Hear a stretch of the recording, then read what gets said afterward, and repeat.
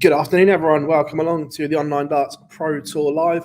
Sorry if it's a little bit echoey. It's the only room I could find. I've stolen the VIP room here at the Barbican until the rest come in this afternoon. But how are we all doing? Welcome along. Good question. Which boards are streamed today? I'm going to find out now. Let's see if the PDC have tweeted. But how is everyone this weekend? Let us know. What's going down, everyone? Hope you're having a good day. Hope you're enjoying the seniors. Some good stuff going on.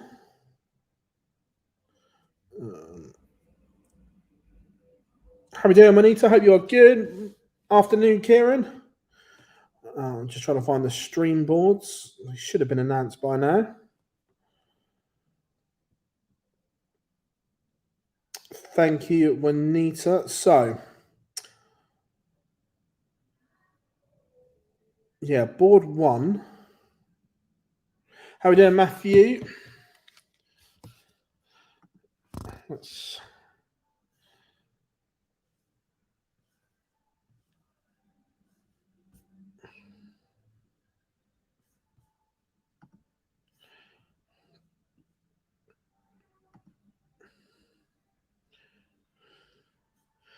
I'm just going to edit this one.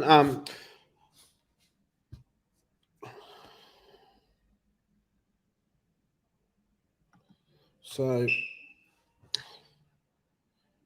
Chizzy is on board one. Stream board two is Luke Humphrey's board. I'm just going to relaunch. Needs updating. So they'll drop out for a minute. They'll be back in a second.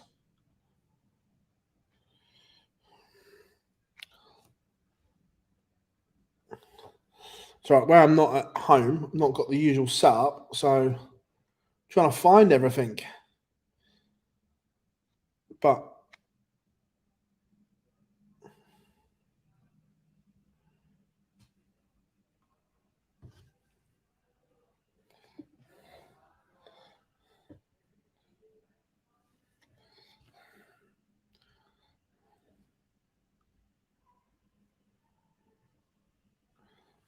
two seconds, folks, and I shall be with you all.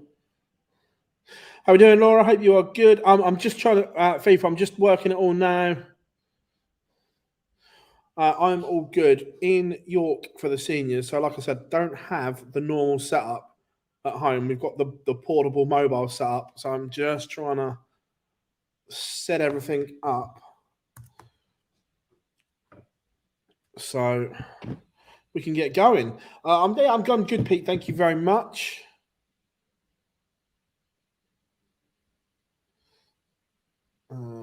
Right, so I want board calls. Group boards. So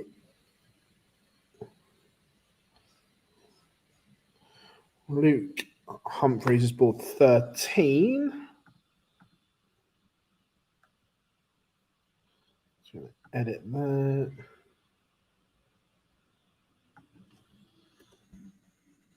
Stream board 2 is 13. Stream board 3 is Josh Rock's board.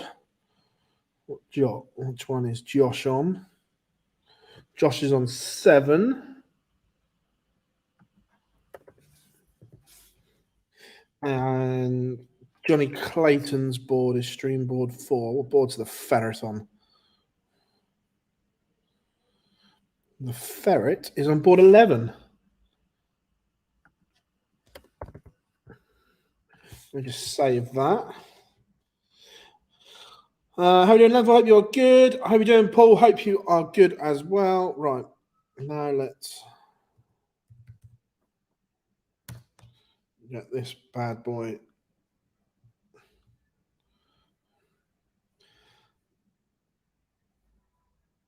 set.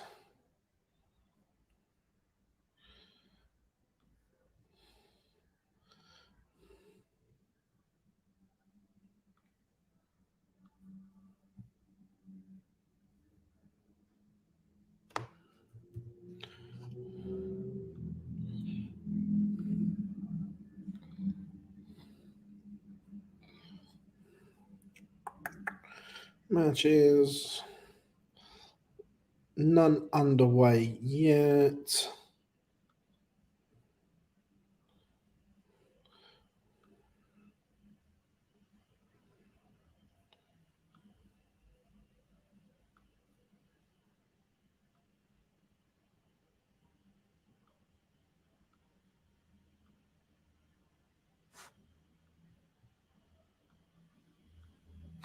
And there we go. I think we are just about ready to go, folks.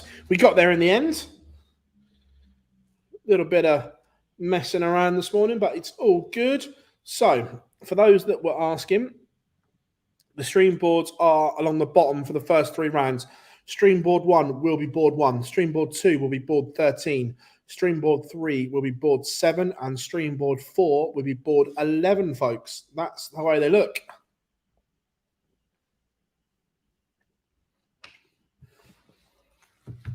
What's everyone up to today then?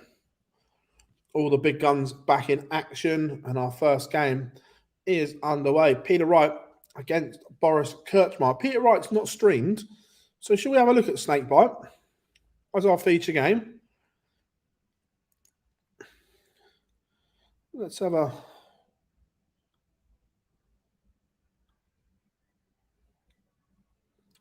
nip that in a bit.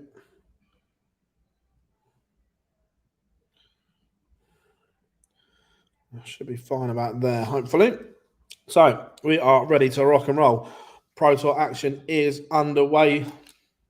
Let's do this. No, Paul, everyone's there, I think. How are we doing, George? Hope you are good. If you drop him a message when his game's off, tell him I'm in the VIP room, and of course he can come on.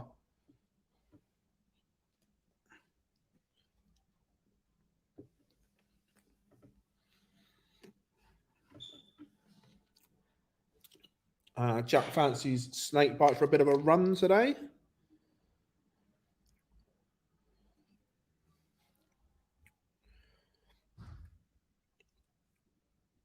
Is it Father's Day in Australia, Juanita? That's cool.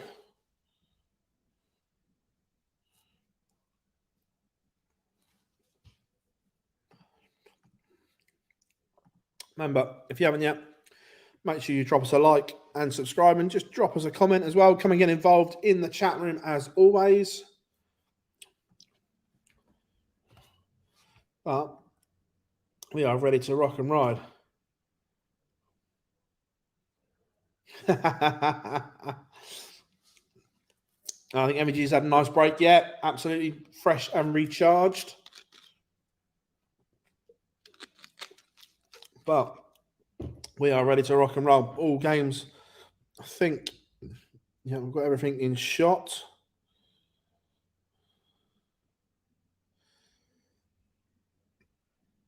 So 128 is underway. Richard Vinstra takes the opener against Josh Rock. Peter Wright missing a host of doubles so far.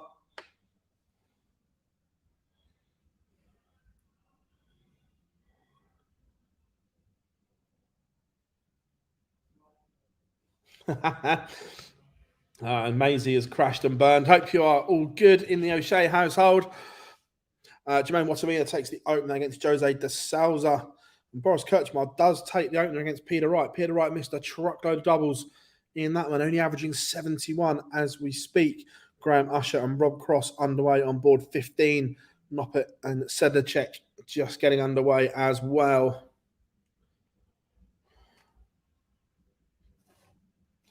So ready to rock and ride here on the Pro Tour. So chat room, what are you saying? Who wins today? The big guns are back. Do you fancy them to win? So, George, we don't get to interview the players today because they have to play. Again, it's a quick turnaround. It's the same at PDC events because of the time between quarterfinals, semi-finals, X, Y, and Z. We don't get to speak to them, which is why I'm jumping on here, mate. Hopefully, God may pop in at some point as well. But obviously, he's working for the seniors today as well. Jim Williams, such an odd player, doesn't turn up one minute. Yeah, I don't get it. Yeah, he gets Gezi today.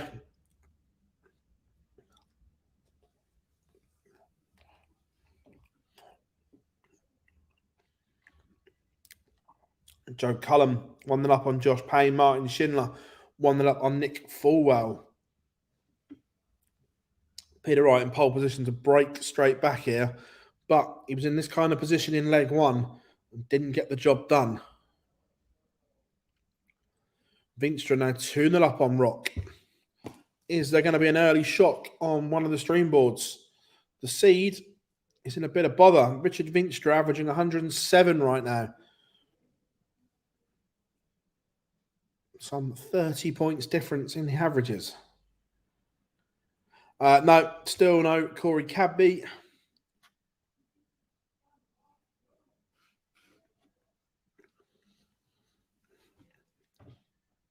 I actually think it's getting to the point where they have to cut their losses and take tour cards back from players that aren't using them.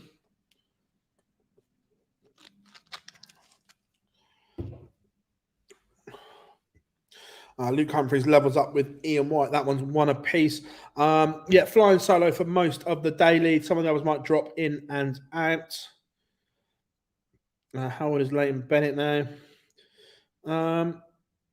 I don't know how old he is, to be fair. He's got to be 18, 19-ish, I'd have said. I may have got that wrong, but look, we'll see. Look, he's still a kid. Maybe too much hype, too much pressure to deal with at that age, perhaps. Michael Van Gerwen 2-0 up on Tony Martinez.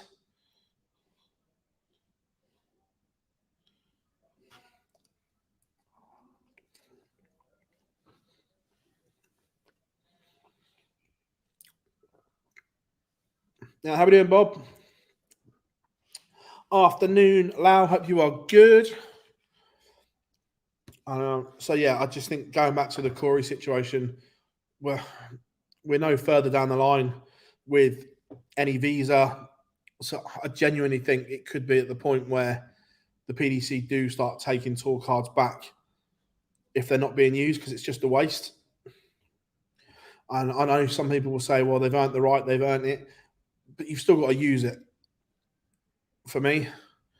But no, I genuinely hope they can sort Corey's visa out and he comes back and plays. But I'm not holding out much hope at the moment. We're now into September and still no sign. Potential third break of throw in a row on our feature game as Peter Wright misses a dart at 8-8, we think.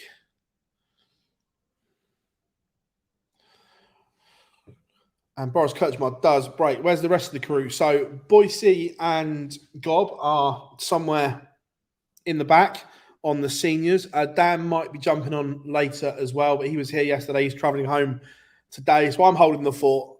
But me and Gob are on tomorrow and Tuesday all day. Do you mean the PDPA one? But I mean, that still means he's got to get into the country because it's in the UK, isn't it? I don't believe he can play in the Oceanic qualifier.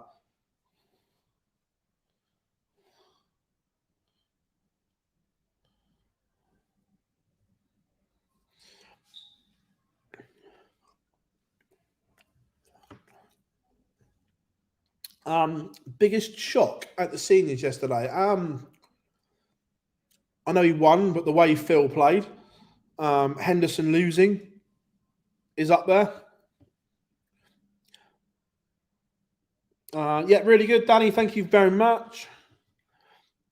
Oh yeah, look. Yeah, I'm not sure the PDPA qualifier will be in the UK. So unless they get the visa sorted, he won't be able to get in for it.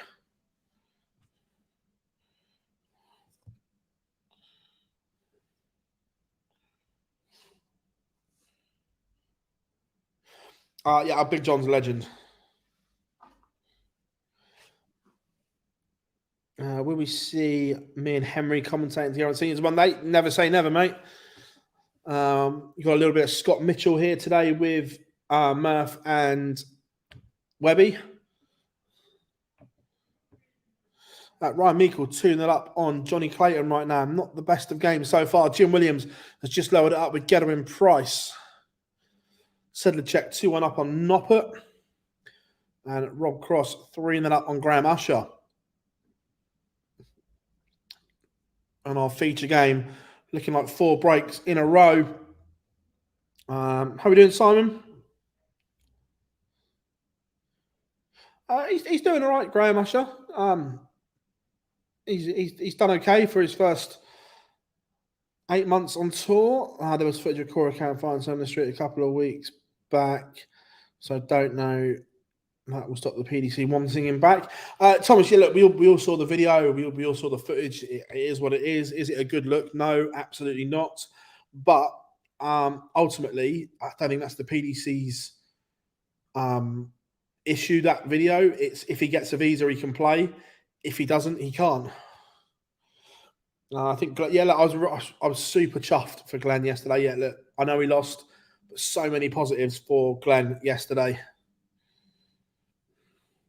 Michael Smith edges back in front against Alan Suter, 3-2. Damon Heta 3-1 up on Darren Webster. And Jose de Souza levels up 3 apiece with Jermaine Watamina. Joe Cullen stretches his lead to 2 legs. He's now 3 up on Josh Payne on board 3.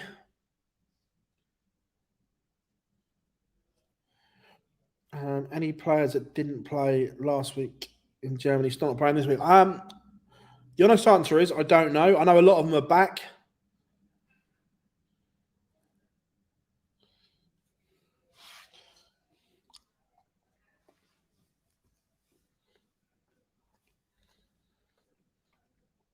Vinstra now 4-2 up on Rock. Chisnell, Labanauskas level at 1 apiece. Noppy's in a bit of trouble. Sedlacek 3-1 up on board 8.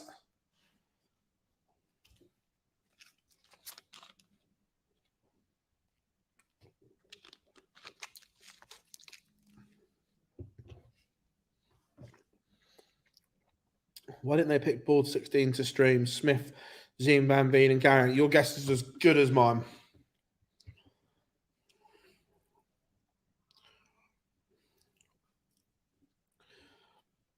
Ian White, 4-1 up on Luke Humphreys. As Ross Smith, 4-0 up on Jeff Smith.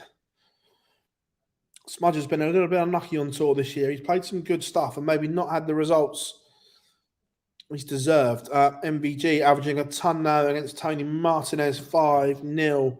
And Kirchmar's missed the chance for another break. And this time Peter Wright does go out 3-2 to Snakebite.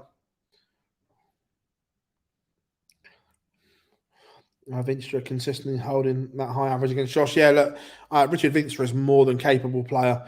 We've seen him do it on TV at the Lakeside. Ian White playing well again. Yeah, he's doing enough at the moment. Here's the diamond. Good stuff all round from him. Darren Webster has one back against Damon Heta. Martin Schindler 3-1 up on Nick Fulwell as Heta stretches that lead. Meikle 3-1 up on Johnny Clayton on board 11. Remember, some of these players have had an extended summer break.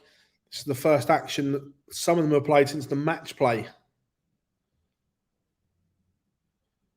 It seems a lifetime ago now.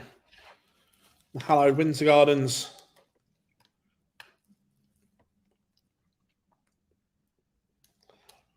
Seems a long way away.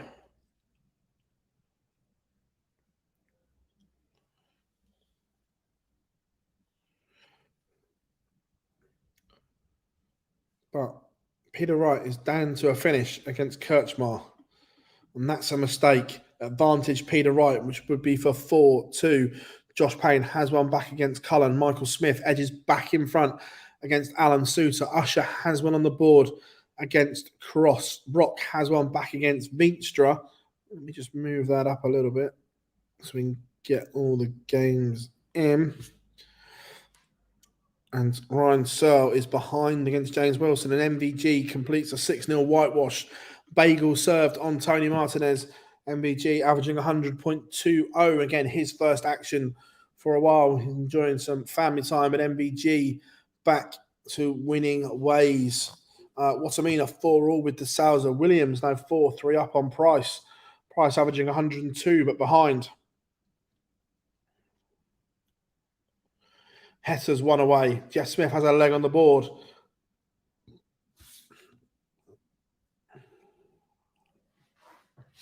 Who do you think will play on the seniors next year? And any more TV seasons? I don't know in terms of, I think 4 is a nice number at the moment. Could we see a 5th down the line? Yeah, possibly. But right now, I think 4 is a nice number. There's a few players floating in and around that may lose their cards soon that are of that age. So it's exciting times for the seniors at the moment.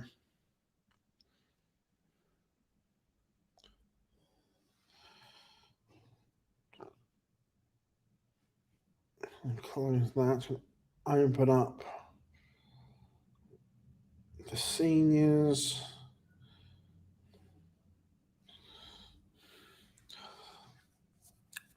As well. Chizzy 3-1 up.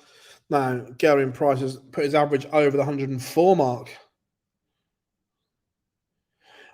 Yes, George, absolutely. Vinstra now 1 away. He's 5-3 up on Josh Rock. Noppert levels up 3-all with Sedlacek. Suter levels up with Smith 4-all. Cross 1 away, 5-1 up against Graham Usher. Do we know when the draw for the Grand Prix is? When's the cut-off? So the cut-off the 25th of September, which is the Monday. So I presume the draw will be Tuesday or Wednesday, 26th or 27th would be my shout.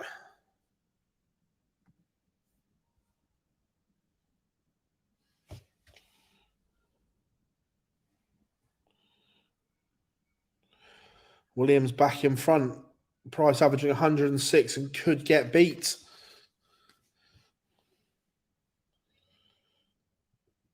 Merv King could lose. Yeah, look, Merv's just not playing anywhere near the Merv King levels that we know are there.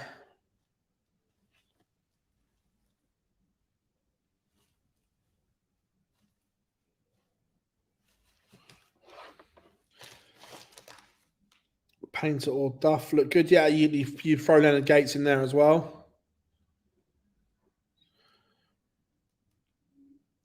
David Alford, do you think Dennis Ovens will ever play at the seniors major or maybe this? I don't know. I don't know. Is he still playing? Is it? But I'm not sure what the heat's up to at the moment. Rob Cross does seal a 6-1 victory over Graham Usher. Josh Payne is now in front. That's 3 legs on the spin for the maximizer. And Peter Wright, they're both missing doubles all over the place. Meikle 5-1 up on Johnny Clayton. Josh Rock has one back.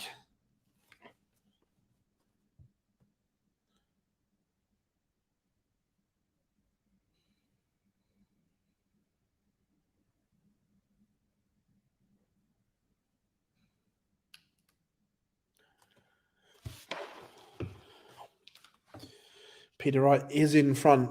Price levels up. We're going to a noble there.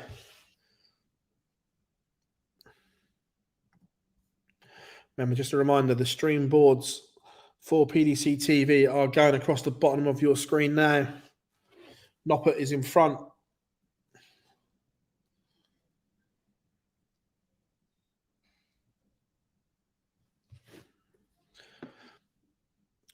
Searle has one back, but still trials the jammy dodger.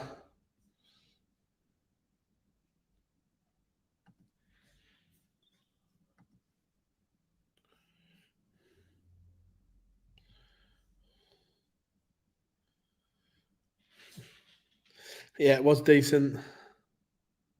The seniors have brought the best in Cameron. Yeah, David Cameron's played some really, really good stuff.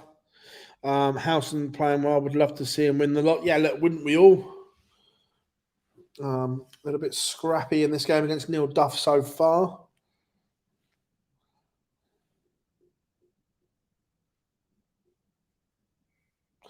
And Richard Binstra has beaten Josh Rock 6-4. The seed is out. Cullen levels it up with Payne. He stops that little surge from Josh Payne.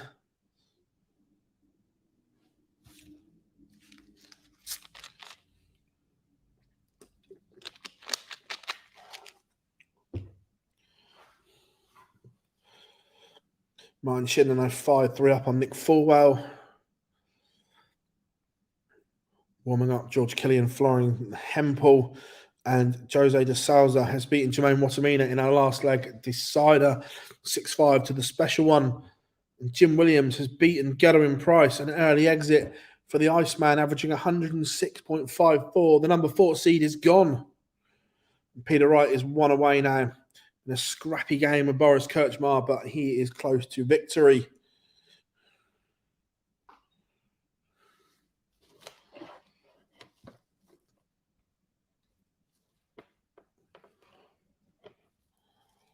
And Ryan Meikle was beating Johnny Clayton 6-1.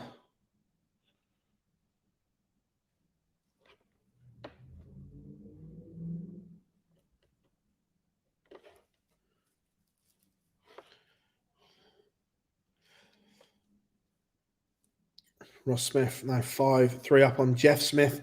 One away for Smudger. Labanauskas has one back, but Chizzy in control 4-2.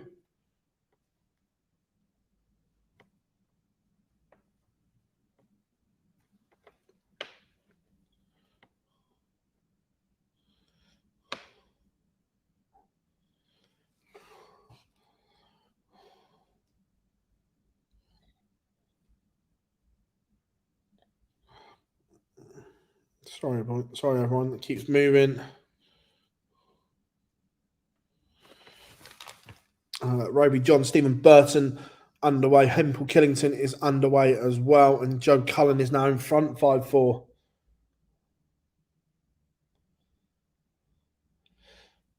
Yeah, I don't think Jim wants to dedicate himself to the tour is the issue, Sam. I think he's just in that mentality where it's not the be all and end all to him. At the break, Richie Howson leads Neil Duff 4-2. And Michael Smith has beaten Alan Suter 6-5. 96.64 average for the world number 1 and world champion. Nick Fulwell has one back. Jeff Smith back within one of Ross Smith. Right, kicks off with a max here. Can you follow it, Peter?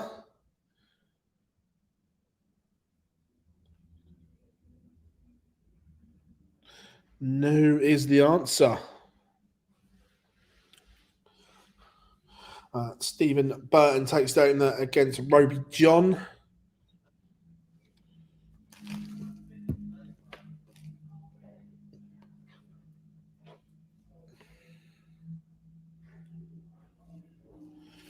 What else have we got going on right now? Noppert and Sedlacek tied at 4 apiece. Hi.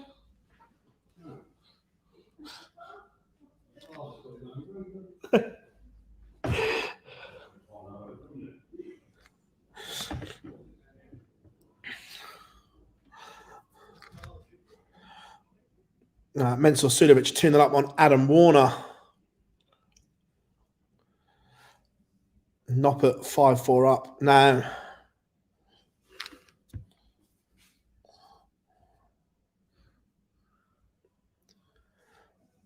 Any guests on the live line this week? The honest answer is Simon, not yet, but we'll sort something out. Ian White has beaten Luke Humphreys 6-5. And Joe Cullen has seen off Josh Payne 6-4. Same scoreline for Ross Smith against Jeff Smith. And Ryan Searle has just leveled it up 5 apiece, as has Nick Fulwell. We've got a couple of noble legs going on right now. And Peter Wright is over the line.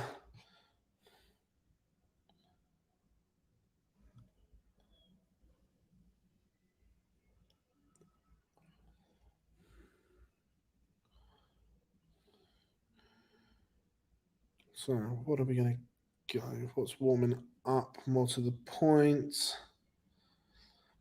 I think we're going to go for a little bit of Jean Van Veen against Jamie Hughes as our feature game next. Quite like the look of that one.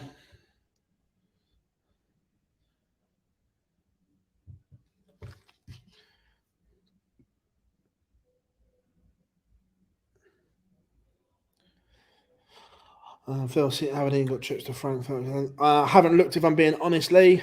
Sam says the way Phil spoke about Luke and Fallon, do you see him anywhere? I'm not sure, to be honest, Sam. It would be nice that he spoke very, very well of them.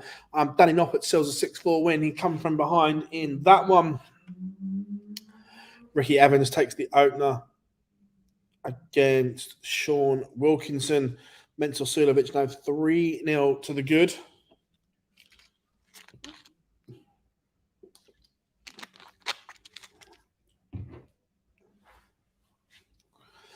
And Ryan Searle from 5-4 behind has won the last 2 legs to beat the Jammy Dodger James Richardson 6-5. Heavy Metal off and running.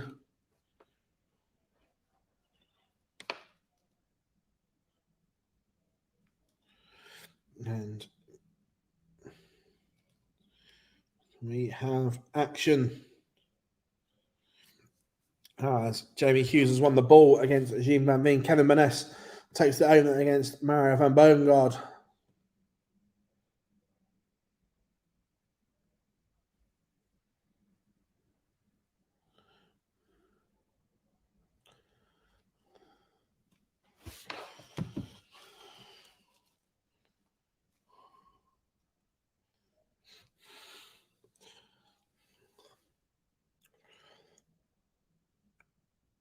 Stephen Byrne 2-1 back in front against Roby John.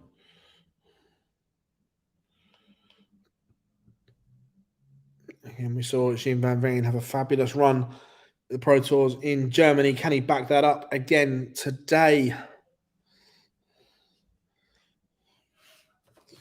Quite watching the football scores this last week. Quite relaxing. Love it. Oh, pleasure, mate.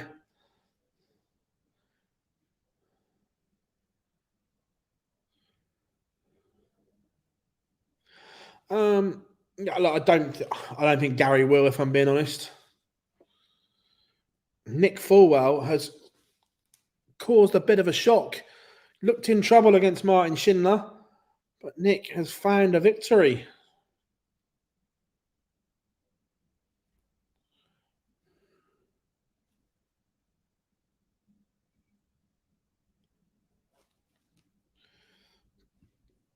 Mental Sudovic now 4-0 to the good.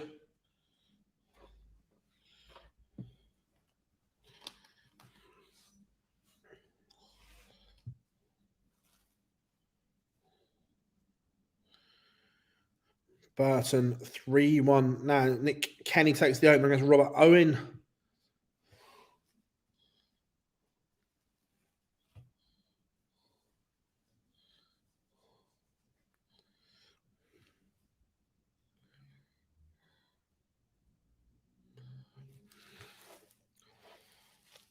Graham Hall 1-0 up on Louis Williams. Louis Williams has not really kicked on, has he?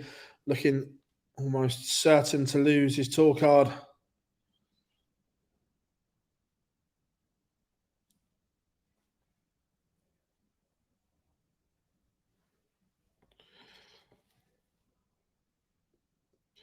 Van Boongaard levels it up against Burness.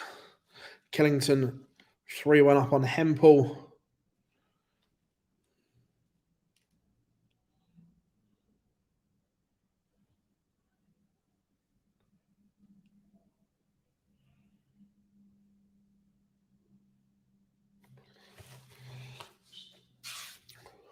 What else have we got floating? Around Neil Duff back to 4-3 behind, but then kicks off trebleless against Richie Howson. Keep an eye on that one as well for you. Owen Bates levels it up with Callan Goffin.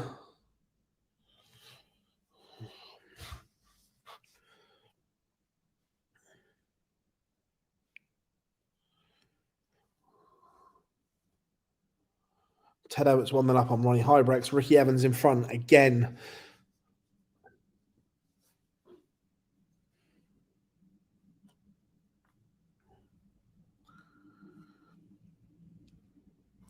Jean Van Veen looking to consolidate that break of throw.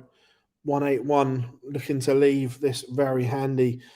Kenny doubles his lead, 2-0 up. Stephen Burton 4-1 up now.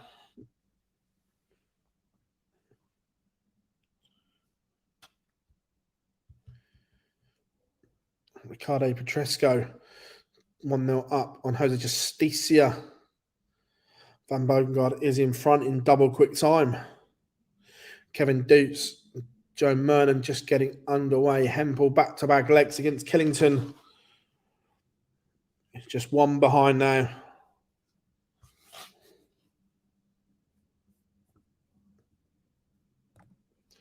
So, remember, drop us a like and subscribe and come and say hi in the chat room, the best chat room in darts. Be a part of it. Come and say hi. And for all those that have missed it, these are the streaming boards for PDC TV. Callum Goffin back in front.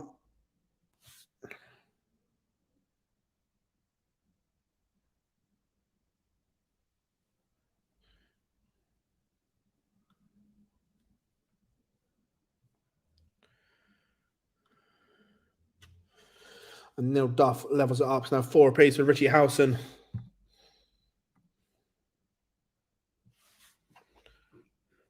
Mensur Sulovic is in cruise control, 5-0. Stephen Burton, 5-1. Ronnie Hybrex levels it up with Ted Everts. And Jean Van Veen doubles his advantage against Jamie Hughes. That one's now 2-0. Christoph Kachuk, 1 up.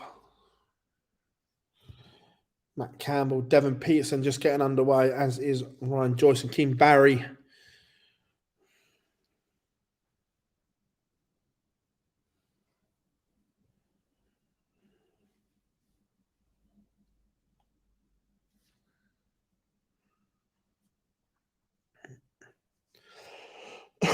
Yeah, Keane Barry does take the opener against Ryan Joyce. Sean Wilkinson levels it up with Rappy Ricky Evans. That one's 2-all. Hall doubles his advantage.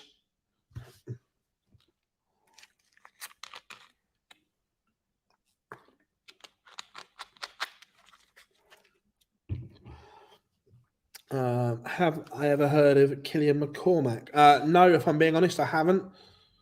Mensur Sulovic serves the bagel 6-0 over Adam Warner. Is Gary Anderson playing today? Yes, he is, Lee. He's on the same board as Michael Smith.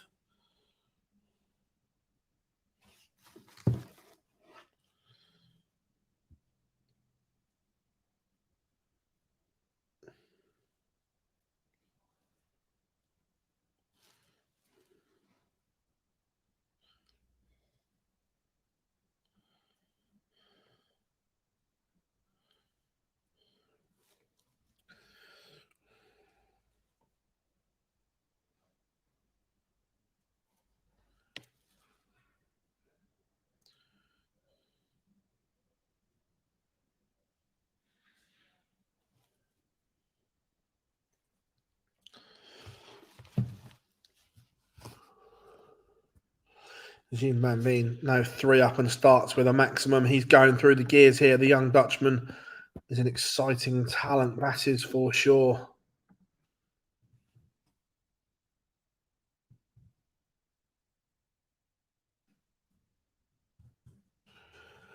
Ricky Evans back in front. Ronnie Hybrex in front.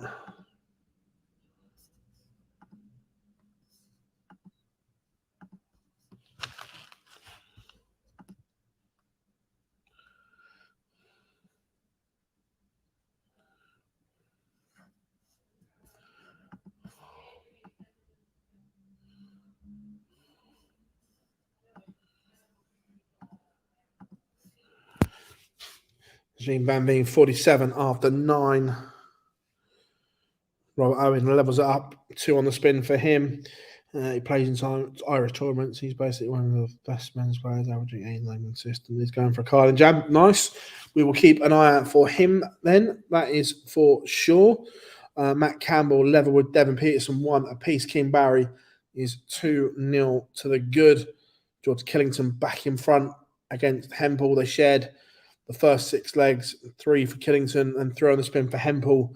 But it is Killington that is back in front. Graham Hall 3-0 up on Louis Williams. Louis' time as a tour card holder may be coming to an end very shortly.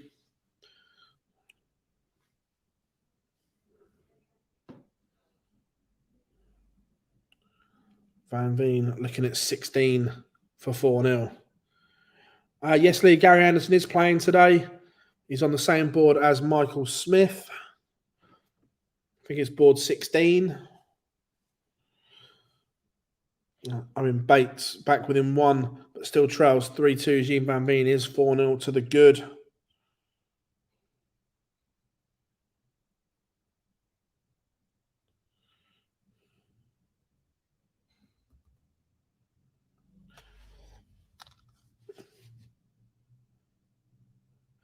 Cat Inches tuning up on Keegan Brown.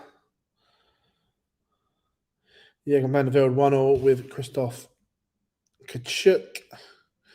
Dukes and Mernon 1-1. Evans now 4-2 in front. What board is Dimmy on today? Let's have a look. Need the run, Dimitri. Not anywhere near his best at the moment, but he is on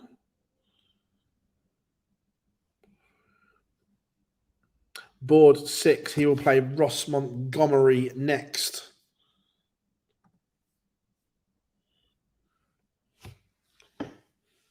Matt Campbell in front against Devon Peterson 2-1. Keane Barry 3-0 up on Ryan Joyce and going through the gears. Kennington 1 away, 5-3 up on Hempel.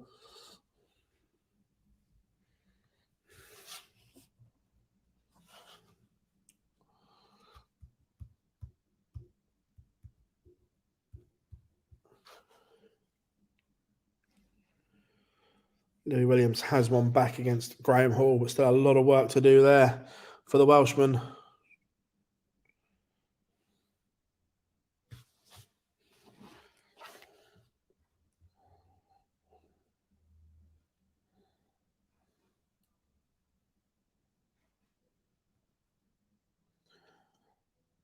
This has to go for Jamie Hughes.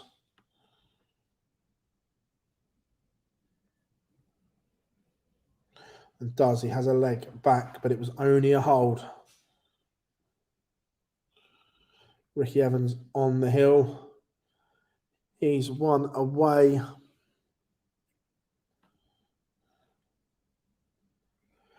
Who do I think is going to win today? I'm going to go. Now, these are always tough to call.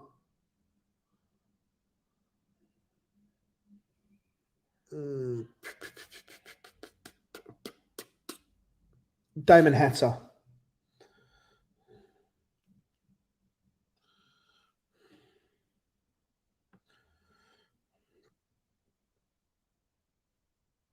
I'm going to go for a Damon. I just think some of the big guns may be a little bit underprepared today, lacking a bit of match sharpness. So for that reason, I'm going to go for someone that's been playing regularly.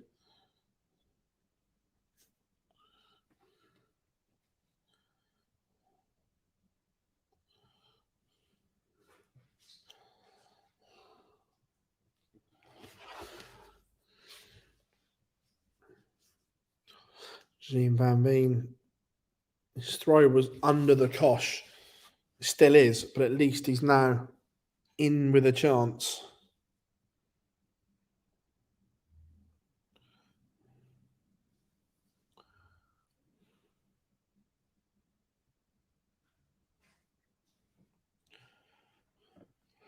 Gilding's got a chance. Yeah, look, they all have. I don't think Andrew Gilding's played particularly well since winning the UK Open. Look, he played some great stuff in that final to beat MVG, but I don't think he's done himself justice since. Howson back in front against Duff on throw. And Van Veen is 1 away. I think Michael Smith to win. Yeah, my only concern is he got back off holiday late last night. So we'll see as the day goes on. Ricky Evans, 6-2 winner over Sean Wilkinson. Ryan Joyce is fighting back. He's now one behind Keen Barry. Matt Campbell racing into a 4-1 lead over Devon Peterson. Who do you have winning the singles? I have Painter. I massively fancied Henderson pre-tournament, but obviously that's gone out the window. Right now, I think Leonard Gates or Neil Duff. How are we doing, Phil? Hope you are good. As Neil levels it up with Richie. Look, if Neil comes through this one, I think he makes the final. And I think Leonard comes through the bottom half now.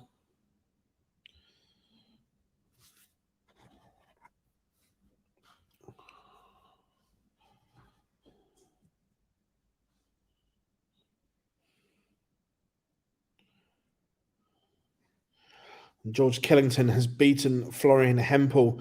Hempel averaging 96, but come up short against Killington.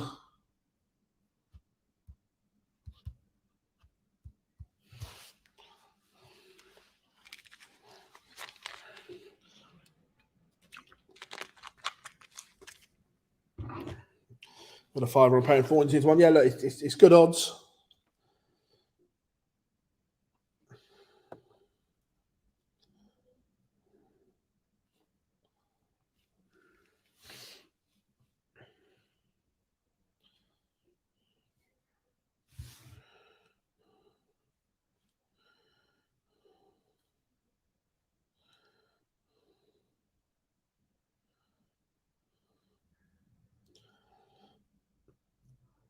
Vanderveer's levels that up 3 apiece with Kachuk. Williams 4-2 behind there. Matt Campbell is 1 away as Jean Van Veen seals victory.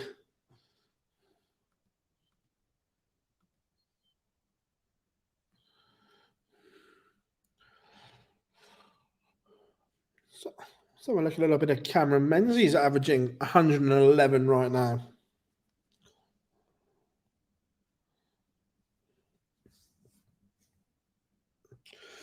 Kevin Doots 4-2 up on Joe Mernon.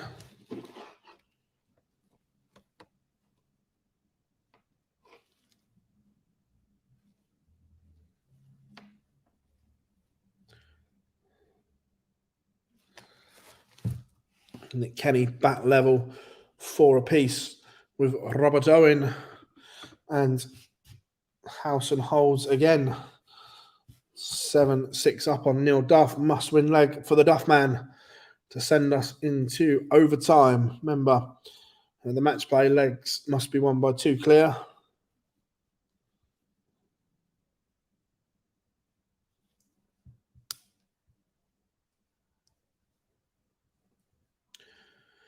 And the women play again in a couple of weeks' time, Phil. It's the same weekend as the World Series finals.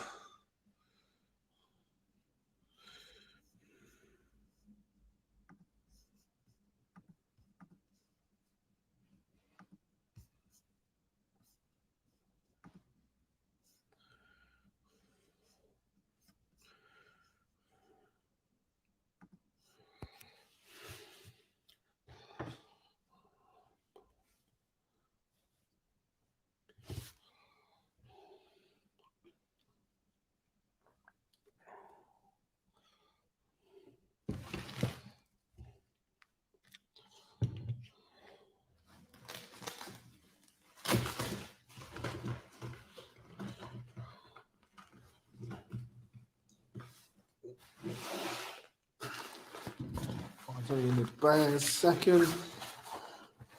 Richie Howson is on a finish.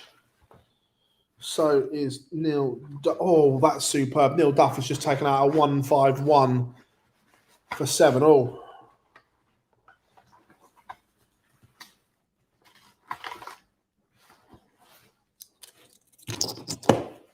A little bit good from the Duff man.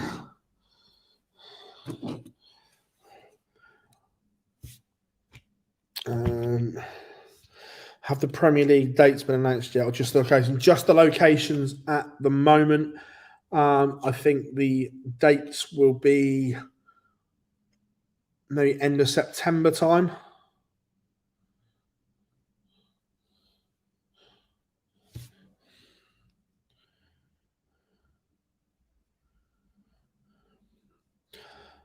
It's hard to look past Bo, Fallon, Makura, and Lisa for the titles at the moment. Cameron Menzies was in control, but Mike Dedecker fighting back.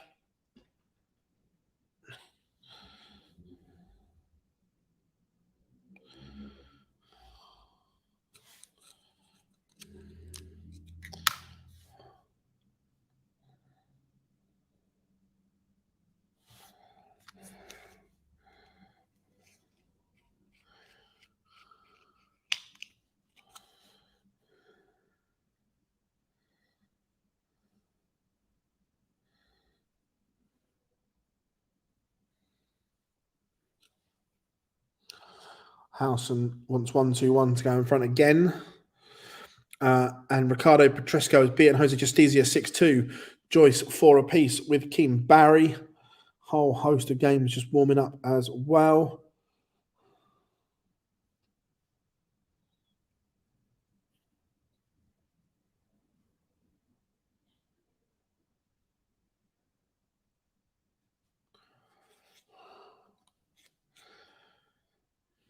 Nick Kenny sent this one to a noble leg. 5-all with Robert Owen as Howson leads again.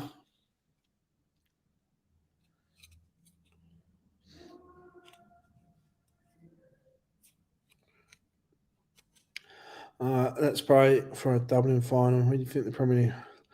The final is normally at the O2. Off to watch the football, no worries, Phil. Yeah, look, the final's nearly always at the O2. Bates 6-5 winner over Callan Goffin, and Clayton Enches beats Keegan Rand 6-2.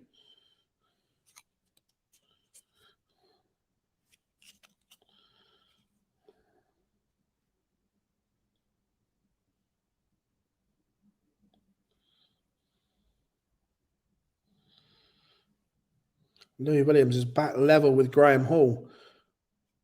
Williams was in a world of trouble in this game, but seems to have turned it around. Kachuk now 5-3 up on Van der Wilde.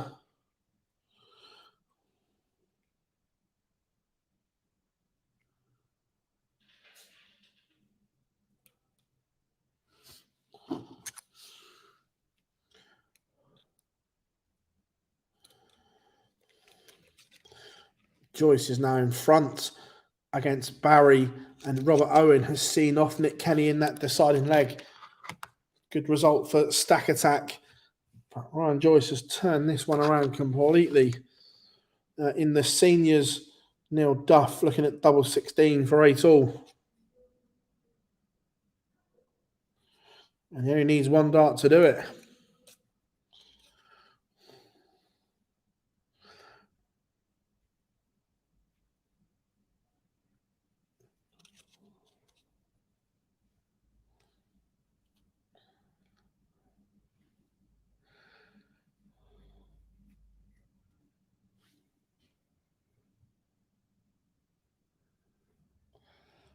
Sorry, my fault. I hate it when that moves.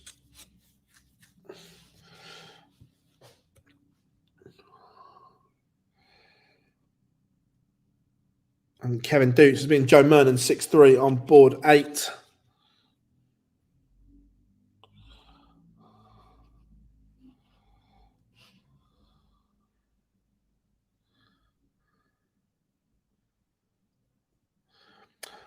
Afternoon, Maisie. Hope you are good.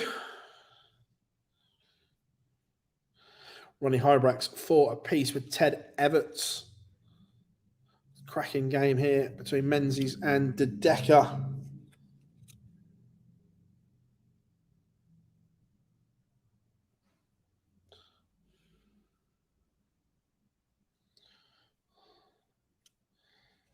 How we doing, James? Hope you are good, mate.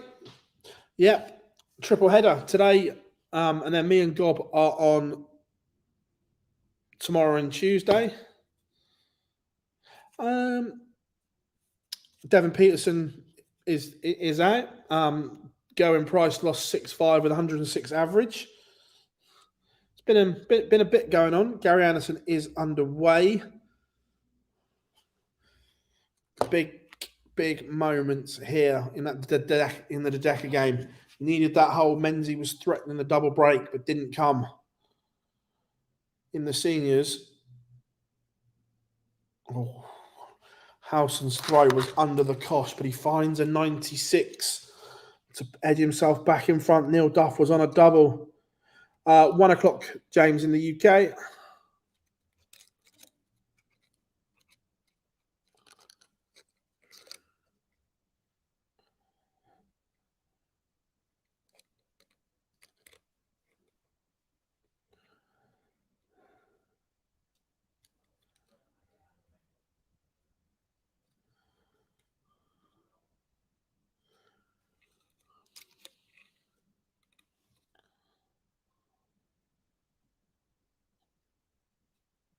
No, not missed much, mate. Andrew Gilding 1-all. Brendan Dolan 2-0 up on Mickey Mansell. That one could take a while. Rusty Jake 1 up on Ratajski.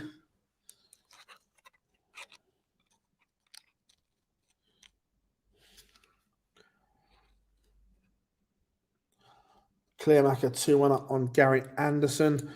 Again, Gary Anderson only got back off holiday in the last few days. I'm not sure he's picked up many darts well on the cruise. So again, it could be a little bit underprepared, the same as Michael Smith, only got back late yesterday.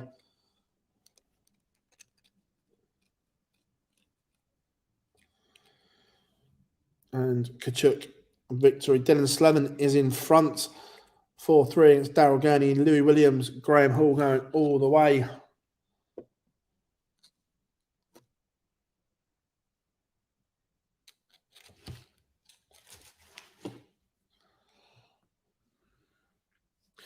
Ted Everts back in front against Ronnie Hybrex.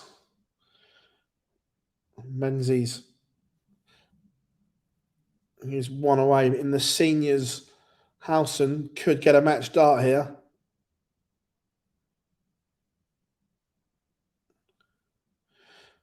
Doesn't, so Duff comes back for 50. Howson on the 96, the same he took out last leg.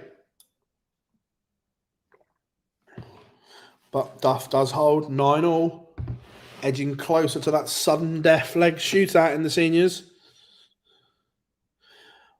It is in Barnsley, James, for this triple header.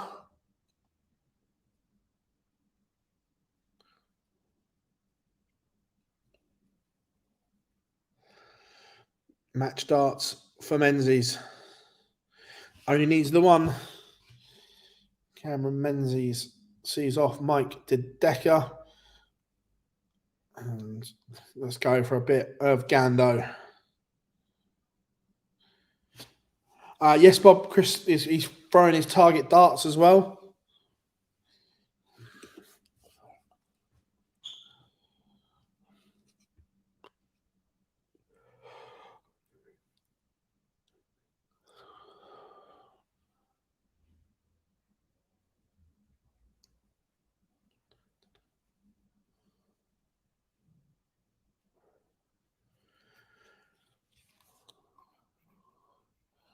Howson in control on throw here.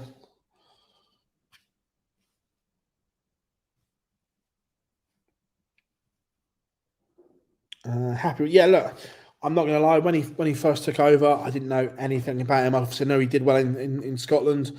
But look, we're never going to be amazing, but we're playing the right way now. And I like what I'm seeing from Postecoglou. Just look, all I want from my side, and I'm sure most fans are the same, is they try hard. They try and play football. It's not always going to happen, but we're trying to do the right things, which is the important thing.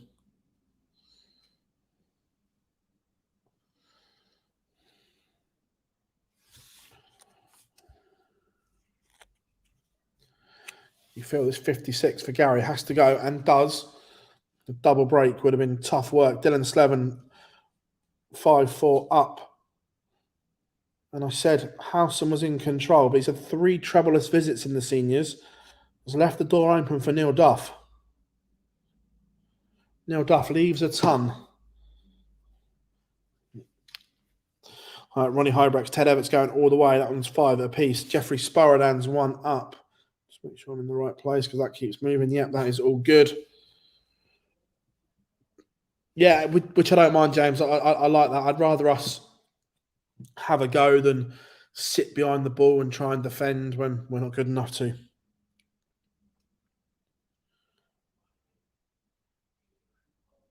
Or huge moments. Neil Duff has just found a break of throw to go 10-9 up and is now throwing for the match. Has he timed his run to perfection? Howson did it to him in Yeovil. Has Neil Duff about to spin the coin? Lou Williams seals a 6-5 win. Came back in that one as well. Was in a bit of trouble, but has beaten Graham Hall. Gary Anderson's got the fish.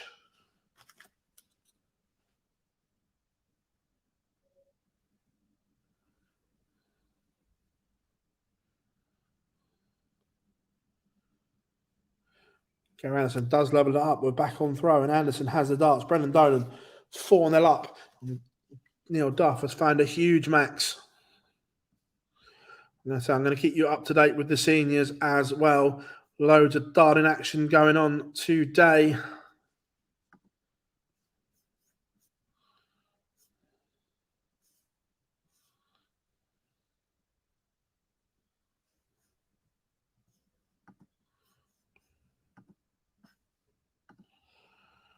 But then only follows it with a 41. Maybe this one's not done just yet. Howson needs a big visit.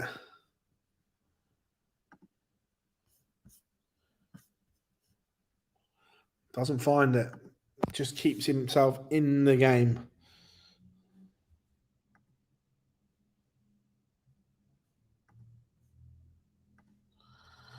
Duff down to a ton again.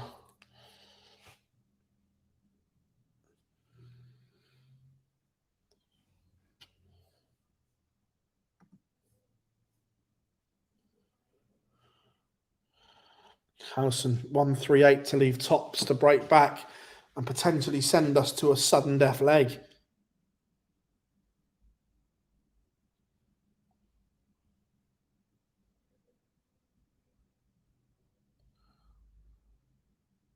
Oh, Neil Duff finds it. Neil Duff sees off Richie Howson in overtime. 11-9 to the Duff man. Big moments there. Neil Duff, first man into the seniors match play semi-final.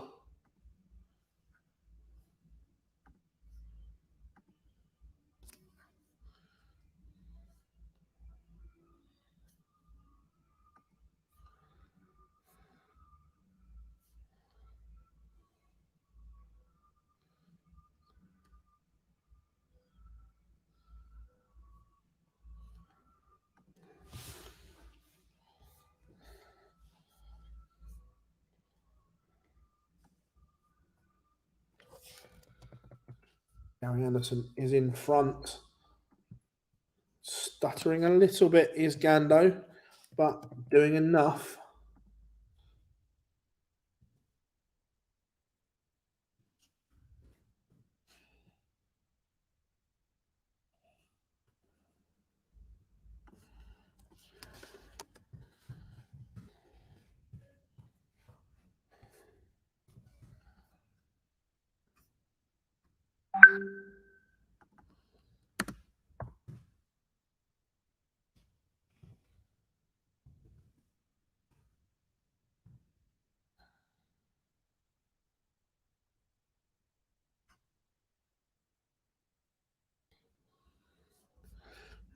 Just posted that result.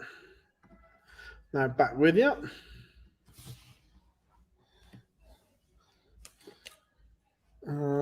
Any idea why Asp withdrew today?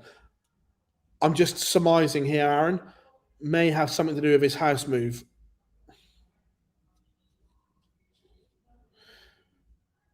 So yeah, James, he really is. I completely agree. Anderson missed the trick there. Clearmaker levels up.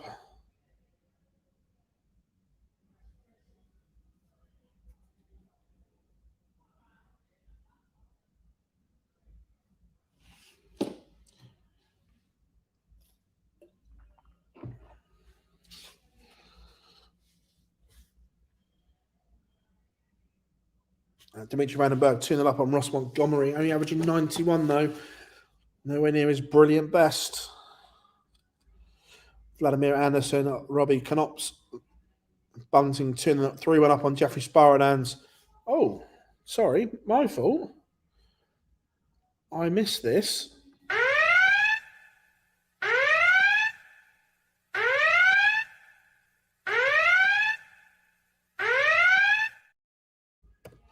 The Barney alarm has sounded. Yeah, no, he does. He needed to as well. Look, Ryan's a really good player, but didn't start this year particularly well. But just seems, I agree, seems to have turned a corner in the last couple of events where he's playing some very good stuff now. Andy Bolton levels it up 3-3 with Kim Hybrex. Barry Van Peer 3-1 up on Chris Doby. Maybe those new darts aren't firing just yet. How are we doing, Tommy? Hope you are good.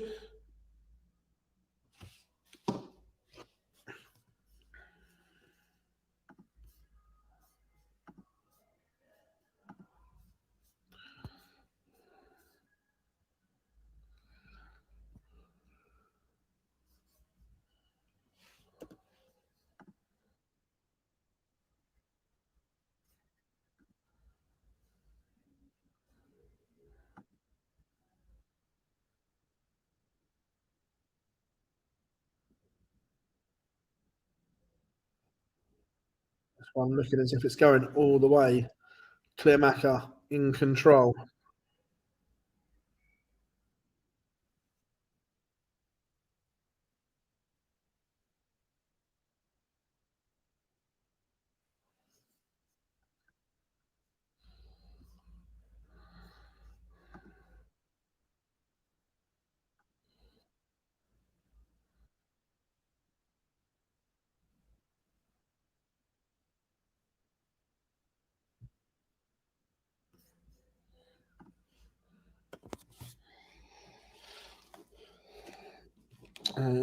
What's the news so far? Probably the biggest exit is Gavin Price. Didn't do a lot wrong, averaged 106. Johnny Clayton lost as well.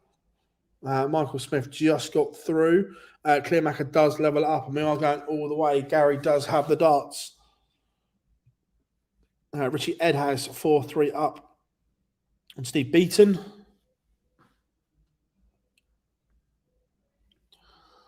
Gary starts with a 140.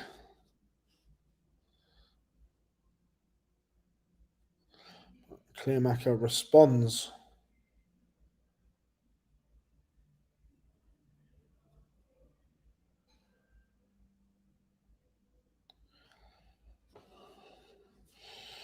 I like that from Gary. Nice use of the treble 17.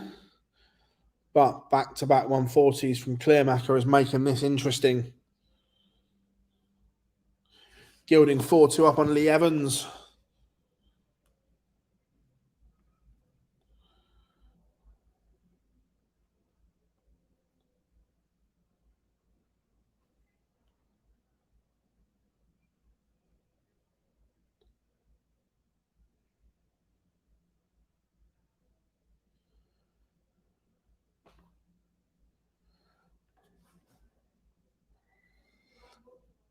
Oh my, that's huge from Clearmacher. A 140 finish to beat Gary Anderson. Flying Scotsman is out.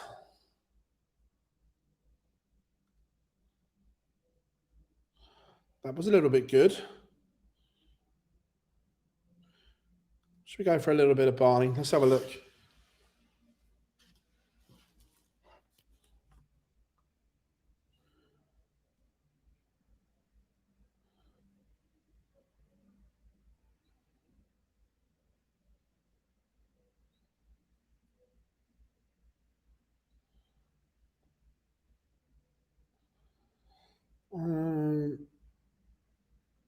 I'm not sure. I know Liverpool are playing. I know they're at home.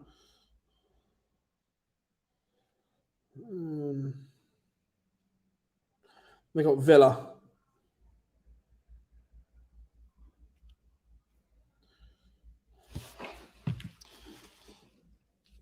Barney 101 for the perfect red pen Super League leg. 4 tons, and can he do 101 out for the perfect leg? Oh, the kids of today will never understand how satisfying the perfect red pen leg is.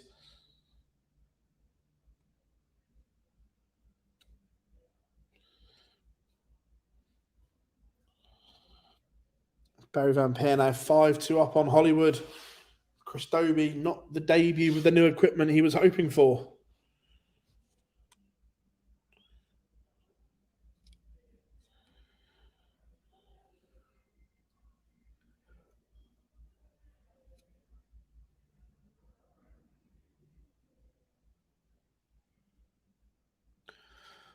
Back-to-back 140s. It's a strong response from Barney. Kim Hybrax levels it up 4 apiece with Andy Bolton. Andrew Gilding 1 away, 5-2 up on Lee Evans. Ratajski has a leg back against Rusty Jake. But still no room for error for the Polish Eagle. Jeffrey Sparadans 4-3 up now on Stephen Bunting. No, he still has work to do.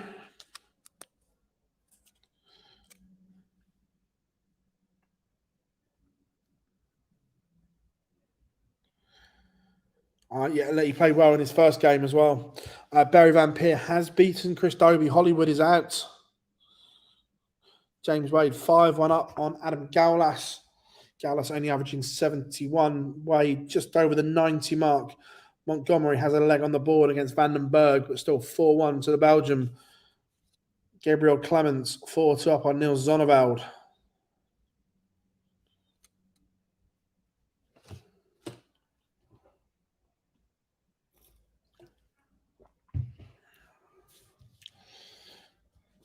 Barney looking at 58 to go 4-1 up.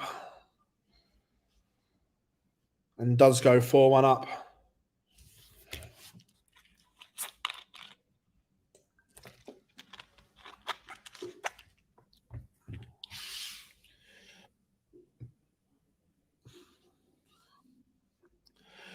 What are we saying, chat room? Who are you all picking to win today?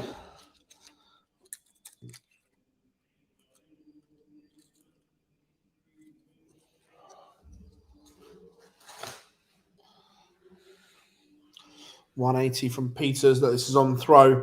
He's going to have to try and do this on the Barney throw, but Barney responds. Ratajski has another leg back. He's back within 1 now. Here's the Polish Eagle. Steve Beaton levels it up. That's in the Noble against Richie Edhouse.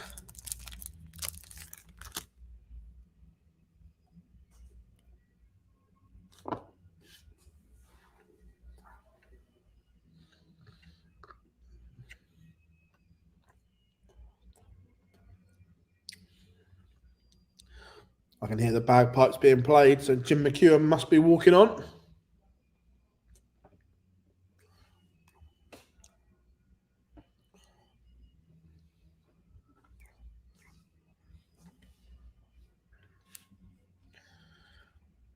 Vladimir Anderson could be a Wade day.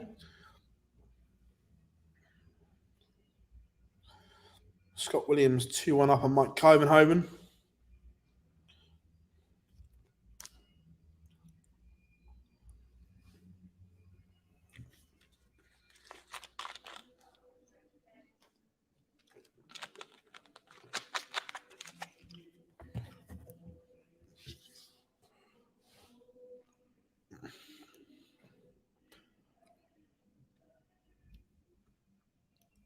James Wade, 6-1 win.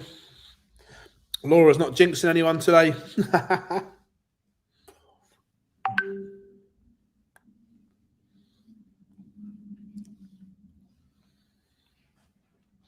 Richie Edhouse beats Steve Beaton 6-5. Andrew Gilding beats Lee Evans 6-2. That one in the can for those. Vladimir Anderson now 3-1 up on Robbie Knops.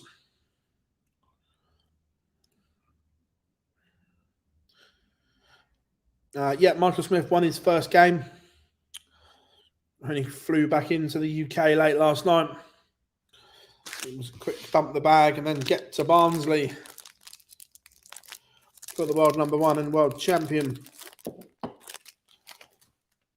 But we are going along quite nicely. Look with us, 6-5 win over Brian Roman.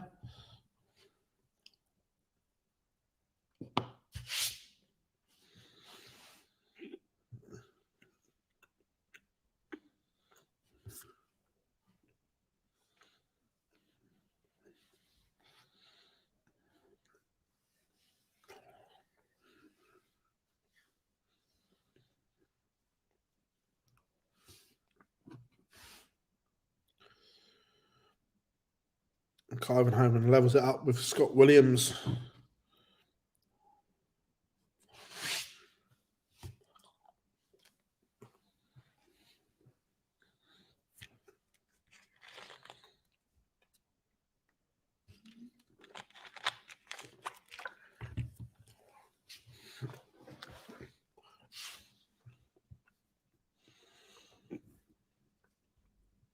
Some good games warming up. Just double check.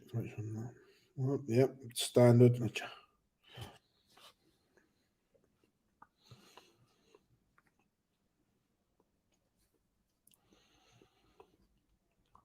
Warming up, John Henderson, Cam Crabtree, Danny Van Tripe, Richie Burnett. 2 decent games.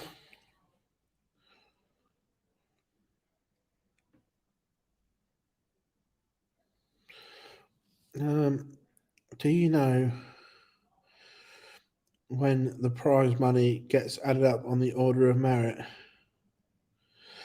So the cutoff for I'm guessing you mean the slam there.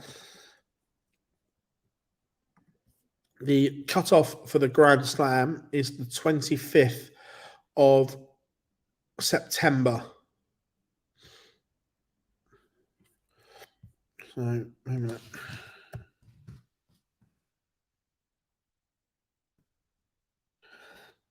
Which will be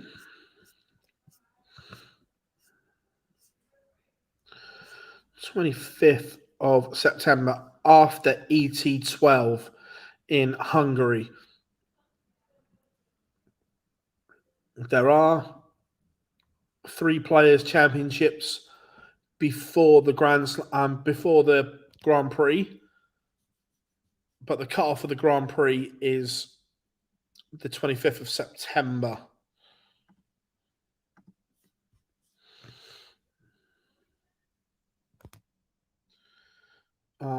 More like the money they win today. When is that? Whatever they win today, Jacob, gets added to their rankings today.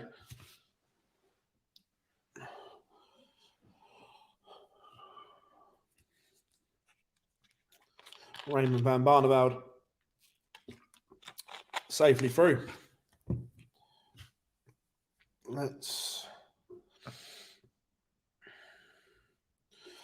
Vladimir Anderson 1 away.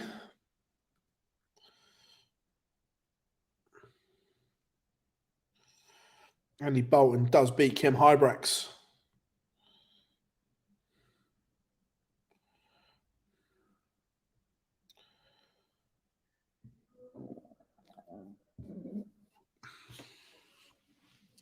We all know I've got a soft spot for Richie Burnett. No problems, Jacob, at all, mate.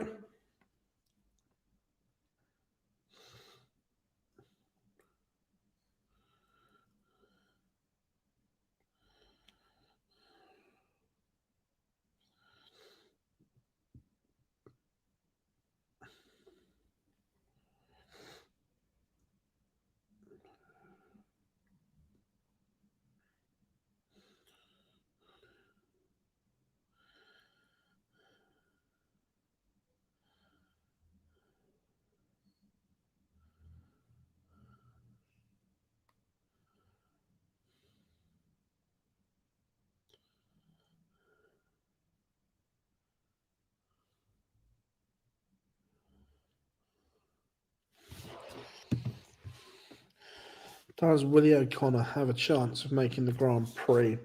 Let's have a look. There's William O'Connor. Yeah, he's only £6,000 outside. So yeah, still has a huge chance. Needs to add some money to that tally, but he's going to be there or thereabouts.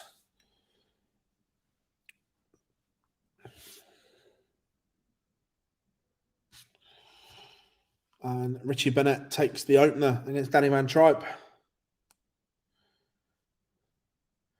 Barney safe for the Grand Prix now. 7K clear with 2 Pro Tours and 2 Euro Tours left.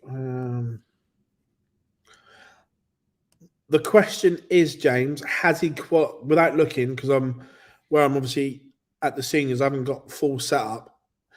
Has he qualified for those 2 Euro Tours? If he hasn't, maybe not. If he has, probably.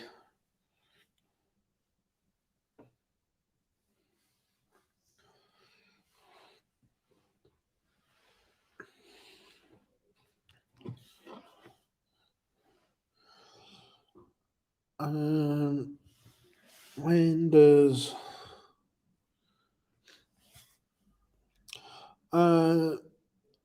yeah, if this one finishes, we can put John's on.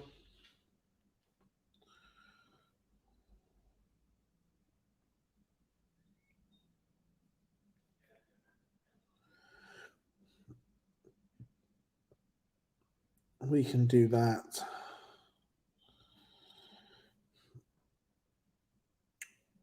Madders Razma has a leg back against William O'Connor, but the Magpie is still 4-3 to the good.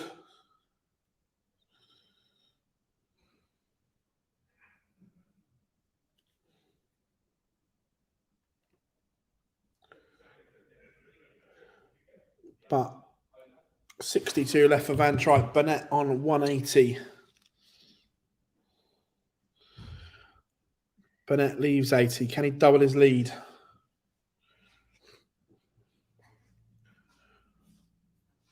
Can he get the job done?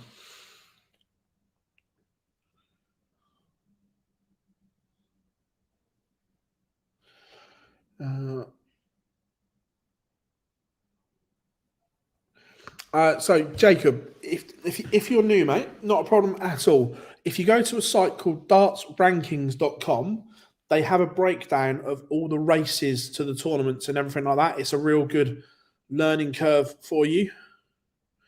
And Burnett does double his lead. I'll tell you what, we've got a little celebrity just snuck in. I might go and drag him over here in a minute. He's just chuckled. I bet he's on his phone trying to look at the Liverpool score. Got that. Just trying to see the goal.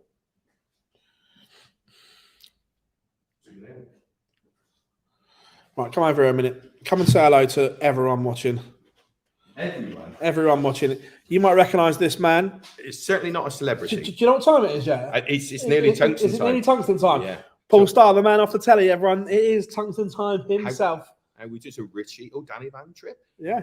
I directed his 9 darter down in Southampton on the Super Series on the Live League. Yeah. Going price loss with 106 average, casual, like it's what you normally do. Like happens, isn't it? 106 average. Who did he lose to? Jim Williams, 6'5". Quick.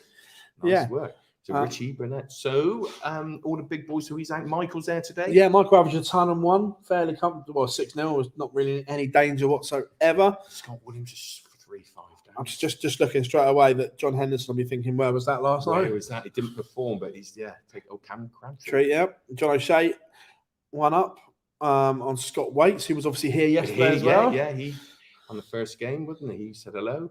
Yeah. So, the Pro Tour's cooking along nicely, shall we say? Well, I'm going to come back later and say hello to all your viewers, Phil. Yes. Well, to be fair, though, I might have to get out of this room. I've commandeered the VIP room, which Paul will be hosting later. So I may have to decamp my table somewhere else in a few hours. But until then, we're in here. Yeah, lovely. Okay, Phil, see you in a bit. So, Paul, what's the time? It's tungsten time. Paul Starr, everyone. Scott Williams back within 1, but Clivenhoven still on the hill. Jacob, 2 seconds. I will post it in the comments for you.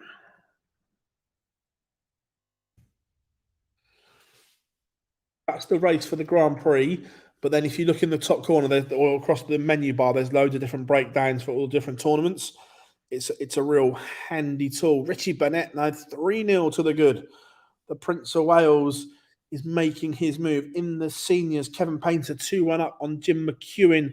That is on throw. The artist against Chucky. Campaigner paint a picture. Robert Grundy 1-1 with Nathan Rafferty. Scott Waits has just lowered it up with John O'Shea. Jacques Labra just getting underway against Jeffrey Dejuan.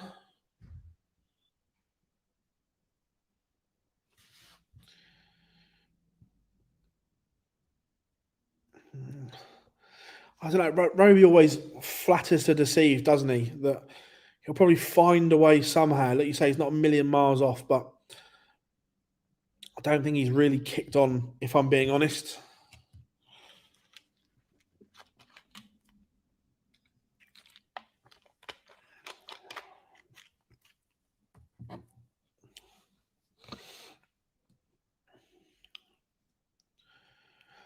Aaron Monk levels it up against Bradley Brooks. Burnett, can he take out a 1-6-1 for a double break? Wouldn't put it past him. Not this time, though.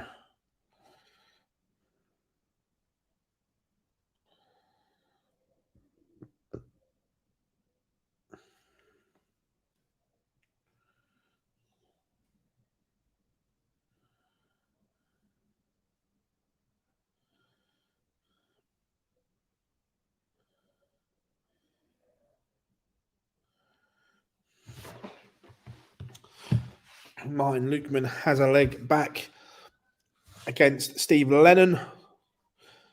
Danny Van Tripe does hold, much needed hold of throw. Our last 64 game is underway. MVG against Mensur Sulovic in the last 64.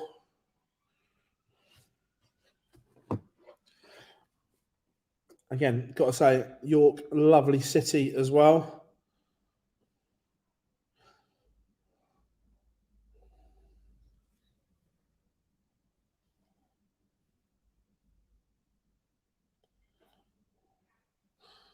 Jim McEwen does level it up.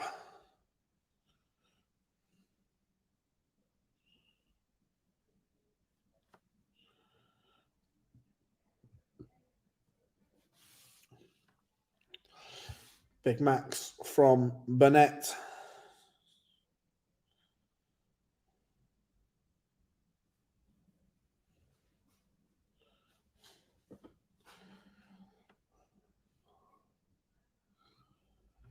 What is everyone else up to today as well?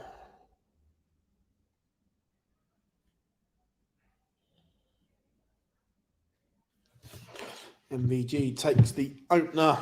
Aaron Monk 2-1 up on Bradley Brooks. Owen Roloff 3-2 up on Danny Janssen. And Martin Lukeman has levelled it up 3-3 with Steve Lennon. Damien Mole has one back, but Jules Van Dongen still 5-3 to the good. Is that the... Yeah, just checking that was the last game. So let us know, what are you all up to? Burnett now 4-1 to the good. Prince of Wales is flying right now on this Sunday afternoon. Remember, 3 Pro Tours, and we have you covered the whole way. Myself and Gob are on tomorrow and Tuesday. Leave here sometime between 11 and 12 tonight. Should be home for about 4:30. Couple of hours kip, and we do it all again. Mike Covenhoven has beaten Scott Williams 6-5. Good game, that one. Jamie Clark levels it up 2-2 with Jimmy Hendricks and Danny Janssen. Quick fire response. Scott Waits 3-1 up on the Joker. Callum Ridds back in action as well. He's 1-1 with Merv King. Jeffrey Dejuan 1-1 with Jacques Labra. Mensur Sulovic levels up with MVG. Painter holds and is in front against McEwen. Martin Lukeman has 1-3 on the spin. He now leads Steve Lennon 4-3. Will Peter Wright make the Players' Championship finals? Look, can he? Yes, absolutely. But on the evidence that I'm seeing right now, and that's just looking at his results, his performances, I think he's going to miss out unless he finds something, unless he finds that little spark that he needs, can find something. But right now, that something isn't there, and I think Peter Wright's in big danger of missing the Players' Championship finals.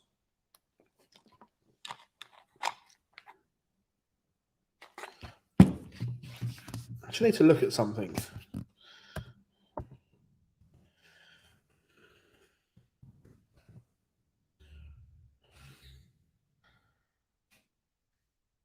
He probably is, but I just can't think how.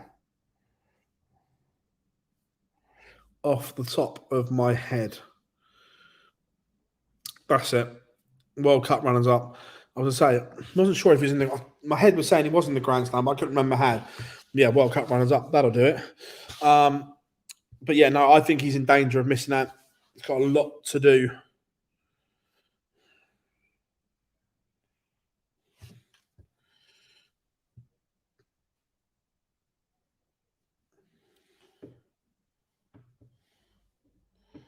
John Henderson back in front against Cam Crabtree.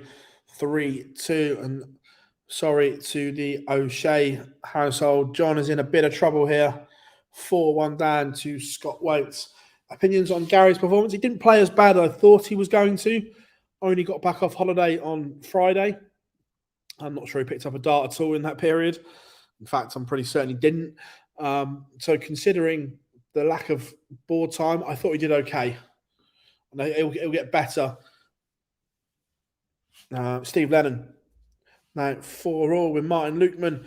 John Henderson has found a break of throw. The Highlander 4-2 up on Cam Crabtree. Aaron Monk 3-2 up on Bradley Brooks.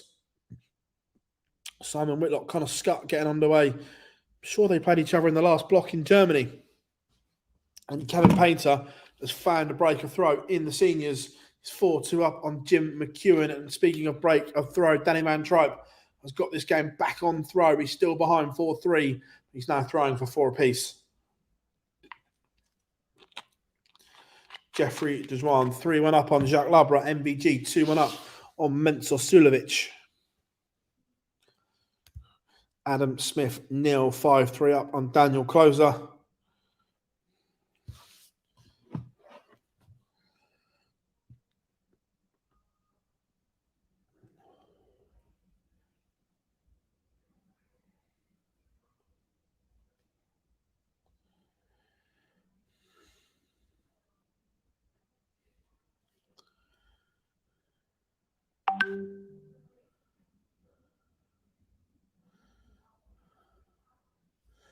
Jamie Clark again level with Jimi Hendrix. Count Crabtree has one back. Radek Sadansky 4-2 up on Vincent van der Voort.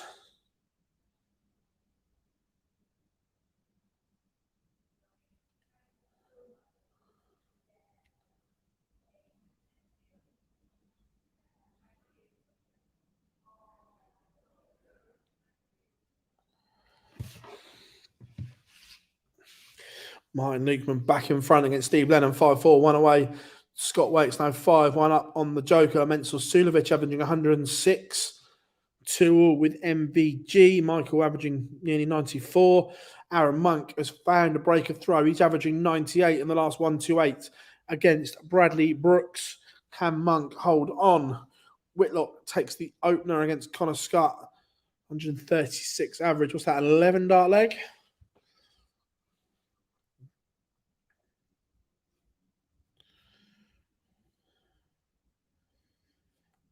Bennett, this 99 may have to go. Van Tripe sat on top. He's made a mess of that. Rob Cross takes the opener against Stephen Burton, and Danny Van Tripe does level it up. Not a problem at all, Jacob. Not a problem at all. That site has got every ranking list you need on it, mate. Who is Peter Wright playing next? That's a good question. I'll give you the answer in a second. Peter Wright will face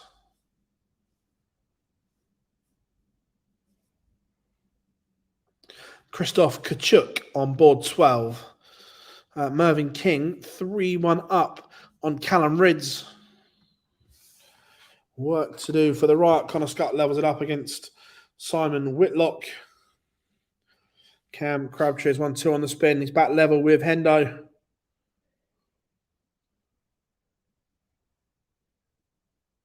No, the MODUS Super Series, Jacob, is completely independent to the PDC. It's the next best from.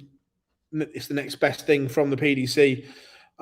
It's a great watch, and it massively helps the players that haven't got tour cards.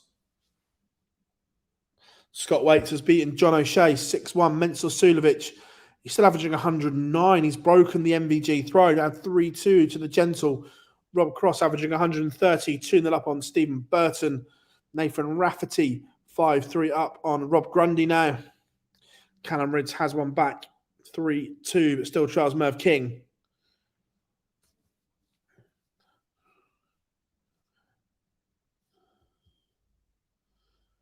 And Martin Lukeman has seen off Steve Lennon, 6-4 to Lukeman. And a host of troublous visits.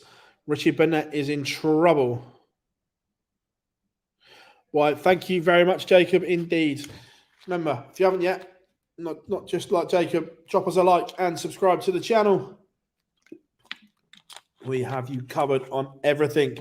3 legs on the spin for Crabtree. He's now 5-4 up on Hendo. Bradley Brooks has one back against Aaron Monk. Still trials 4-3. Huge 140 for Burnett, and Van Tripe misses a dart at the ball. Burnett coming back to lead again, looking at double 10. And it goes. Connor Scott is also in front against Simon Whitlock.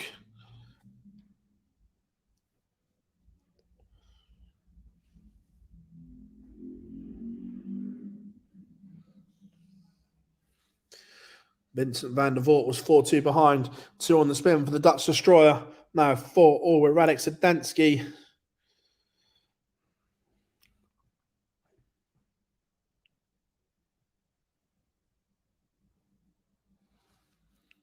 What else have we got floating around here? Rob Grundy has a leg back against Rafferty. Back to within 1. Mensur Sulovic still averaging 108. Michael Van Gogh averaging 99. 4-2 to the Austrian. Rob Cross 3-0 up on Stephen Burton, averaging 125 through 3 legs.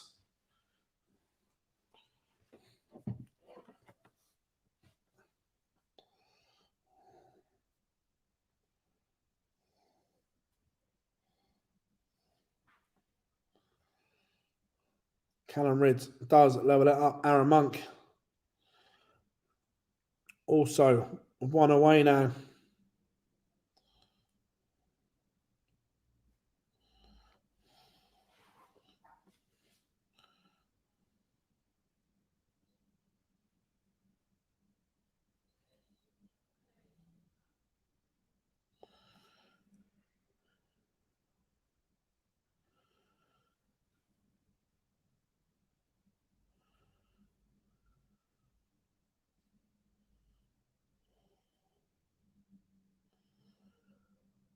Van Tripe looking at tops to send us all the way, and we are in an oval 5-all between Burnett and Van Tripe. Jacques Labra has a leg back, but still trails by 1 against Jeffrey Dejuan. And Hendo levels up against Crabtree. That one also in an oval. It's all going on right now. A couple of close calls. Jimi Hendrix back in front against Jamie Clark. But Burnett kicks off this deciding leg, only 41. Has that opened the door for Van Tripe? Not punished.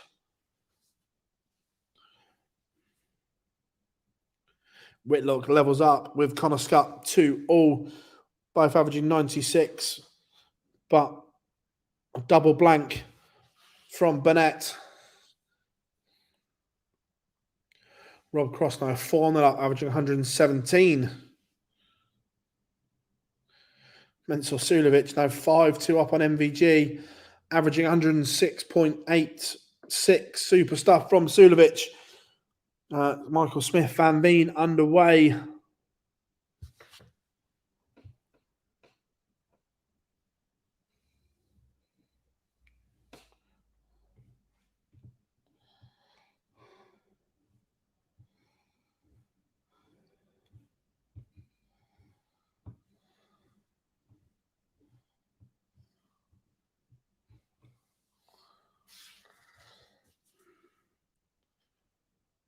Here's advantage, Van Tripe.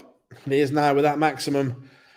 Has he timed his run to perfection? Bradley Brooks back within 1. But it's still advantage Monk. Meikle, Owen, Fulwell, Joyce also underway. Danny Van Tripe should get at least 1 match start. May get 2 on this 64.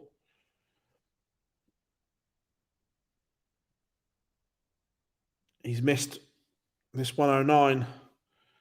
Now has to go for Burnett.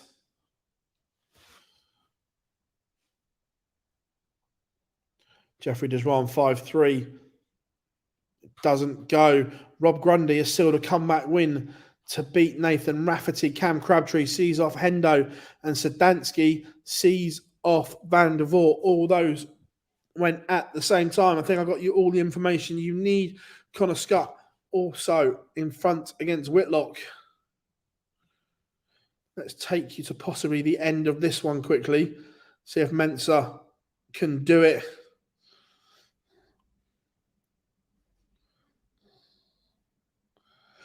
Ricky Evans 1-0 up on Vinstra.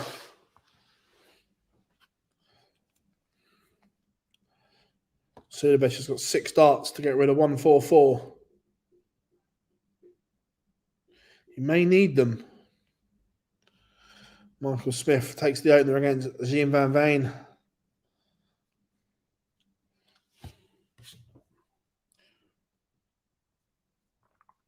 But MVG can't put any pressure on it. So Sulovic 87 for a 6-2 win. And it goes into big win for Mensur Sulovic. Sees off Michael Van Gerwen at 6-2, averaging 104.06. This is a tidy little affair. Let's check in on Connor Scott and Simon Whitlock.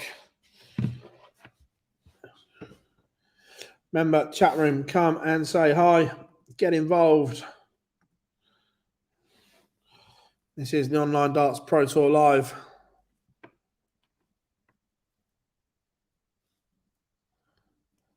Keeping you up to date with everything and company this afternoon, no matter where you're watching us, whether you're at home or listening to us on the road.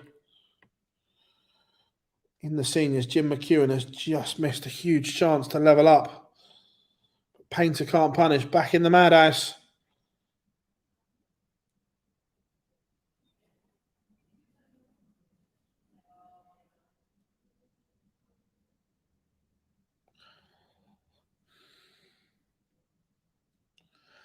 Whitlock levels.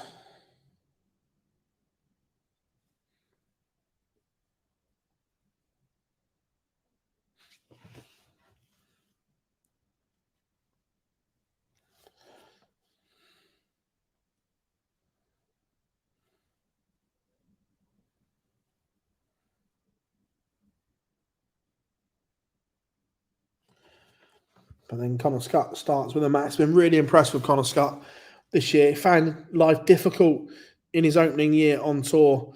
But now we're seeing the Connor Scott we saw at the Live League before he went on to win his card.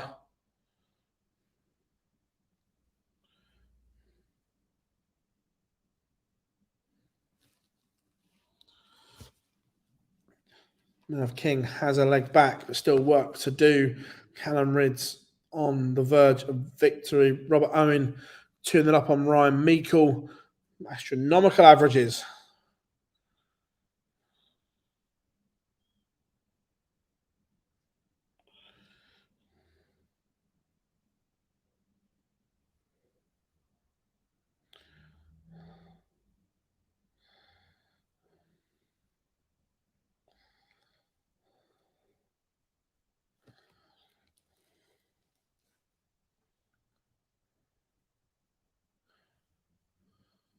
No, Jonathan, Chris Dobie lost his first round game. First outing with the new equipment didn't go according to plan, but look, sometimes it takes time. Connor Scott back in front, hold a throw. Up to Simon Whitlock to respond now. Rob Cross 5-2 up on Stephen Burton. Ricky Evans in front, but Vinstra has a leg back. Jean Van Veen is in front against the Bully Boy.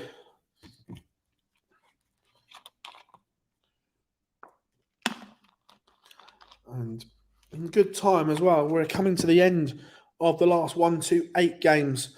There's only 3 left, or 3 in play, and they're almost at their conclusion as well.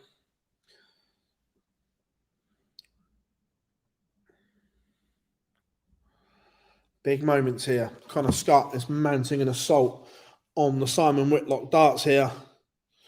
Geert Nenches levels up with Ryan Searle. That one's 1 apiece.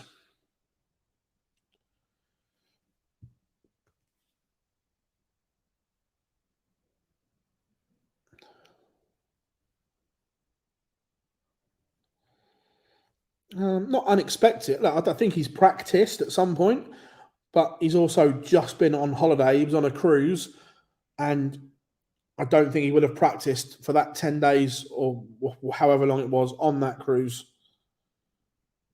Only got back a couple of days ago. Would have travelled yesterday to Barnsley. So I don't think there's been a lot of time for him to practice. Jean Van Veen 3-1 up now on Michael Smith. Ryan Joyce 2-1 up as well. And Callum Ridds has beaten Mervyn King 6-4. The Riot gets over the line in that one. And Jacques Labra, the comeback is on.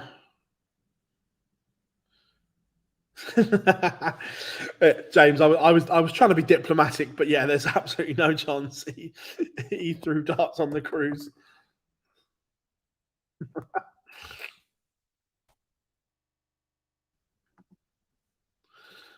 I was trying to be nice. Didn't work, did it?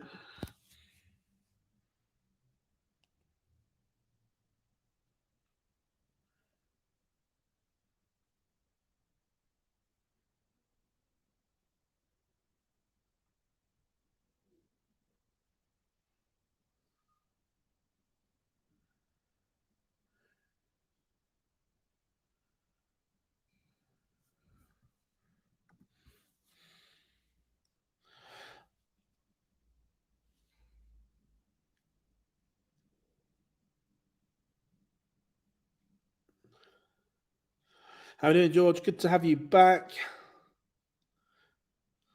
Yeah, I agree, James. And it's a sudden dip as well. It's like gone.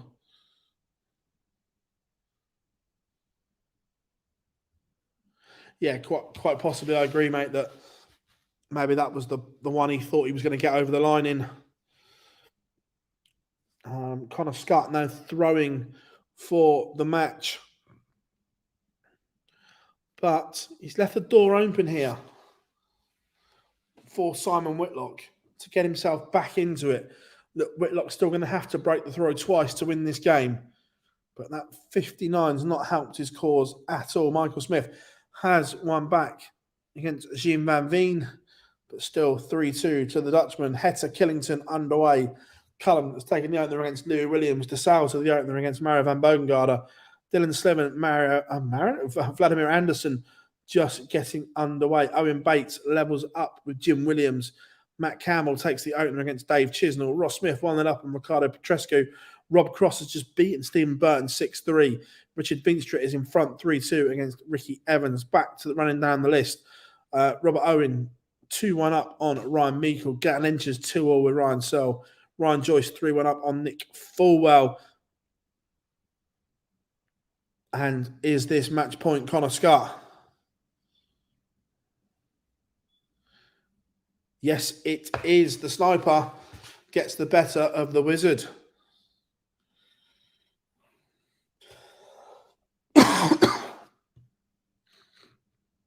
Right.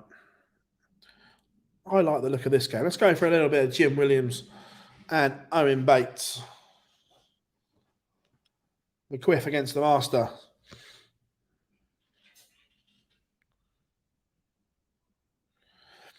Yeah, not good, James, at all. I agree. And Jacques Labra has completed the comeback. Jeffrey Dejuan was in absolute cruise control, but the Black Cobra lost his venom and is put to the sword by the Frenchman. A noble leg winner. Robert Owen now 3-1 up on Ryan Meikle. Jean Van Veen 4-2 up on the world champion. George Killington takes the opener against Damon Hetta. Joe Cullen now 2-0 up on Louis Williams. Mario van Bergengaarder levels up 1-1.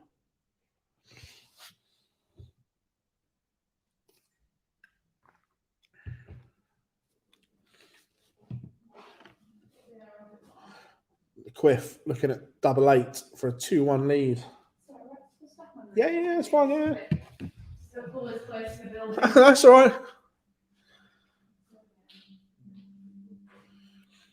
Jim Williams does lead 2-1.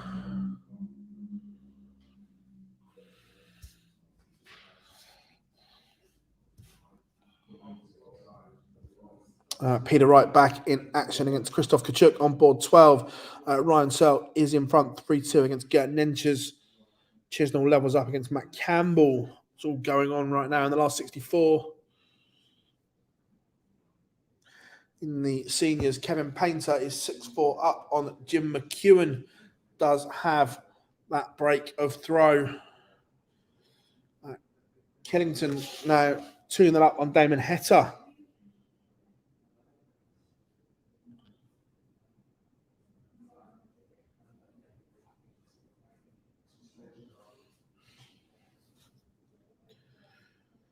Big 180 there from Owen Bates. Puts him back in control on his own throw. Trying to level us up at 2 apiece.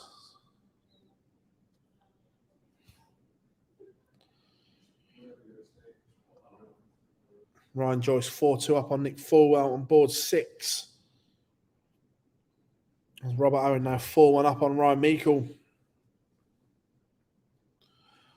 Now this 32 is a little bit more important because Jim Williams is on a doable finish. And he's gone around the houses there. That says to me going for double 16.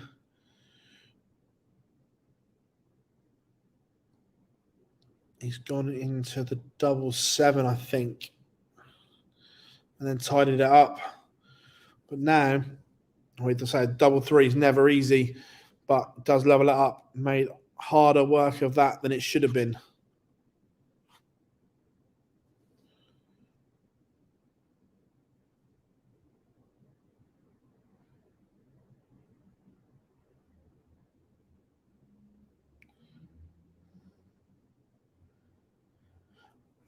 Yep, it's looking like bridge too far for Vladimir Anderson in the last 64.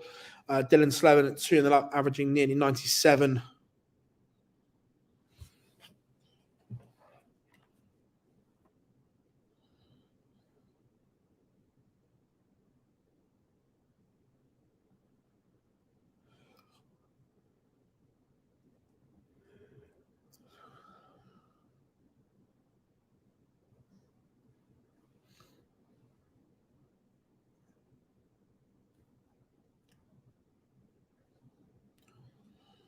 Joe Cullen 3-1 up on Louis Williams.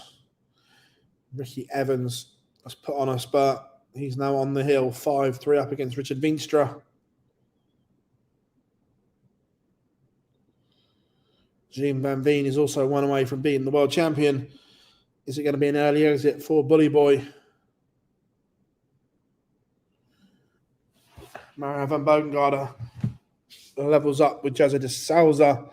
And a superb 1-2-4 in game from Owen Bates has given him a break of throw in our feature game. Peter Wright does lead 1-0, averaging 62.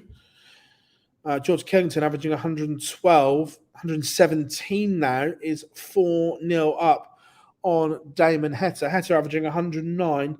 Not doing a lot wrong there.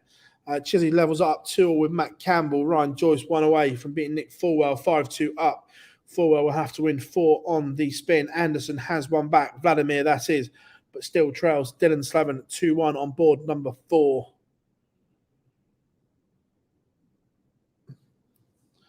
What else have we got? Ian White, Ronnie Hybrax just getting underway on board 13. Ryan Searle edges back in front on board 14 against Geert Enches, just averaging over 91. Searle would expect more of himself, but he's in front. That's the important bit in this. Not really, George. Just been tinkering along nicely. What's the highest news and average? I don't know off the top of my head, but yeah, look, this could be right up there.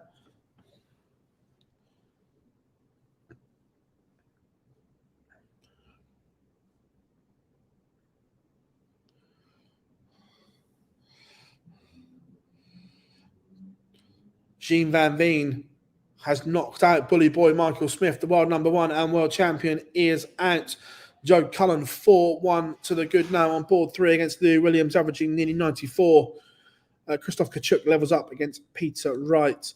Jose de Souza back in front on board 2 against Mario van Bogengaard, and Jim Williams breaks straight back against Owen Bates. Vinstra has one back against Ricky Evans on board 7. And in the seniors, Jim McEwen looking at double 5 to level it up. It's 6 apiece between himself and Kevin Painter here at the Barbican in York. Painter has a couple of times been 2 legs in front, but cannot shake Jim McEwen off. How are we doing, Paddy? Hope you are good, mate. Good to have you on board. George Killington now 5-0 up on Damon Hetta, board 9. He's averaging 117.42. Absolutely sensational stuff from the killer. Nick Forwell has a leg back against Ryan Joyce. Robert Owen now 5-2 up on board 11. Stack Attack close to booking his place in the last 32. Ronnie Hybrax takes the opener on board 13 against Ian White. Chizzy is in front now against Matt Campbell on board 1. 2 on the spin for Chizzy.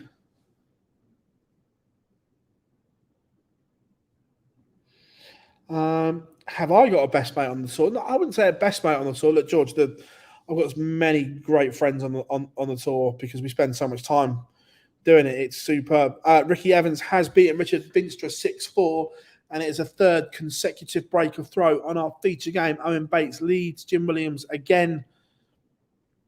Joe Cullen 5-1 up, 1 leg away from a place in the last 32 against Louis Williams.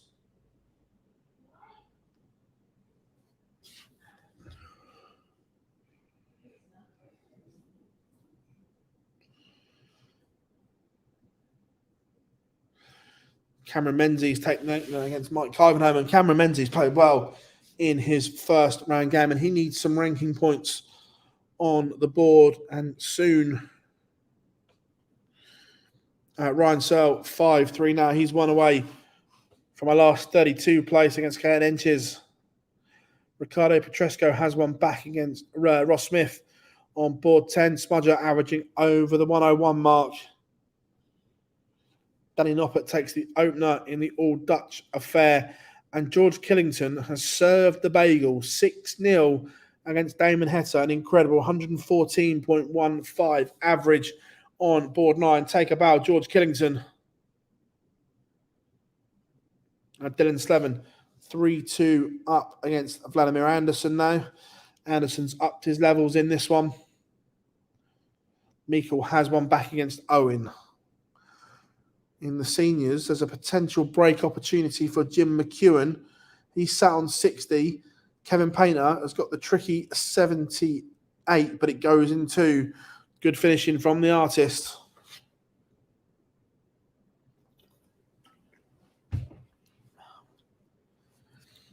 And again, 4 breaks of throw. Jim Williams levels it up with Owen Bates.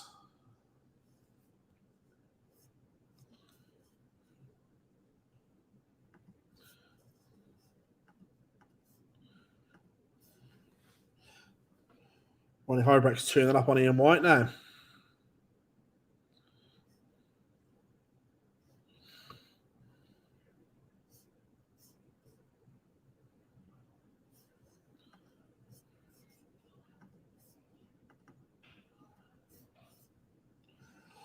And Ryan Searle does seal that victory against Gerton Enches 6-3 on board 14. Joe Cullen also a 6-2 victor over Lou Williams on board number 3. Couple of results flying in. Mike Clivenhoven levels up against Cameron Menzies. Ross Smith is now 1 away on board 10. Chisnell has a 2-leg cushioning over Matt Campbell. Number 1 seed looking okay. Fanny Noppert 2-0 up and just getting underway. Martin Clearmaker against Adam Smith Neal.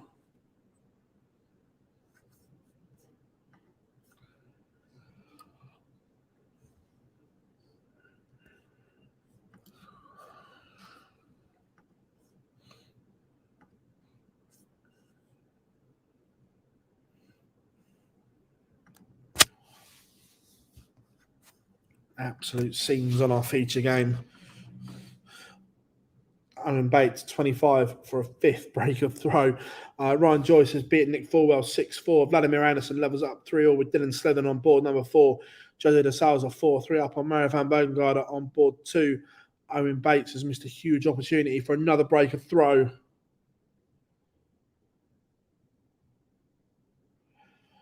Yeah, James, huge chance for Peter Wright, but he's involved in another dogfight. Ryan Meikle has another one back against Robert Owen. How are we doing, Joel? Hope you are good. All the way from Canada. Great to have you involved. And it looks as if, well, the seniors, we could be going to another. Ladies and gentlemen, with the scores level at 7 legs all, this match must be won by 2 clear, and it is going to be by 2 clear because Jim McEwen levels up 7-all with Kevin Painter here at the Barbican.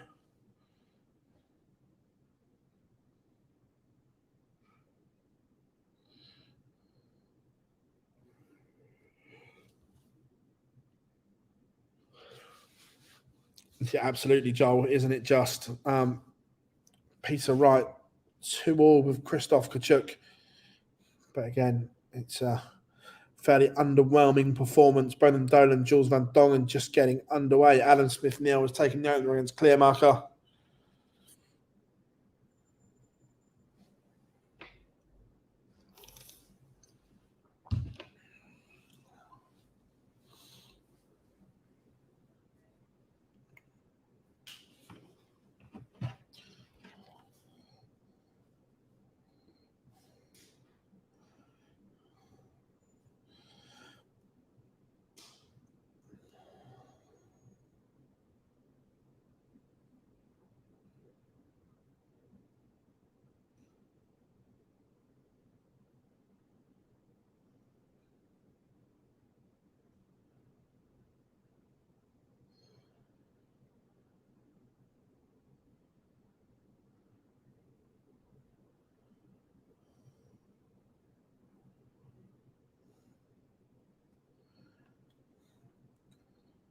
We are going all the way in our feature game.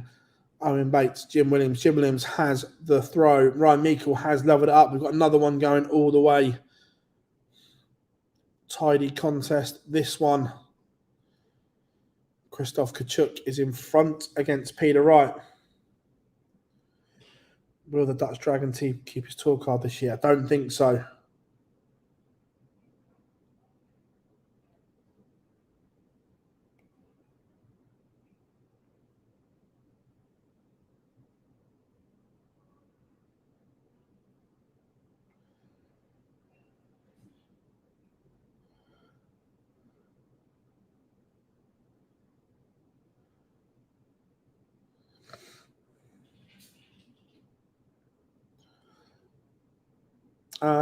Yeah, Jacob, when this one's done, I will put the end of the Vladimir Anderson game on.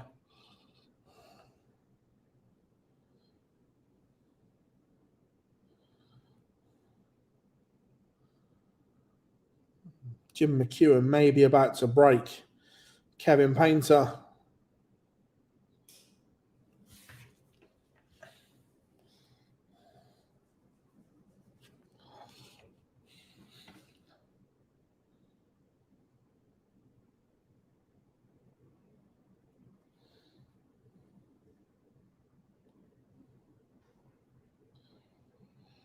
Kachuk now 4-2 up on right.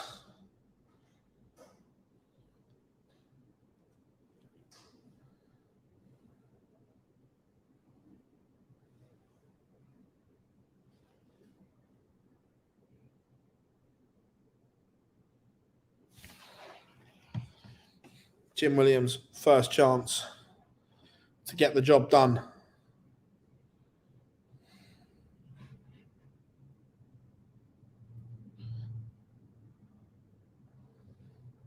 And doesn't. Robert Owen has seen off Ryan Meikle in a decider 6-5 to stack attack, and Owen Bates has beaten Jim Williams. Jim Williams missing 3 match darts. As promised, let's go to the end of the Vladimir Anderson game.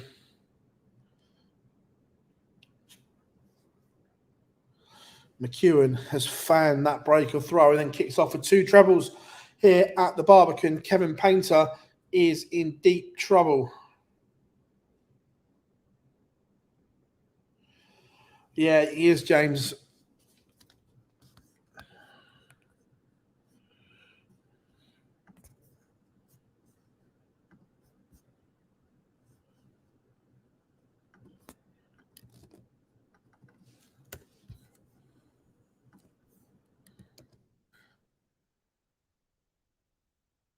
It is match point McEwen.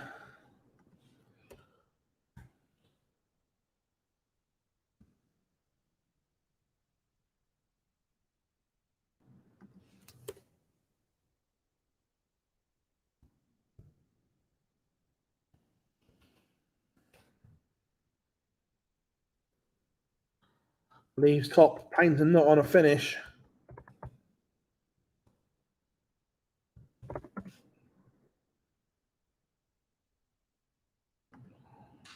So McEwen to win it and book his place in the semi-final. Cameron Menzies 3-all with Kyvenhoven.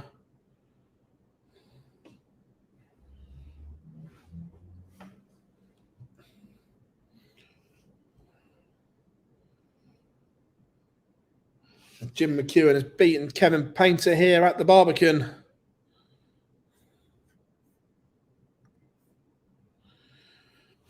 Vladimir Anderson now throwing for the match.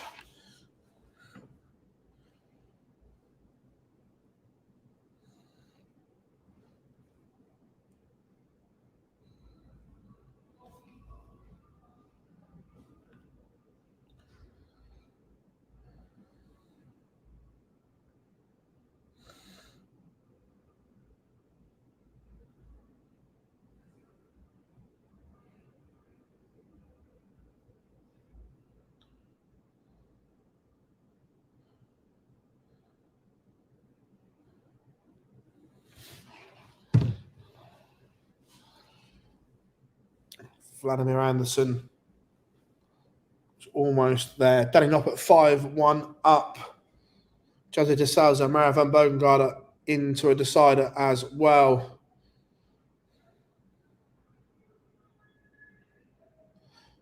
Kachuk 1 away from beating Snakebite 5-3 up now.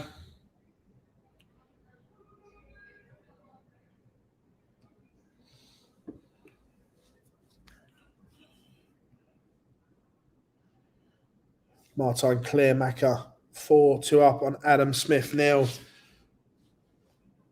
This one's just getting a little bit edgy between Dylan Slathen and Vladimir Anderson.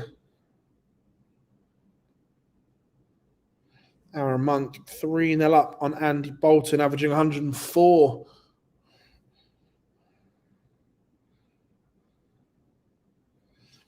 But only a 60 from Anderson. Has that opened the door for Slathen?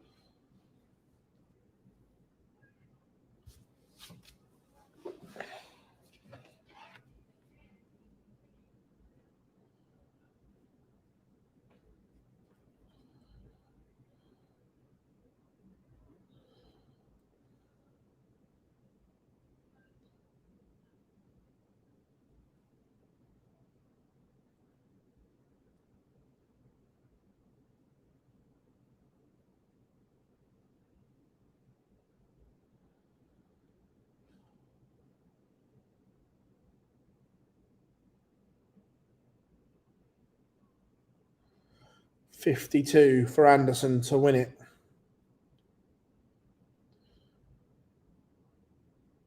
Brendan Dolan 4-0 up on Jules Van Dongen. Mike Kyvenhoven back in front against Menzies.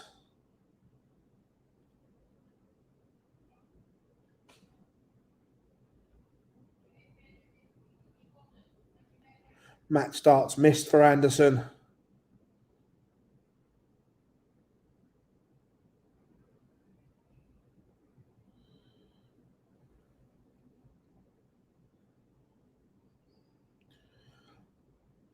But Slevenon's missed as well.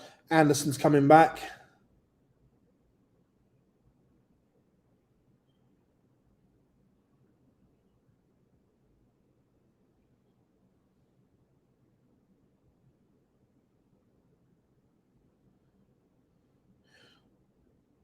Peter Wright back within one. Monk cruising.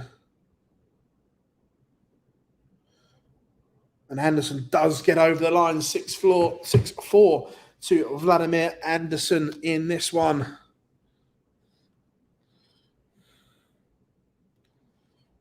Let's check in on what's going on with Peter Snakebite Wright.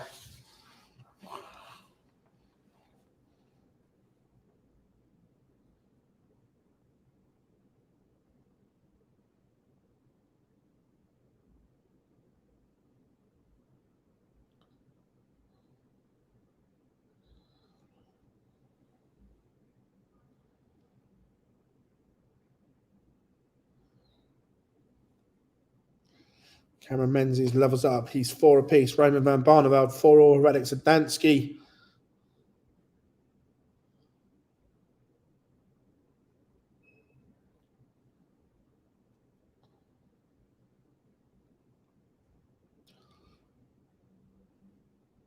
Brendan Dolan 5-0 on the verge of a whitewash. Jose de Souza, another 6-5 victory for him as he gets over the line against Mario van Boongarder.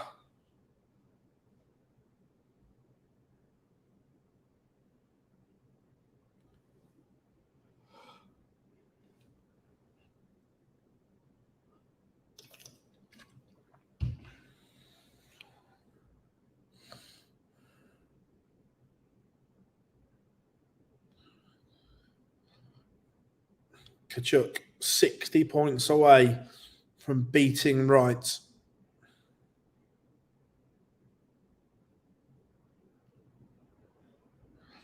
Huge visit from Wright has applied pressure, and I think he's missed a dart at the end of that combination. But man, Kachuk to win it. Andy Bolton has one back against Monk, and Kachuk has missed match darts. So Peter Wright gets a lifeline. Can he take it? Menzies is in front. Ronnie Hybrax has beaten Ian White, and we are going all the way. Peter Wright will have the darts in the deciding leg here on board 12. Barney 5-0 to the good. We are racing through these.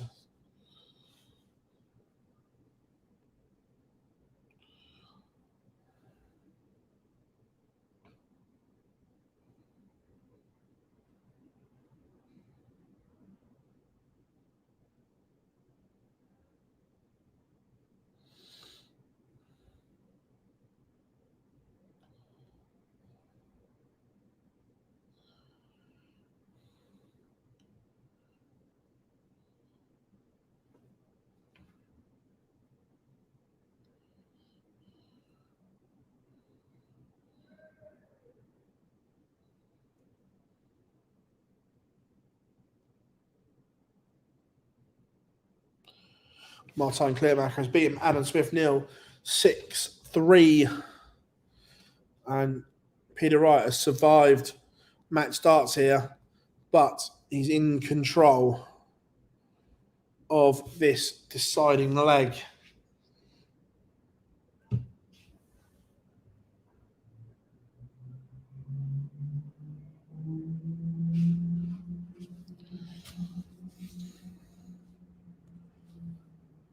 And Harrison Hendricks 1-all.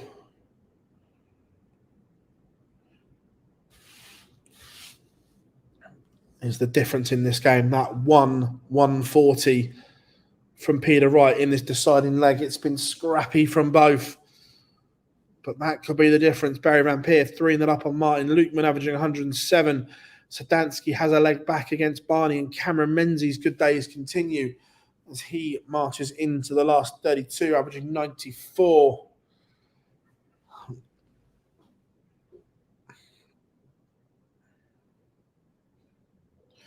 Being hanging on for dear life in a Grand Slam spot. Yeah, James, not looking good. Needs to start picking up some fun soon.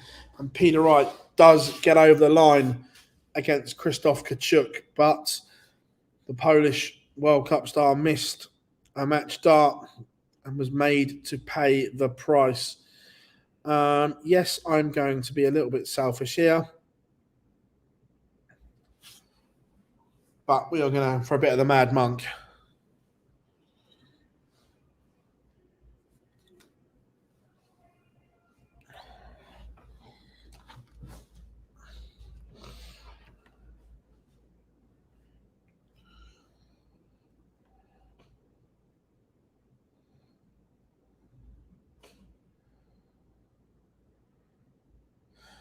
Yeah, he's edging closer, James. Edging closer.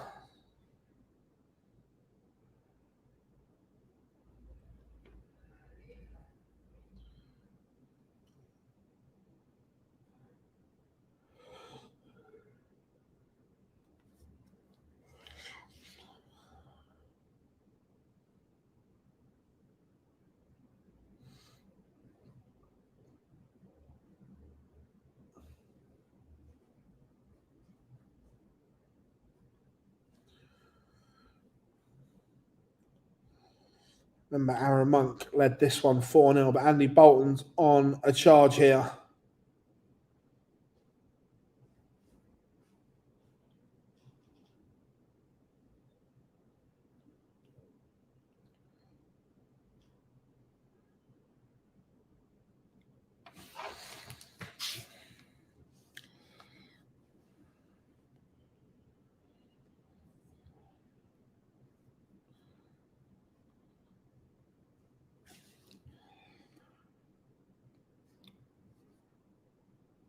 It's looking like it's going to be 4-3. Remember, this is just on throw. Bolton still needs to find a break.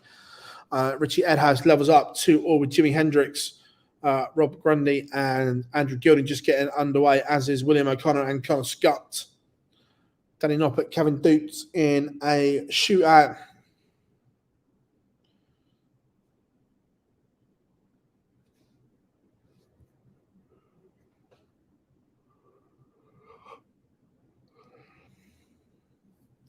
Aaron Monk.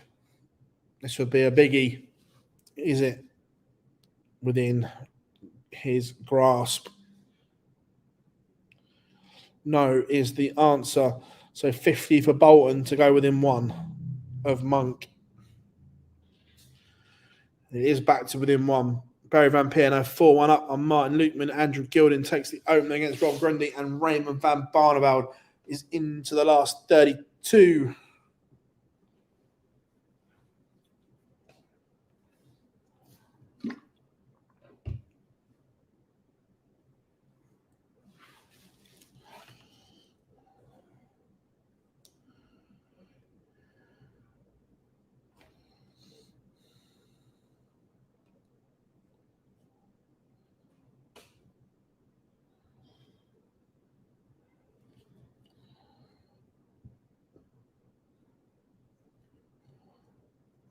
Rusty Jake 5-2 up now on Cam Crabtree. He's one away. Danny Van Truyck 4-1 up on Luke Woodhouse, averaging 105.23.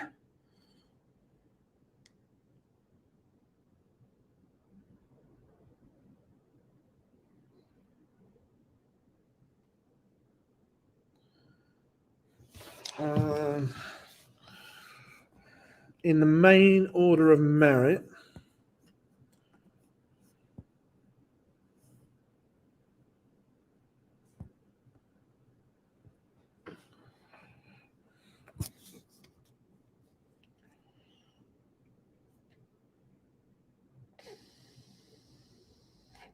He's up to 133. He's up 3 places, but still an awful lot of work to do. Well, almost impossible.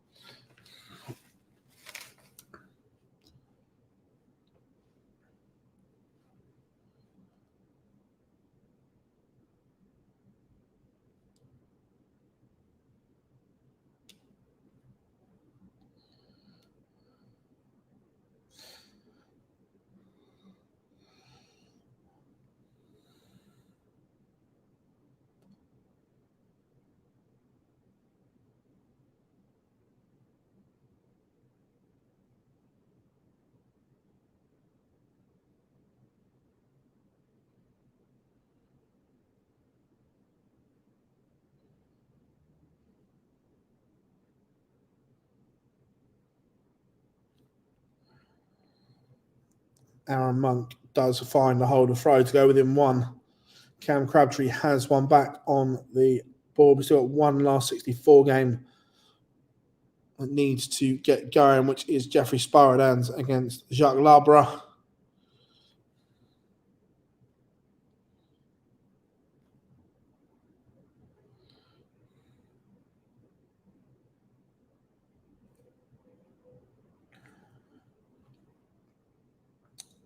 Yeah, just needs to find a balance between being himself and that entertainer.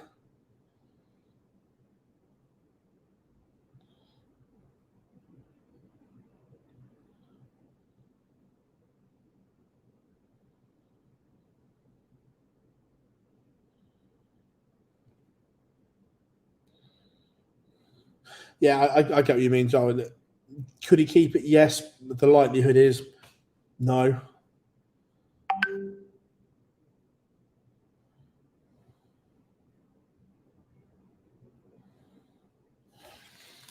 Aaron Monk is on the verge here. He's got a potential break of throw to win it.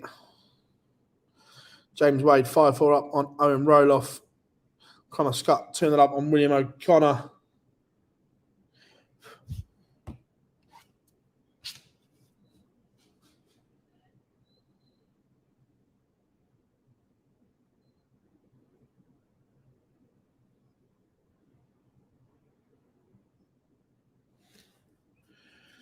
Monk 82 to win it.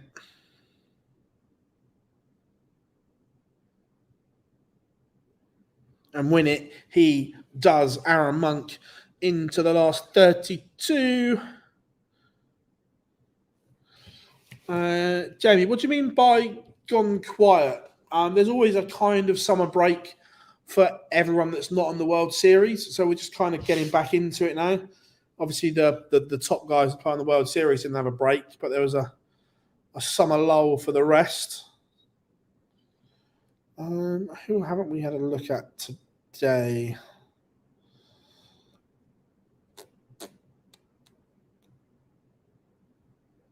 That one's underway. That one's okay. They're both last 32, so we'll go for... James is about to win that one. Let's go for a bit of the UK Open champion, Andrew Gilding, then.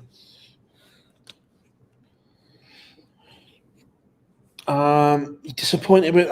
I'm always disappointed with Aaron James that he has so much ability, but no brain cells. I genuinely think he has the ability to be a top 32 player. And people might laugh at that, but I genuinely believe he has that ability. Does he have the mental capacity to do it? That's another question altogether. Mental was averaging 109 for large parts of that game, Joel. It was unreal. When do we think we'll see Adrian Lewis again? I don't know, Jamie. I would love it to be soon, and I think it needs to be soon. Big fan of Channel Phil. Ain't watched for a while, but thought put better than it come in today. Nice, Cameron. Glad you're a fan, mate. Always a pleasure to have you all involved with us. And like we say, we're here for the next 3 days. I'm here today. Myself and Gob are then on Monday, Tuesday for the Pro Tour streams.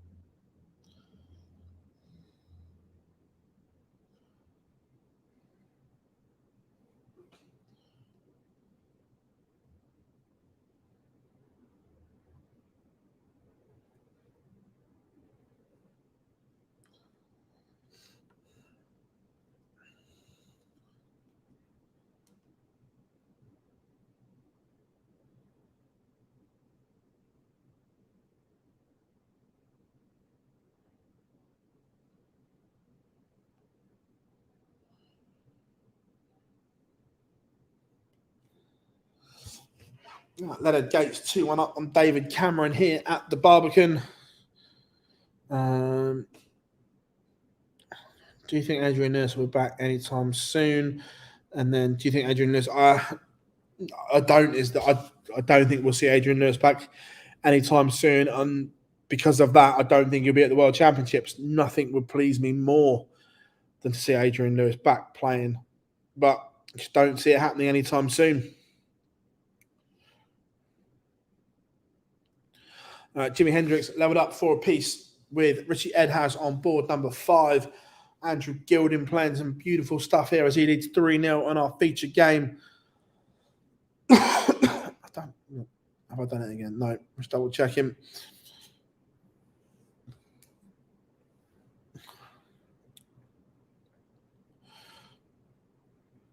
Good stuff, George. Good stuff.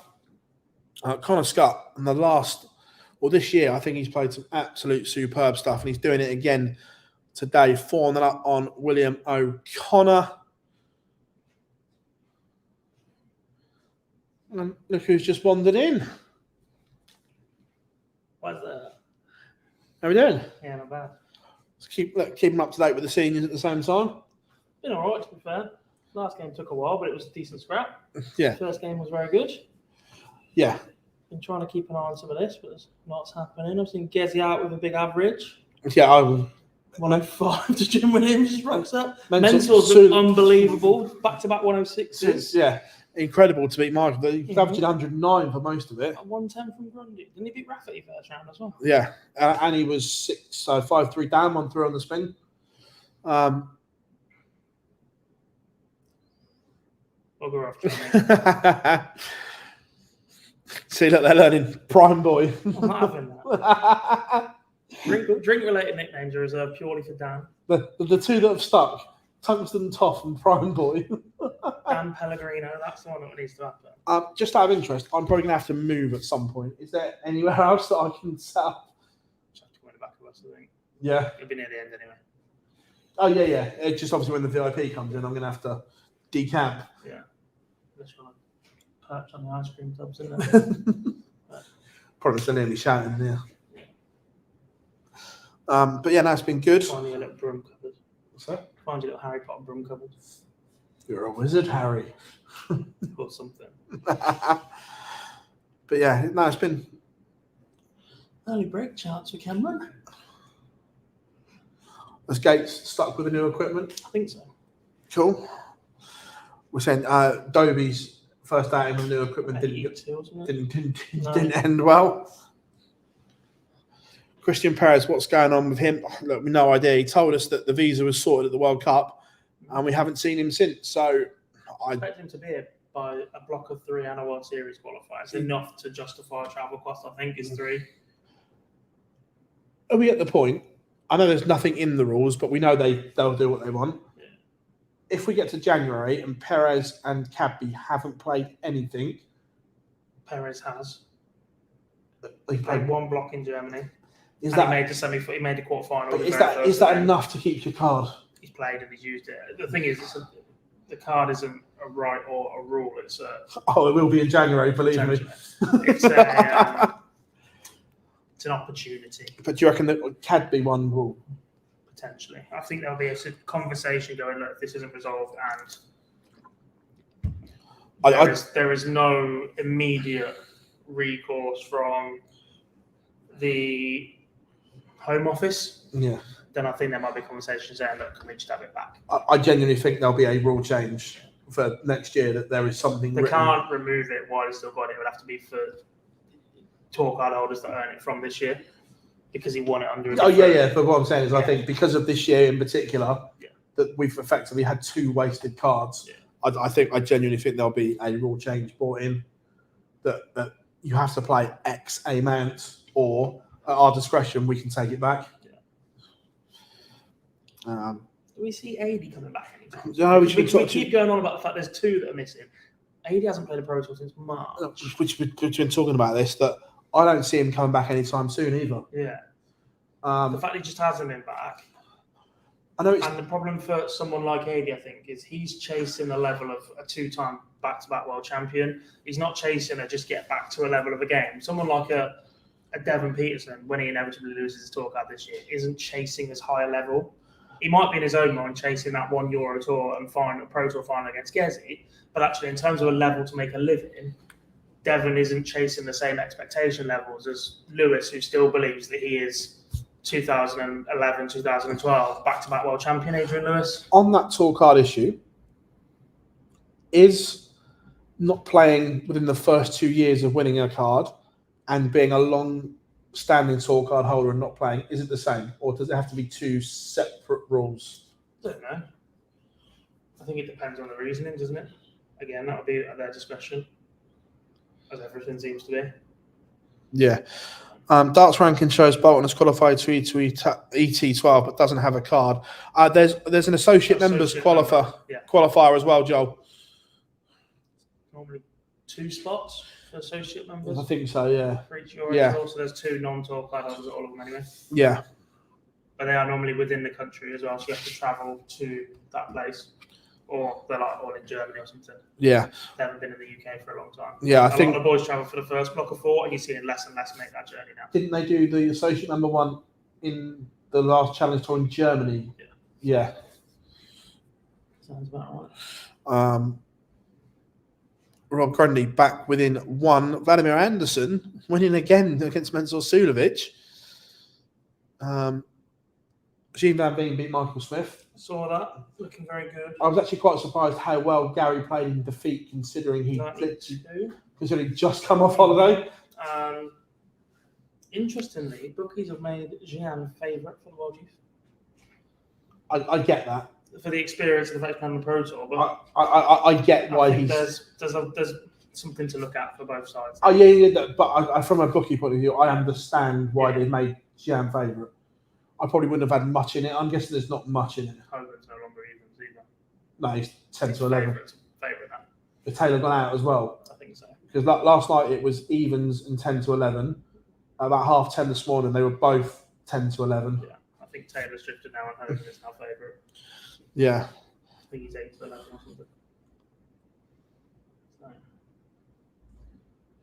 something. James, I agree to a point, but I know they are. I know for a fact, having spoken to them, they are looking at putting a rule in that if you don't use it, use it or lose it. Yeah, basically, if you don't use it, that they will have the option to take it back. Speaking to Matt, he said it in the last interview that we did with him. That's something they are looking at. Vinny 9 and lost. Yeah. Chatting to Murph because Murph was off while it happened. I was like, when was the last time someone hit a 9 and won the game? He's like, Pilgrim. I was like, nope. Fallon. From 3-0 down. Yeah. The last time before that, I couldn't tell you. The amount of people that hit 9s and losing games is a joke. Luke, maybe? The last PDC 9 and win the game is a myth to me in a minute. Yeah. To be fair, it's actually going along quite quickly today. The fact we're only 2 hours 37 in, and the last 32 is underway. It's gone. It's when it slowed down, then, didn't it? Last 16, they all start at the same time. So if you've got one ball behind, you've got to wait. There's only 3 last 64 games in play. There's not a massive split today, where normally it's huge, isn't it? I've seen a few monster out. George Killington, 114. It was 119 for a lot of it. Yeah. Unreal. He's got a really high ceiling. Eminetta average 106. He didn't land a blow on him. He's got a high ceiling, but he's got no B game. It's that or mediocrity. One of the most fine players in the world for not marking as well. I love that at the DRA. I miss those there, not marking. When the old one was use of mobile phone, use of mobile. They changed that rule very quickly, though. It was Yeah. such a daft rule. Put them on silent in the middle of the room. If you take them near an hockey or take a photo, then you get done for it. Yeah. Not being able to text someone for 4 hours. Well, you know why the that, second tournament to turn around. you know why that rule came in, don't you? Gurney laws and iPad, no different one. No. Well, the phone rule came in originally. Dean Winstanley. My pick was Damon Heta until he got absolutely demolished by George Killington. I actually said that I'm going against my usual picks because I don't mean none of them big boys are match sharp. Yeah. True. Just in the break, 3-3 between Gates and Cameron. Remember, Hogan and Taylor still to come. I got a nice little present yesterday, didn't I? Yes. Can't say either. Nicer than mine as well. What's that? Nicer than mine as well. I'm nicking them. I want to have a throw. Yeah, then I'm nicking them.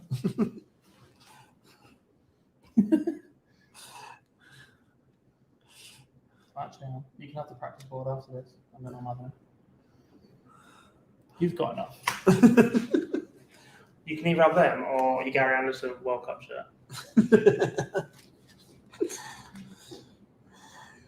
You think I'm joking? Aaron Monk's having a good one. He's got one up on George Killington now as well. Yeah. No. Better than he did last week. Monk happens. Still my favourite ever tweet that at the moment.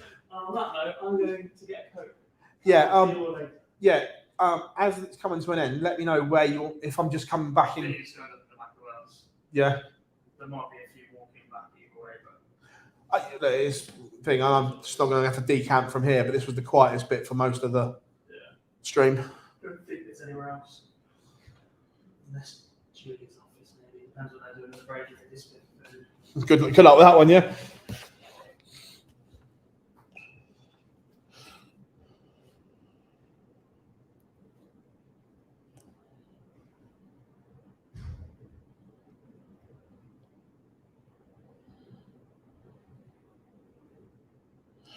And Gob departs.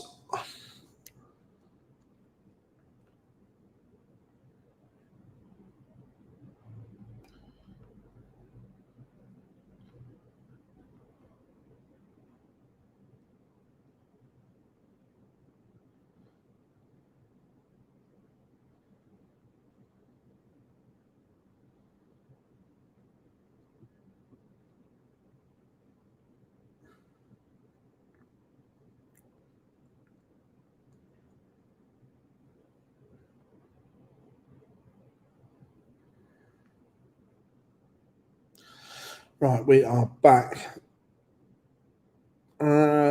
James down to the tournament director to pick the stream games. Cameron Menzies 1-0 up on Rob Cross on board 15. Joe Cullen 2-0 up on Raymond Van Barneveld. James Wade get underway against Ryan Searle.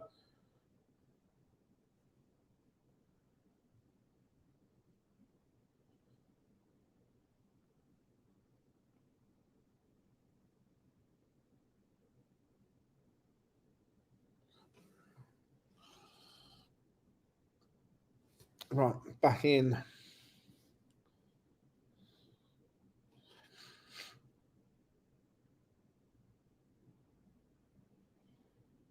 What else have we got? Second quarter is wide open. One of Bates, Hendricks, Joyce, Waits, Rapid. That's why I meant the same finals. Yeah, it is wide open. Does ranking money, guys, go before? Does the ranking money, guys, pick up before getting their cards from the Challenge and Dev Tour down their rankings? No. So, say you pick up 10 grand from the Challenge Tour and then win a card, you start with 0 as a tour card holder. The only way that doesn't happen is if you are a non-tour card holder, like Scott Williams did, and you get yourself into the top 64. So effectively, you don't get a 2-year card. You just get a 1-year rolling card. Then your money stays on. Does that make sense? Andrew Gilding victorious. Right. Head back on, gents. Right. I reckon let's go for a bit of Joe Cullen and Raymond Van Barneveld. I think that's a decent little dust up.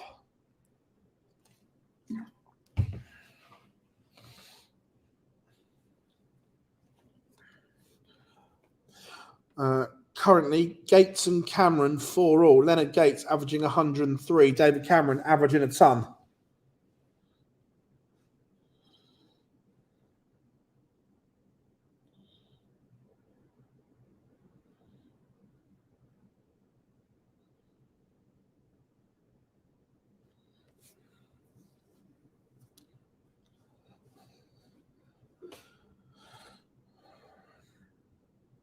think the dart swap for Smith didn't more.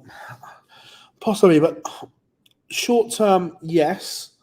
But long term, I think it's something he had to do regardless of whether he moved manufacturers or not. He was playing with the same dart for the last 12 years, a bit like MBG, where they're just smooth and they get worn.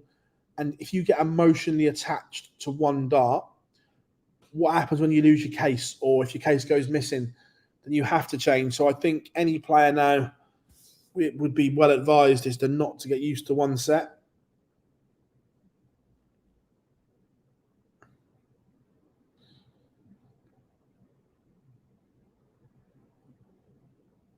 Yeah, correct, Joel. Ronnie is playing well. Yeah, Ronnie Hybrex is digging in deep, playing some good stuff.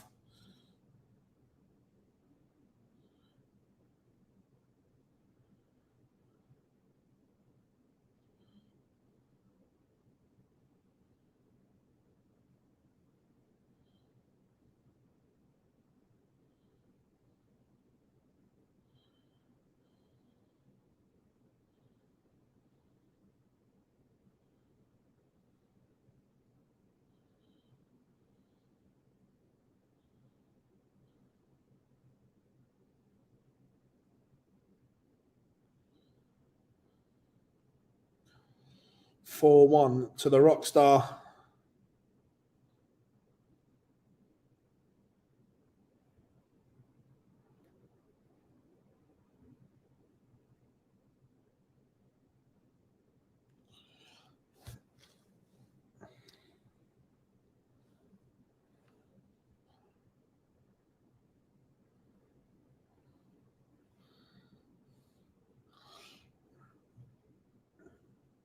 David Cameron levels it up, 5 apiece with Leonard Yates here at the Barbican.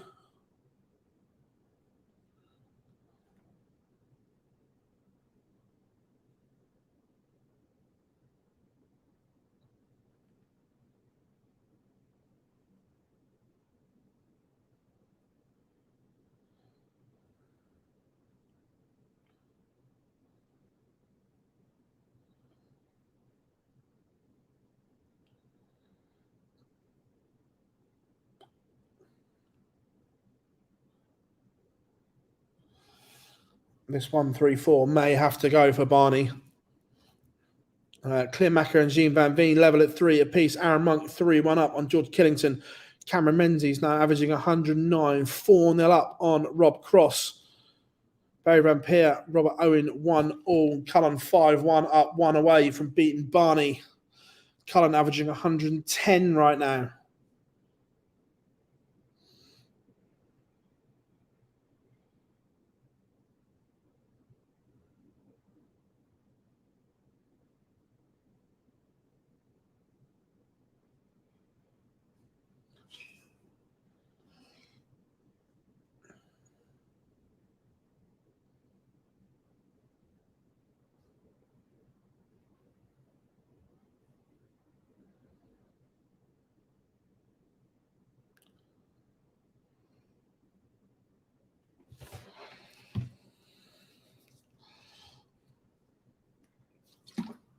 Cullen, 141 points away from an absolute demolition job of Raymond van Barneveld. James Wade, the number 19 seed, levels up with Ryan Searle, the number 14 seed, on board 14.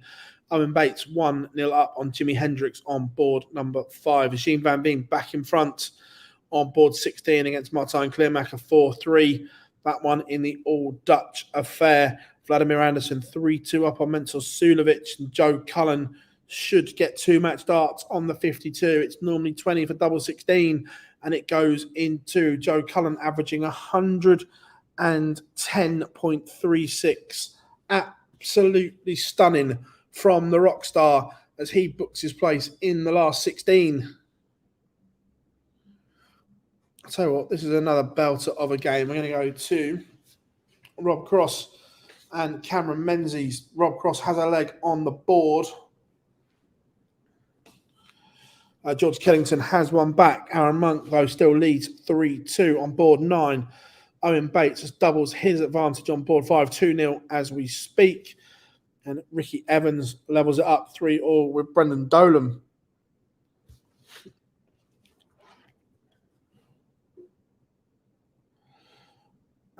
Stephen, do you think the thing that's been on TNT has worked out well for them so far? Stephen, this is not just you, by the way. This is a very common question on social media about why is the seniors on TNT, why isn't it on free to air, and everything like that. The bottom line is, with any TV broadcast, there becomes production costs, and TNT have been the ones that have been willing to pay for the broadcast. Without the broadcasters paying, the event organisers, this isn't just darts, this is in general, would have to pay for the production costs themselves, which are very, very hefty. So without a broadcaster willing to take it and basically pay for it, these seniors events wouldn't happen.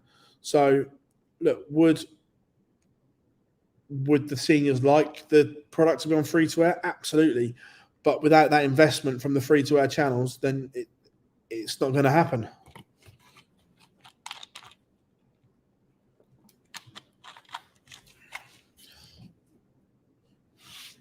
Cameron Menzies averaging 109 is now 1 away. Aaron Monk 4-2 up. 9 data from Ryan. Possibly. Look, normally there's 2 of us on, so we get to keep a better eye on things. But with only 1 set of eyes, it's a little bit of a nightmare at times. Again, everyone, welcome along. Come and say hi. Make sure you drop us a like and subscribe.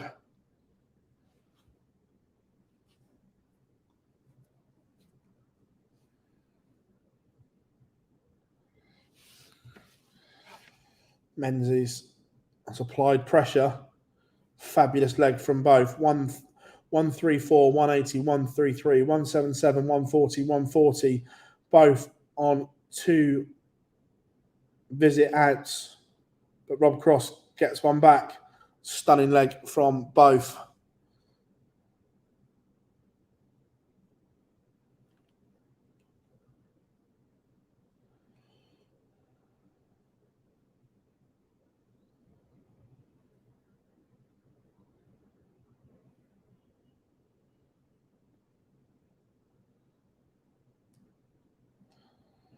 Dave Chisnell, 3-0 up on Danny Mantripe. Scott Waits has levelled it up with Ryan Joyce on board 6.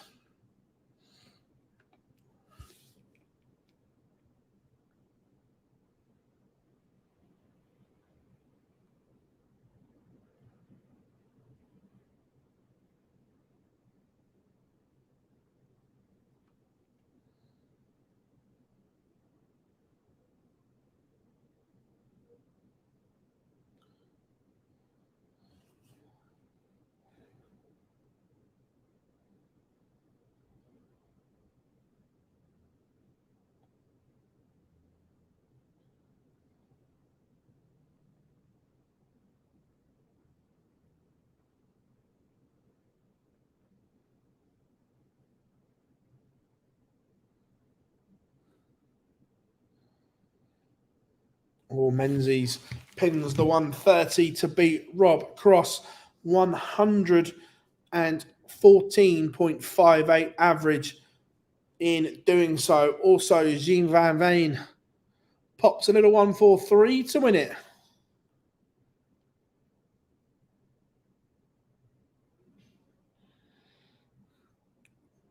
Let's go for a bit of Ryan Searle and James Wade, I think.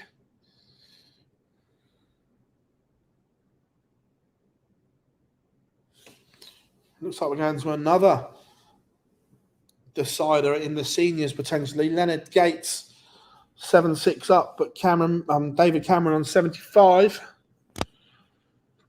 Go 7-all, and then it'll be 2 clear again. Doesn't take it out. So Leonard Gates may get a dart of the ball on the 1-2-1 to win it.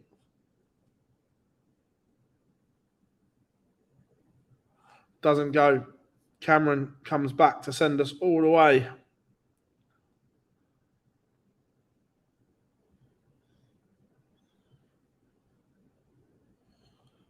And we are going all the way between Gates and Cameron.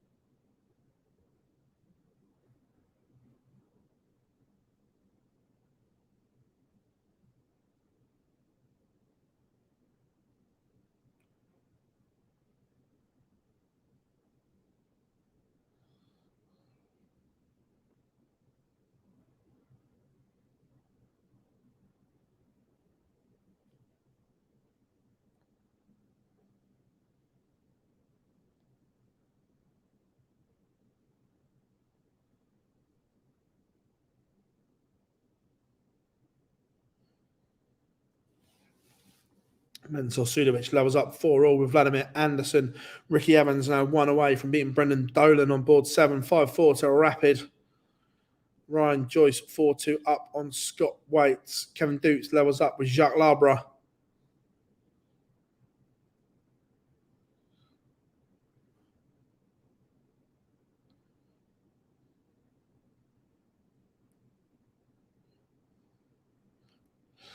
%. The product has a future, Stephen, 100%.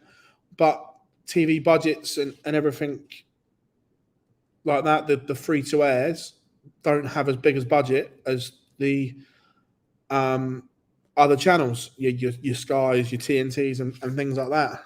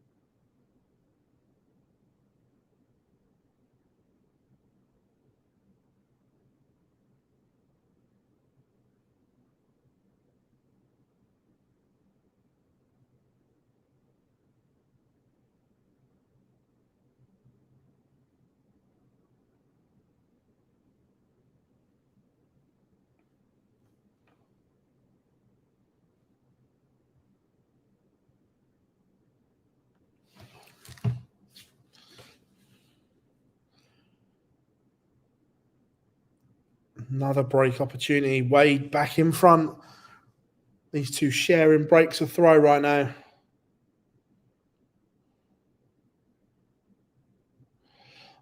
Cullen, Gilding, Ross Smith or Wade win today. They will provisionally go into a Grand Slam spot on camp back. Good to know, James. Thank you very much. Normally, we're on top of stuff like that, but where I'm at the venue today, haven't got the normal setup. So relying on you guys to help us out as well. Peter Wright 1-1 with Callum Ridds on board 12. Gilding takes the opener against De Souza on board 2. Owen Bates 5-1 up now on Jimi Hendrix.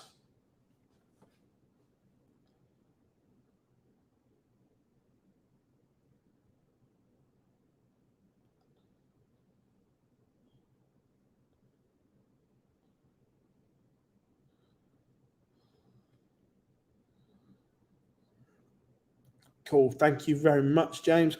Ross Smith has beaten Rusty Jake 6-3 on board 10. 102.74 average for Smudger. Hold on, Ryan Searle. Can you to send us to a Noble with a 9? Oh, we got excited.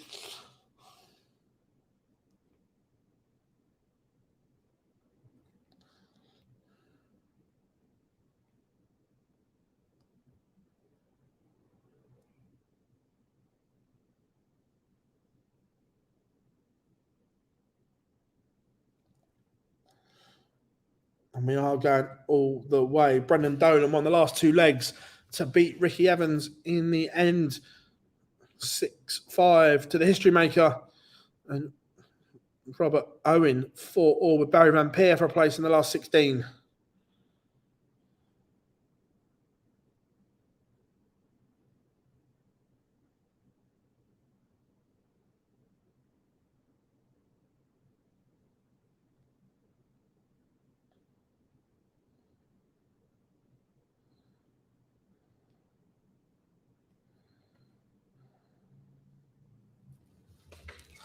Vladimir Anderson 4-4 with Mentor Sulovic.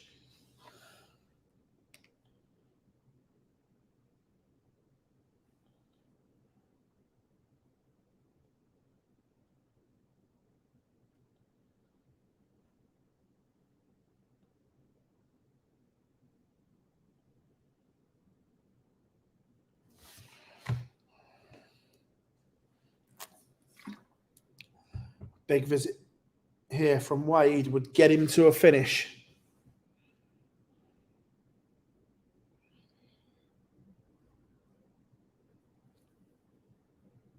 Only a ton.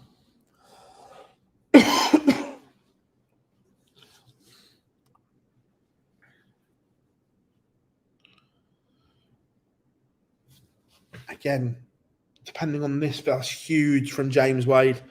Just when he needed it. The setup was exquisite. 145 to leave 56. And now the Ryan Self throw is under all kinds of pressure. And James Wade pops it. The 56 goes in 2. James Wade 6-5 victory over heavy metal.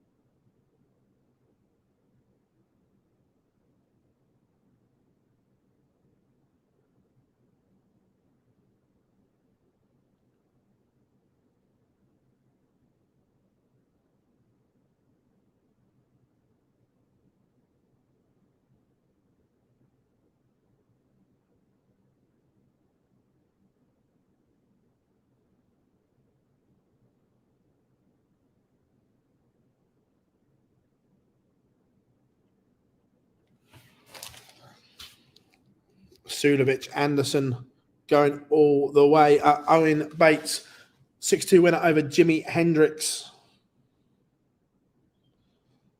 Gates and Cameron locked at 9 apiece here at the Barbican.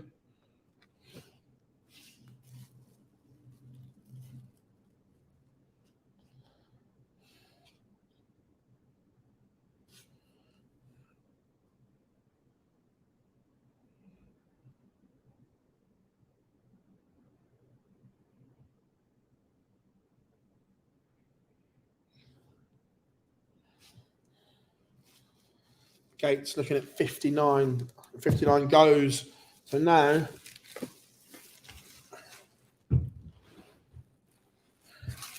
Cameron has to win this leg.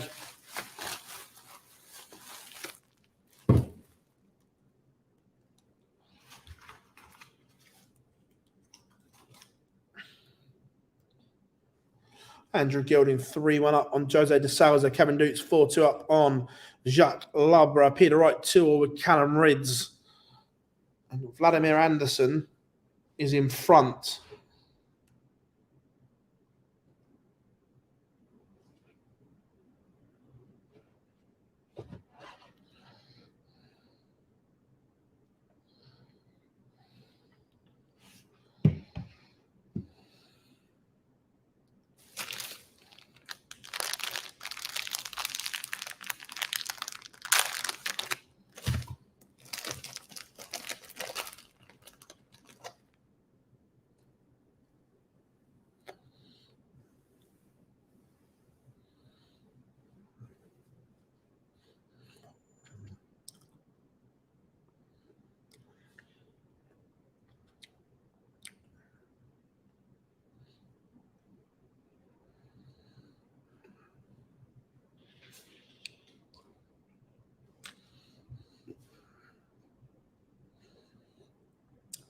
$66 for Anderson to beat Sulovic.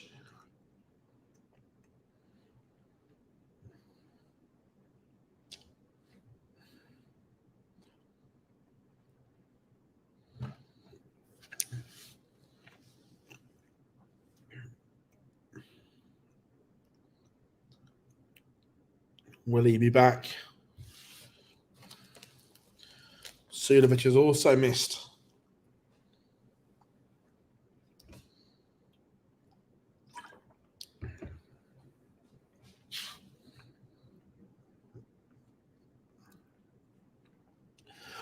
Leonard Gates has missed the dart at the ball for the match.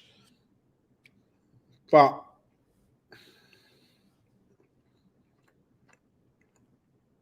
Cameron can't take it out. So Leonard Gates coming back to win it in style in overtime.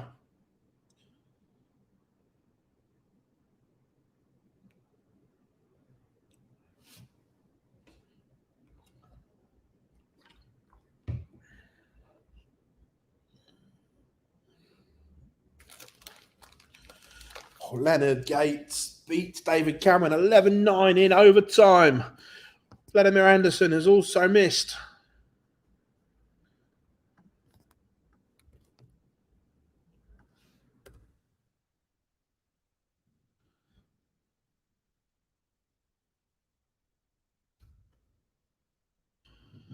Sudovic misses again.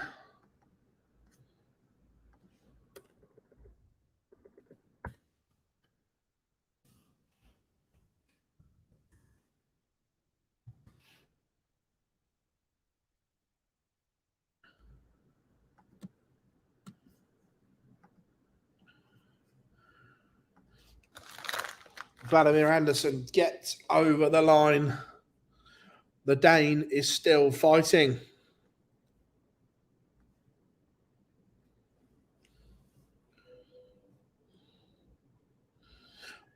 No, I agree, James. It's fallen well for him.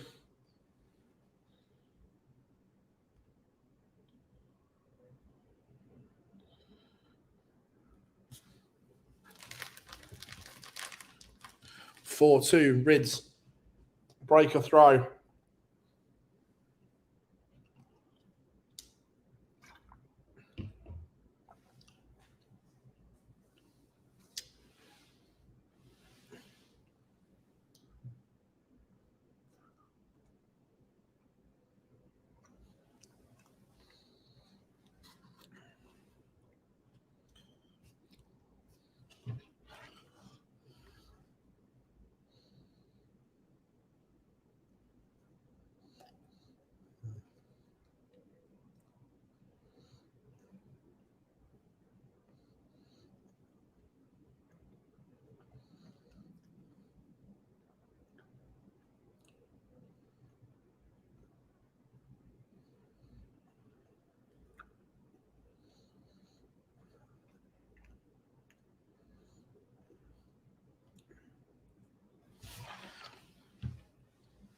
So Callum Rids looking as if he's going to go 5-2 up on Peter Wright here. Kevin Dukes 5-3 up on Jacques Labra. Ronnie Harbrecht's Connor Scutt 4-all. Jose de Souza has a one back against Andrew Gilding.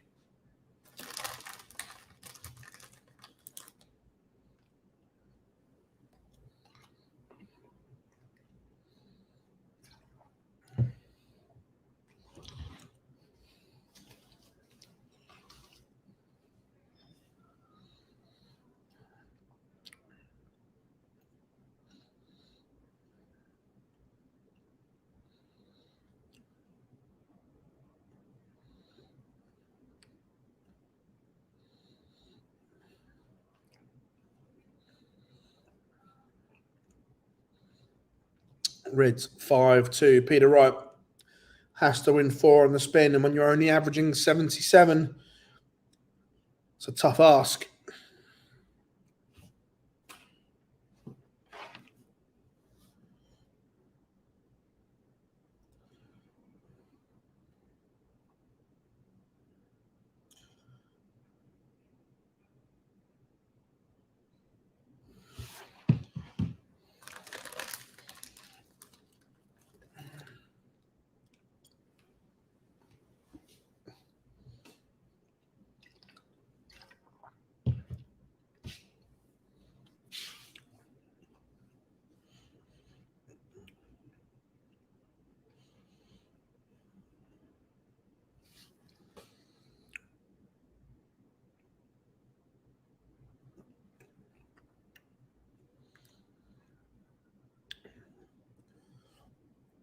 Callum Ridds down to a finish.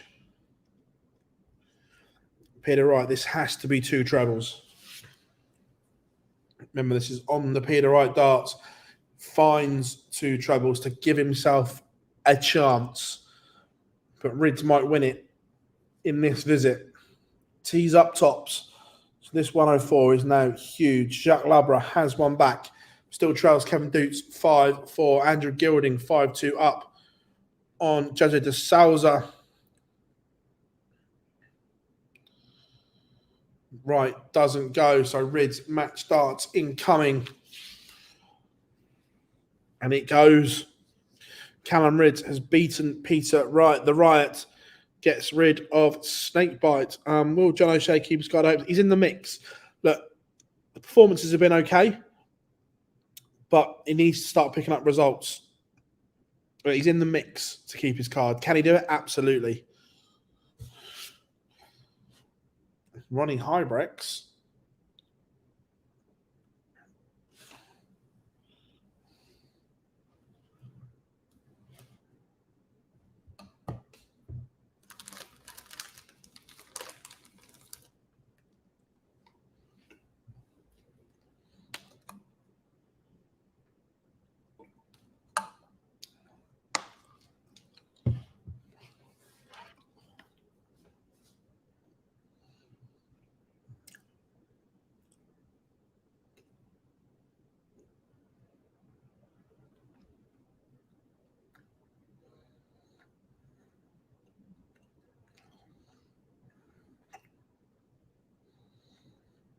Yeah, he's absolutely miles off.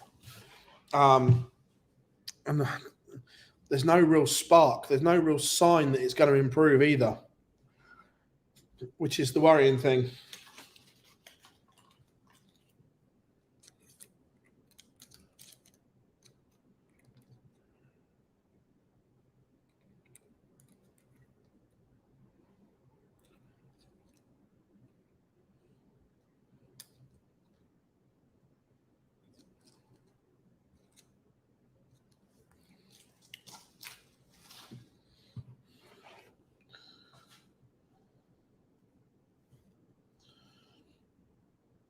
De Souza still fighting.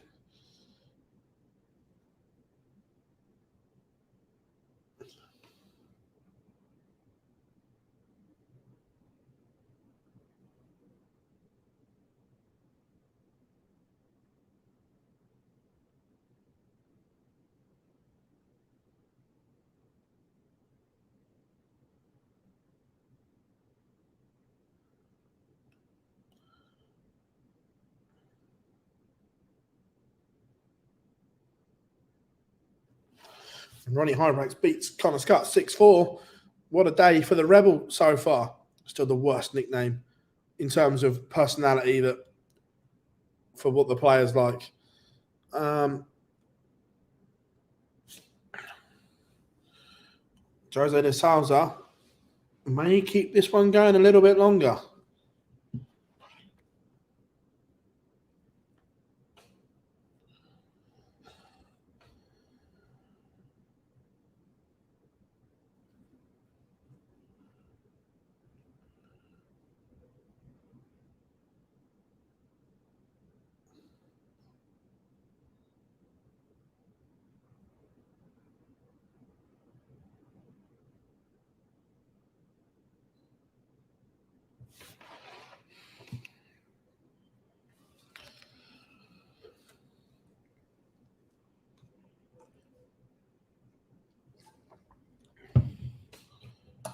Right, back in 2, folks. Let's see if I can find a toilet.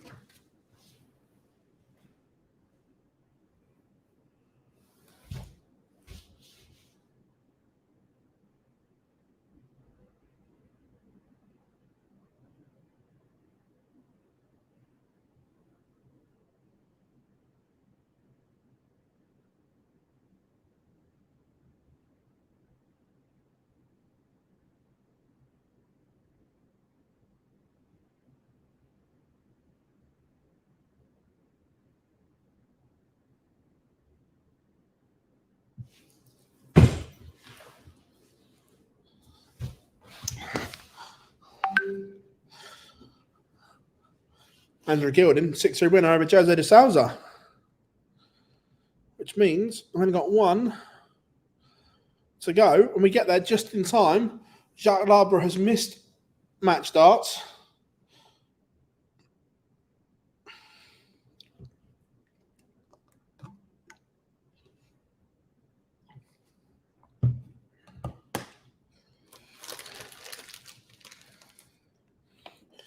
Yeah, Leonard was superb. I think that's the first ton plus TV average in a seniors event, I believe.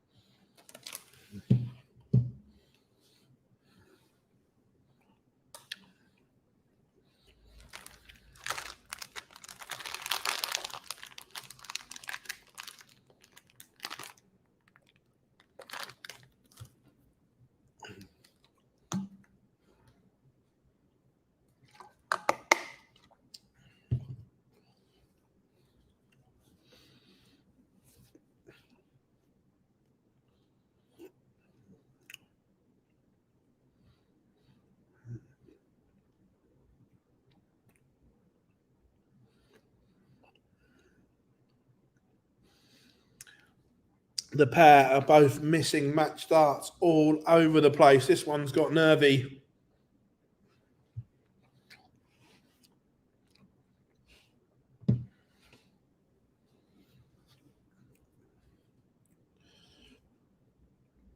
Who's the highest ranked player not to make the Players' Championships?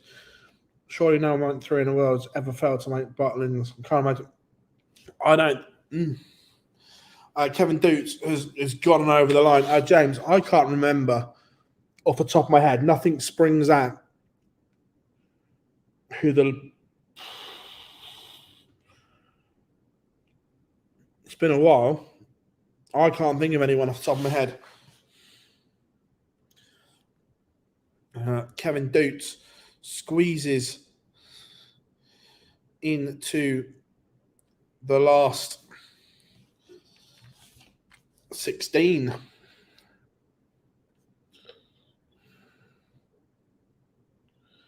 I hope so. I hope we see him there.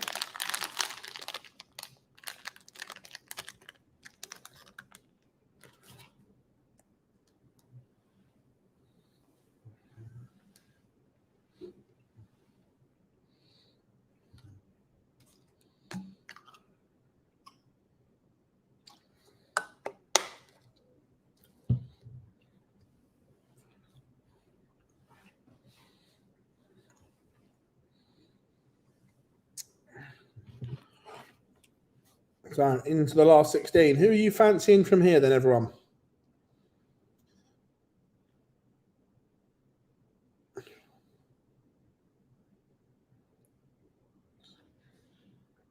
Yeah, that I'll give you that, Joel. That is a concern.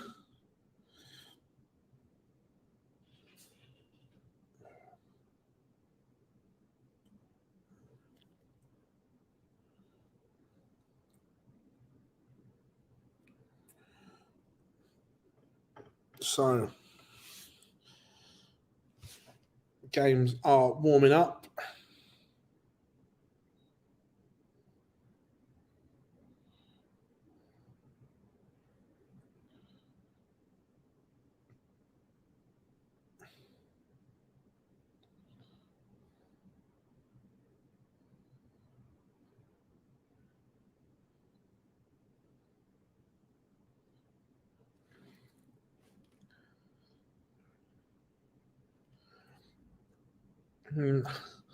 Simon, personally, I'm not a fan.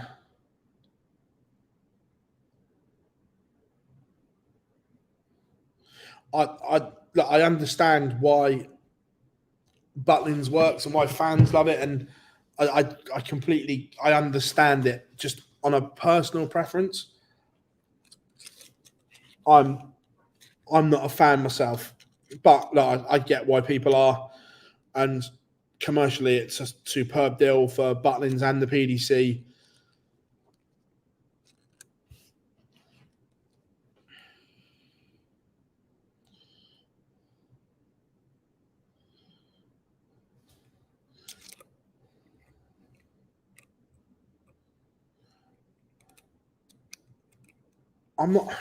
One thing I'm not a fan of as well is the same venue hosting 2 tournaments. If there was one in Butlins Minehead and one Skegness or Bognor and whatever, then maybe it's a little bit better. But I'm just not a fan of. Maybe because I don't go out on the piss either, so that might have something to do with it.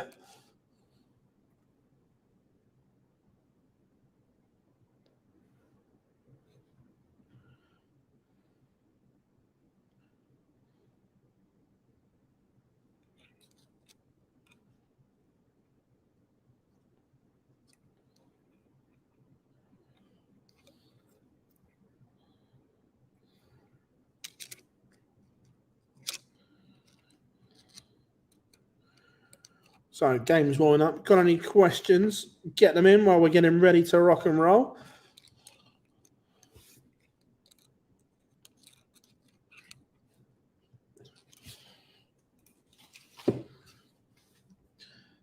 It will be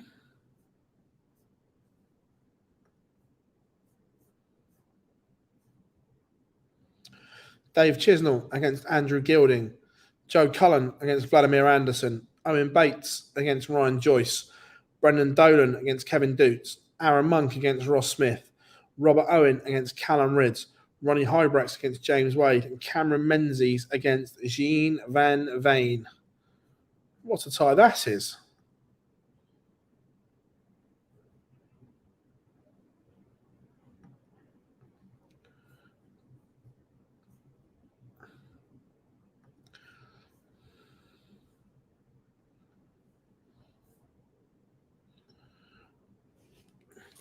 A good day for Menzies so far, dragging himself back into contention for the World Championships.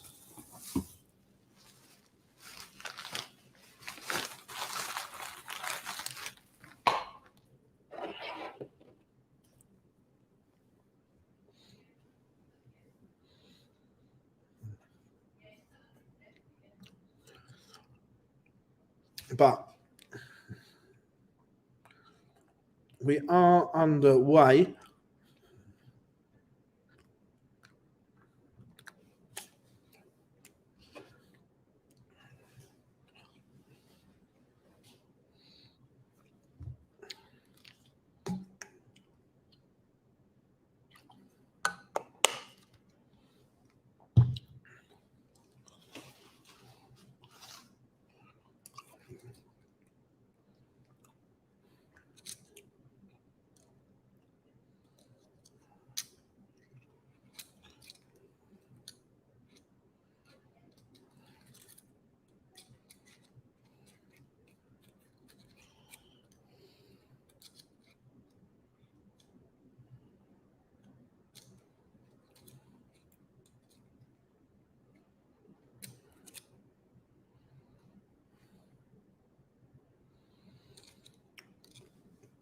Cameron Menzies does take the opener against Jean Van Veen. Just a look at darts rankings. If Cameron Menzies wins this game, he will go into a potential World Championship spot. Oh yeah, James, I said that. I get that.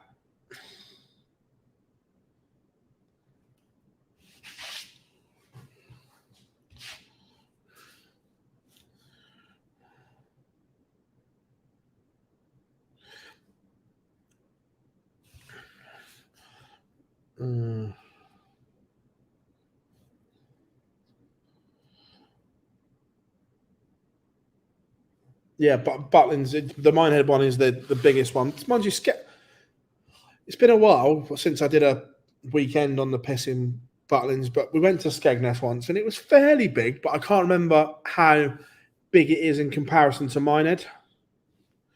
I know the Bognor one is small compared to Minehead.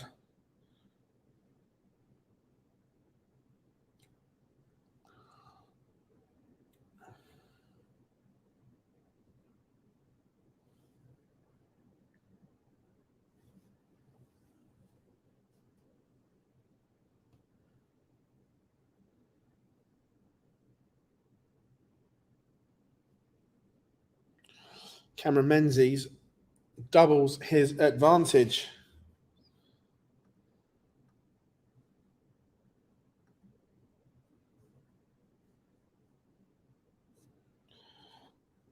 Phil Taylor leads Paul Hogan 2-1. Much improved from Phil today so far through 3 legs. Ross Smith 2-0 up on Aaron Monk, averaging 115.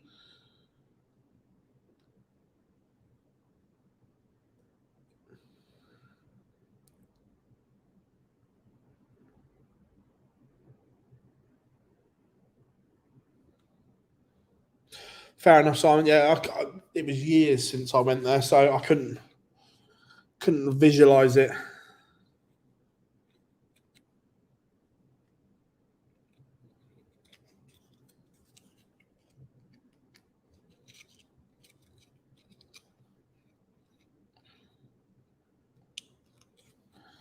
Gene Van Veen pins 76 to hold, has one back. James Wade takes the owner against Ronnie Hybrex. Ryan Joyce 2-0 up on Owen Bates on board 3, both around the 103, 104 average mark.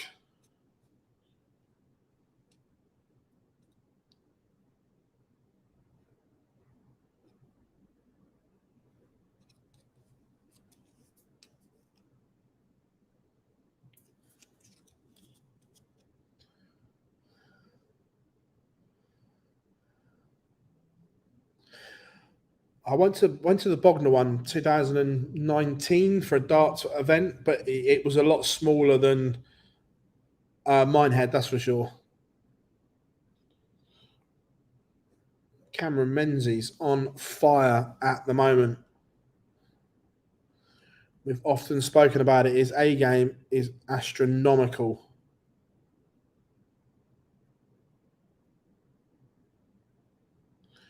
And he leads 3-1.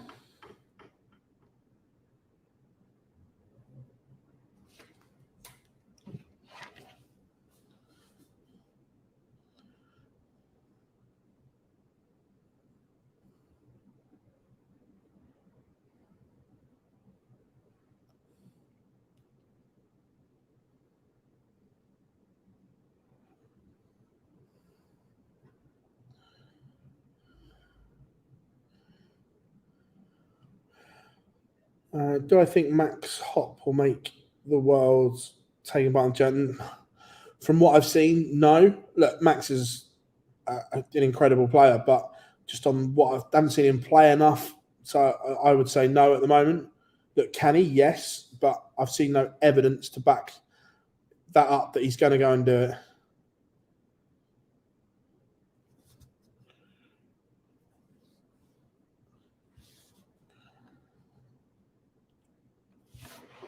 Ronnie Hybrex levels it up with James Wade. That one apiece. Aaron Monk has one back against Ross Smith. Brendan Dolan takes the opener against Kevin Doots.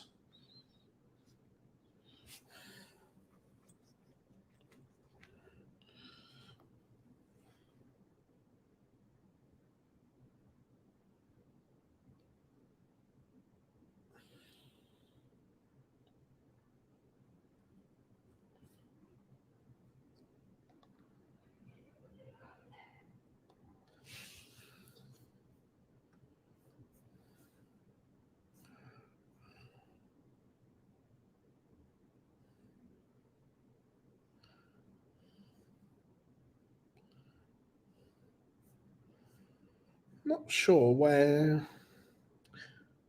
board 4 has gone. We seem to be missing Joe Cullen and Vladimir Anderson. Interesting.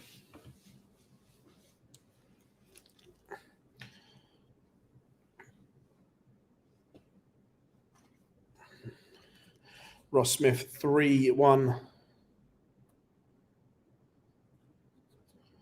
Is that the first slip from Cameron Menzies? Does that open the door for Gene Van Veen to break back?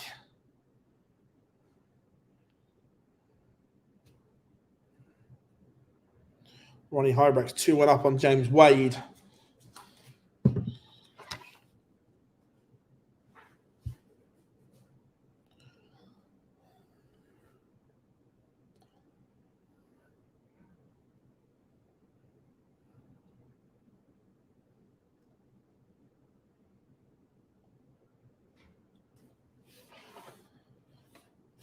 Van Veen poised to break back.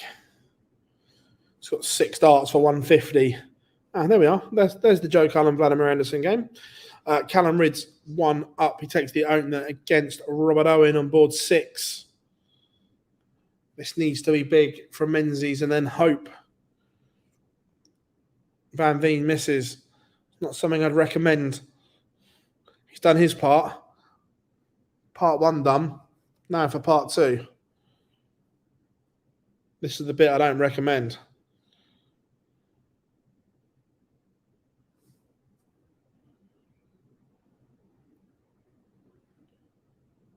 Because he doesn't miss too often at the moment, this young man. And we are back level at 3 apiece. Cameron Menzies averaging 103.88. Gene Van Veen 99.71 on board 8. Owen Bates 3-2 up now on Ryan Joyce. He's nudged his average over the ton mark. Ronnie Hybrex averaging 117, 2-1 up on James Wade. Aaron Monk keeping this one alive despite an absolute chasm in the averages.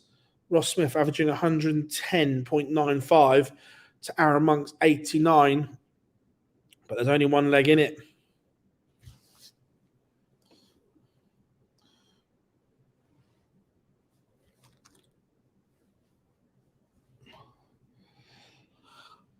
Simon, great start to the season.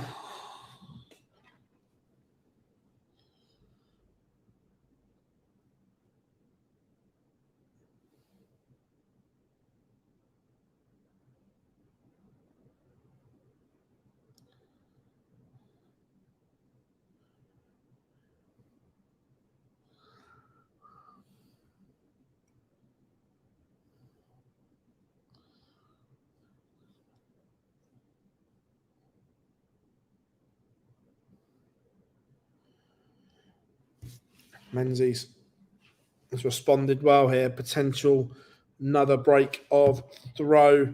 Ronnie Hybrex 3-1 up now on James Wade. Kevin Dukes has one on the board. Robert Owen levels up 1-1 with Callum Ridge.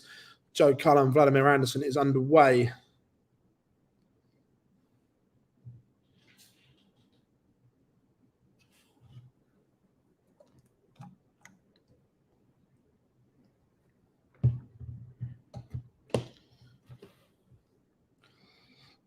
And Paul Hogan 4-2 up on Phil Taylor. Hogan averaging 94 at the moment.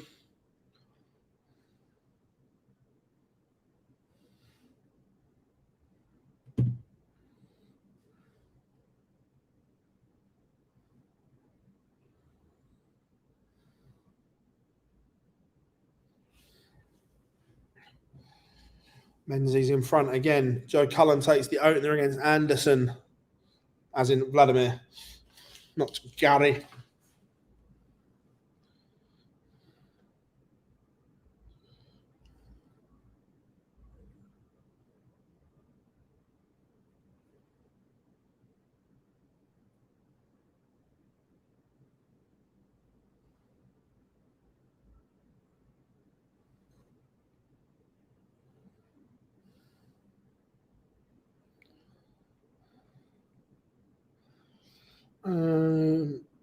Do you think Phil Taylor? Well, I thought Paul Hogan was favourite going into it. When are the next?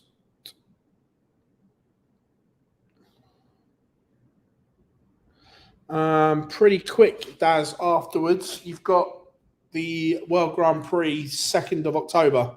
So only a couple of weeks to wait. Cameron Menzies is 1 away now, 5-3 up. And we said earlier, if he can see this one to its conclusion, this will put him into a World Championship spot.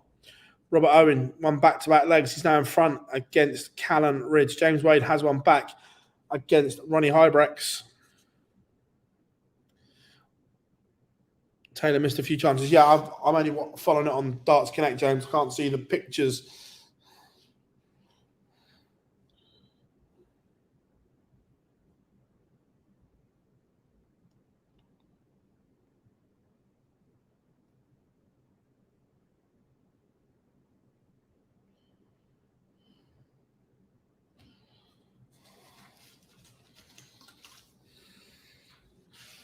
Aaron Monk still keeping tabs with Ross Smith, despite Ross Smith's average going up. He's averaging 112 right now.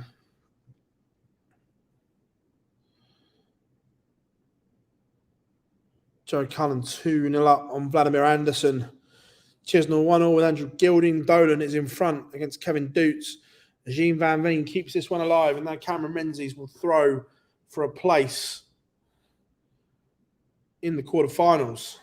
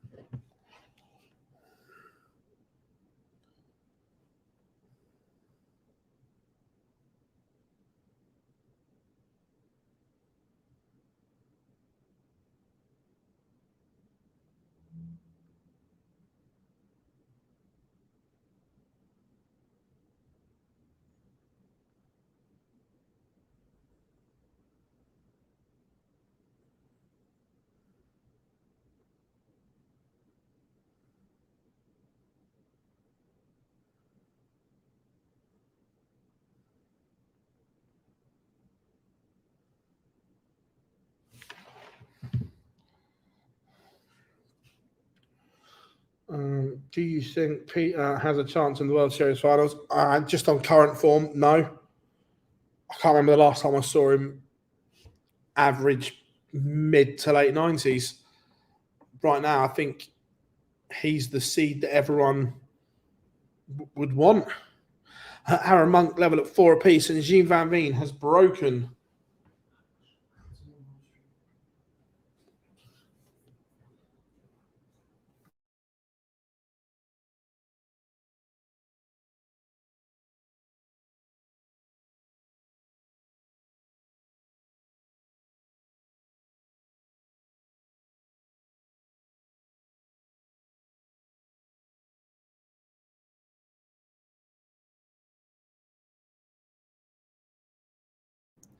Hello. How we doing? It's a bit of tech help from my mate Baz. What got going? Menzies flying. Where's his Ronnie Hybrid? Oh, he's just dropped off. When I left the other room, he was averaging 106 against James Wade. Now he's 3 apiece, averaging 92. 109 from Brendan Dolan, 4-12 against Kevin Dukes. Gilding 2-1 up on Chisnell. Rob Owen's having a good day.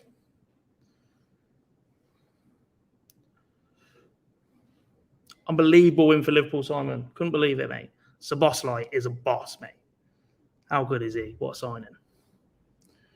Joe Cullen, decent day for him up on Vladimir Anderson. Do you think Peter has a chance in World Series finals? Peter Wright, no chance. Is he out? Yeah. Who did he lose to? Cameron's, but he's average mid to low 80s all day. Yeah. Aaron Monk, Ross Smith, good game. That one is Cameron Menzies does defeat Jean Van Veen 6-5. Do you know what? Just because I'm here, and I might not be by the time it finishes, we're having Wade. Here's the feature. Hello, everyone. I'm back.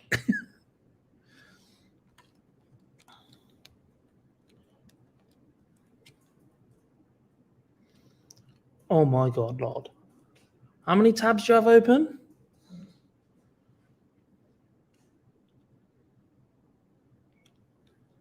Is this the shiny new one as well? Is this the 2023 Pro? Yeah. Massive. Am I on tomorrow? I am, Simon, but not until about 2:30. So Barzy's going to start without me. I'm driving back from York tonight. I'm on the Super Series in the morning. Then we're streaming, and then we're live lounging, which very much might change now that we've put all that in one roll.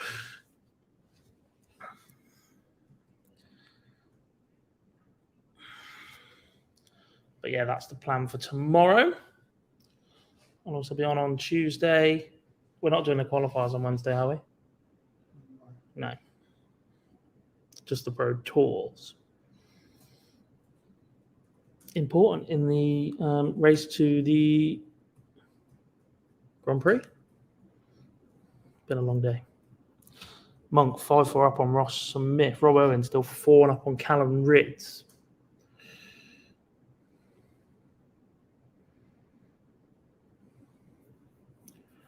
Part of me is a very big fan of the fact that James Wade has learnt to switch.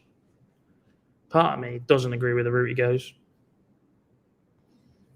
We should be happy as Wade fans that he stopped just hitting 60s and will now switch to treble 19s and score 97s and 96s and what have you. But he then ends up on 18s more often than not on a setup shot. We just want to see his darts on.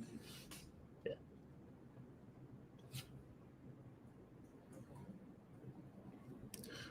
Do.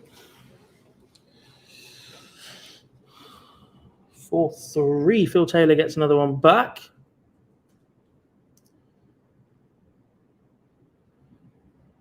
Where did this come from for Mr. Where did this form from Mr. Owen come from?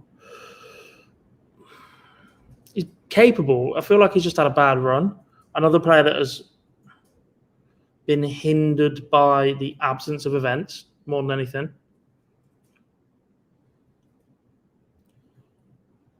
At World Seniors Darts Tour.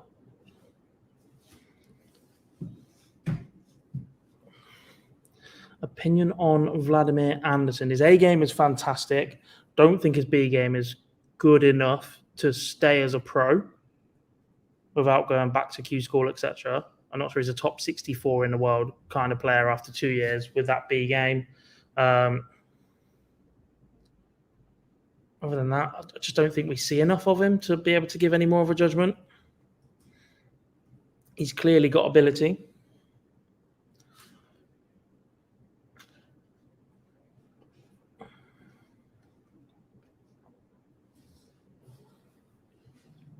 Well done. Thank you very much. It's tougher because they're not streaming our YouTube event. Does that make sense? Yeah, it's outside of TV. Yeah. Thank you very much. Right, guys, I will see you all tomorrow. Once these are done, I might give you a shout to come and give me a hand to lift everything at once. Back again. Done my tech duties.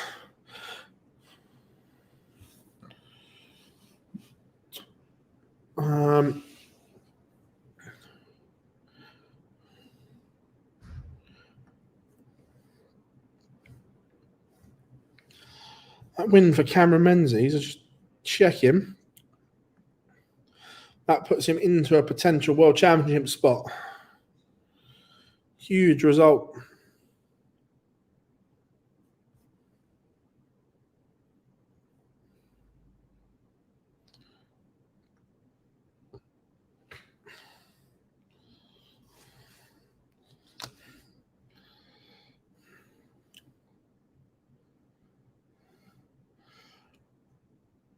Joe Cullen, 4-1 to the good.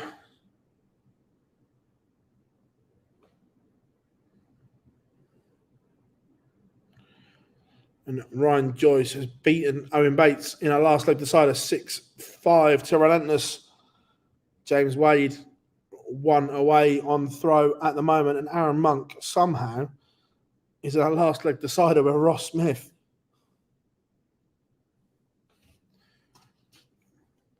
Need to keep a close eye on this one because wasn't a last leg decider. Ross Smith does get over the line. Cullen 1 away, 5-1 to the good. Chizzy 3-2 up on the UK Open champion Andrew Gilding. I don't think he's quite old enough for the seniors yet, Stephen, but I think he's got a chance of keeping it.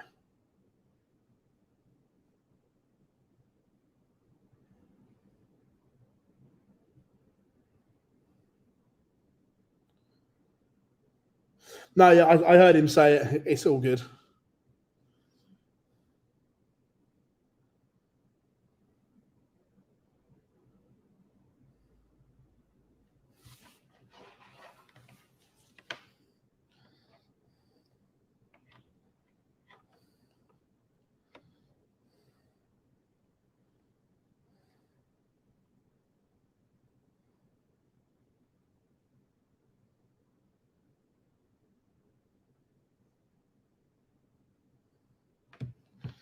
Yeah, Ryan Joyce doing okay.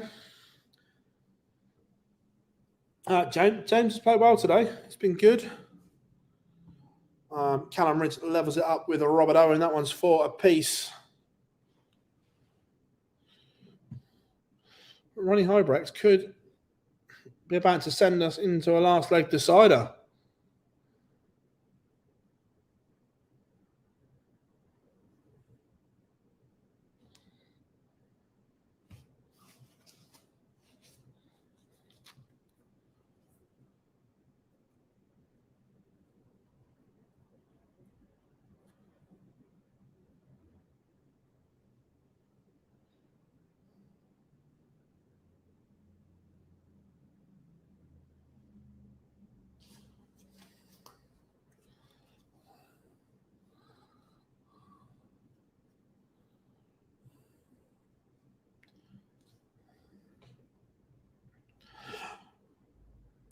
Yeah, it is Dan, but the outcome's the same. 6-1 win for Joe Cullen over Vladimir Anderson.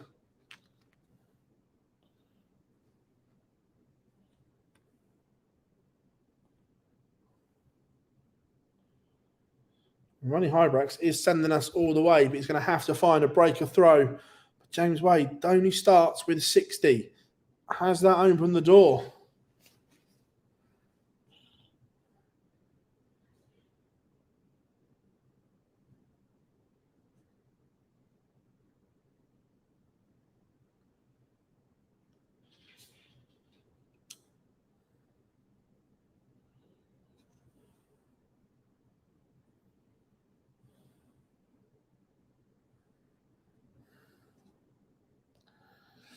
Callum Ridge is in front again. 5-4 now to the right. Number 1 seed Dave Chisnall, 3-all.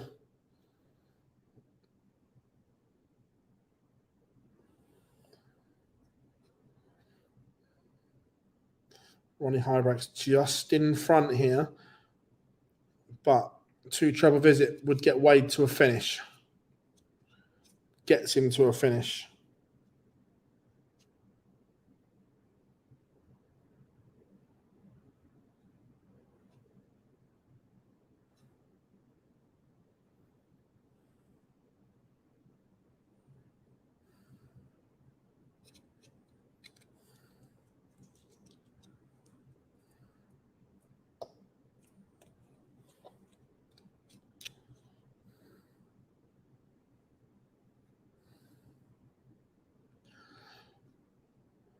Is that a mistake from Wade? Only 44. Ronnie Hybrex needs 1 treble single for a dart at the ball.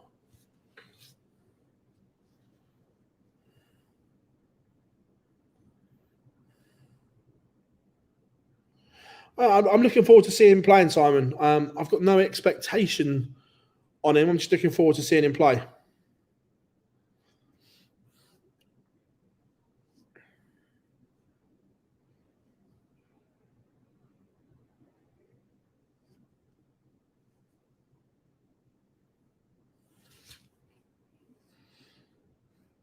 This 117 may have to go. And in true James Wade style, it goes. Did we ever think anything different? Let's go to the end of this one, potentially. Callum Ridge is about to get a match dart.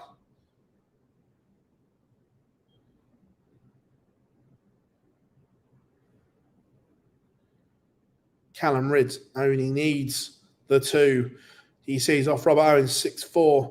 So we have 1 game left in the last 16.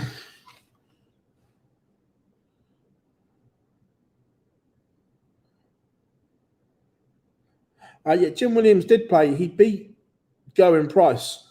Price averaged 106 and lost.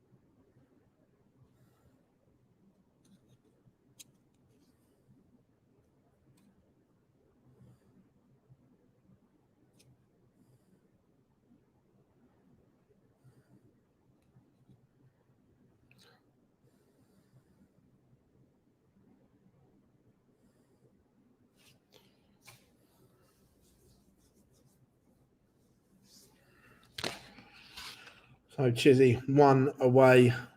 Can he wrap it up?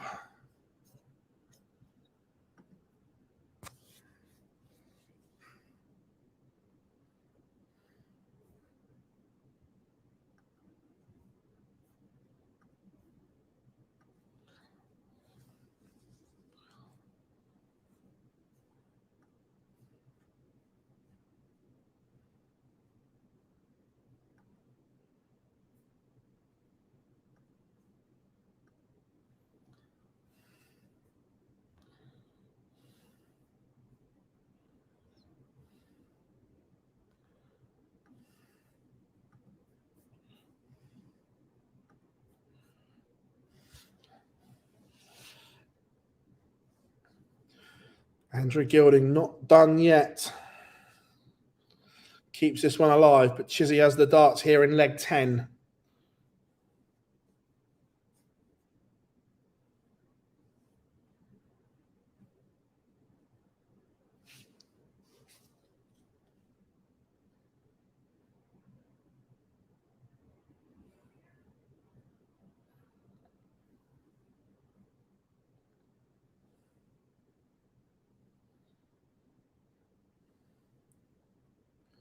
Two trebles for Chizzy to start.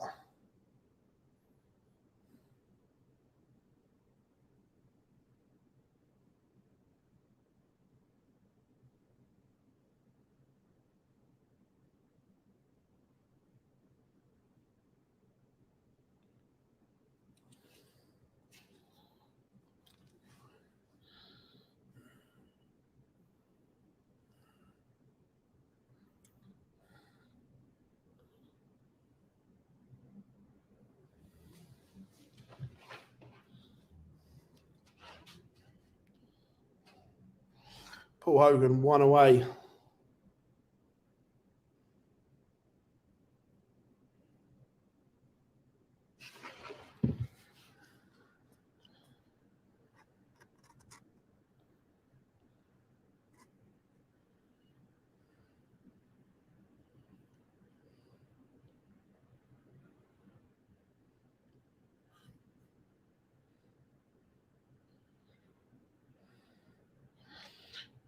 Chizzy on tops for a place in the last 8.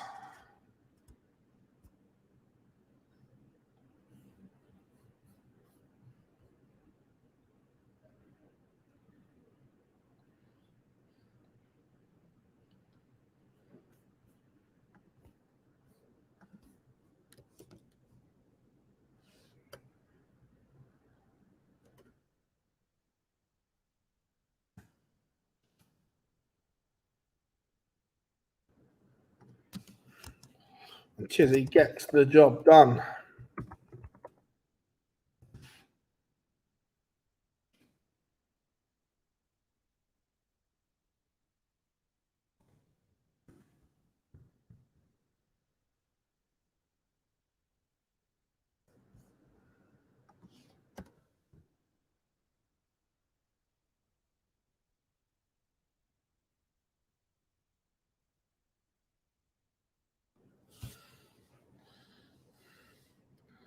So we have the lineup confirmed.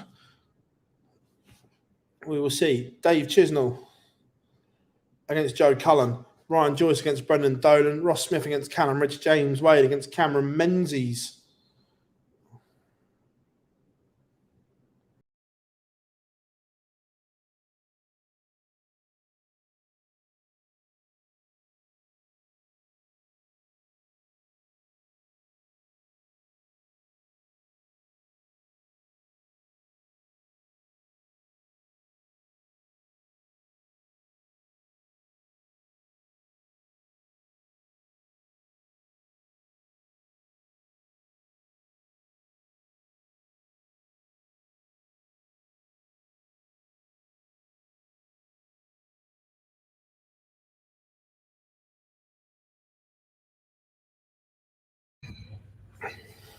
Sorry, folks, back again. Just had to do some bits here in the press room. Cameron Menzies just battled back.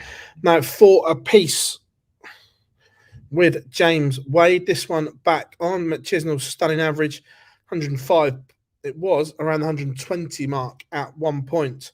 Joe Cullen's not done a lot wrong there. Brendan Dolan 1 leg away from beating Ryan Joyce.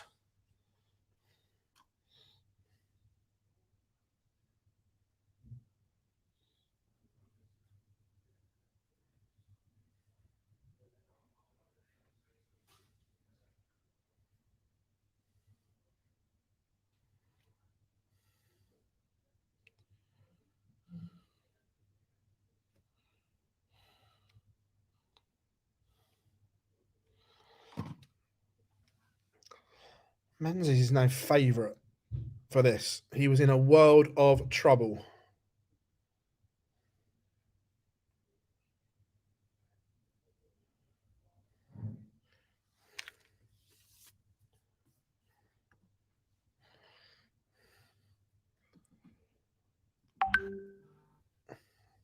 Two trouble visit from Menzies has put him on the cusp.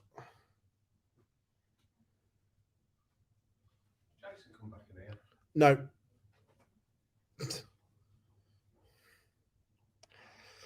.42 for Menzies when he comes back. Wade 2-8 just needs to pressure. Callum Ridds also 1 away from beating Ross Smith.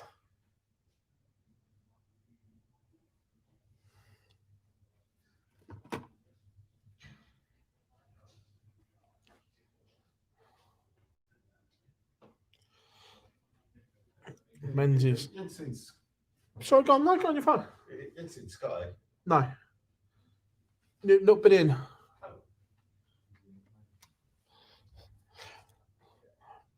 It's 32 for Menzies to lead.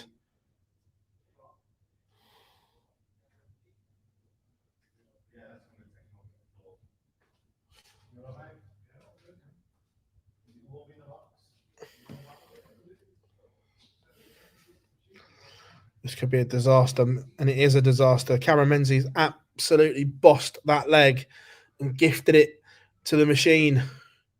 James Wade will now throw for the match. Normally so strong on his throw. AD.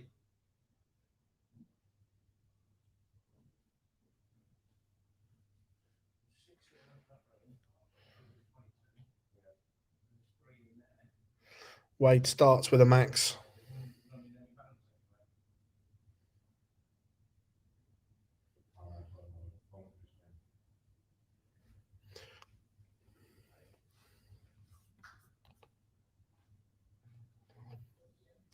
Ridds over the line, 6-4 to Callum Ridds over Ross Smith.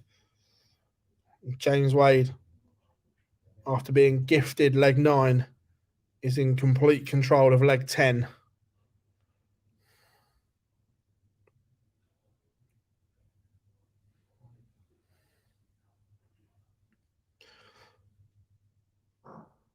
.81 leaves the ton. It's all right. Menzies needs a max, and that doesn't really do damage.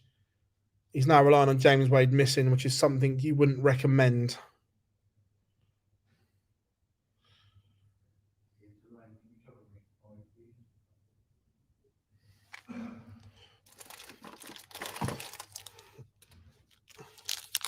James Wade into the semi-finals. 6-4 win over Cameron Menzies.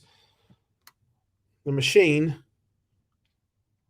is starting to move, and will we catch the end of this one? Joyce, 110. Dolan on 56, but Joyce, will he get a go?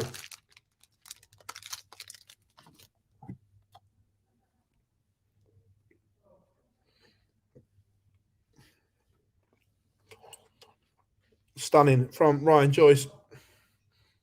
110 gives him the victory.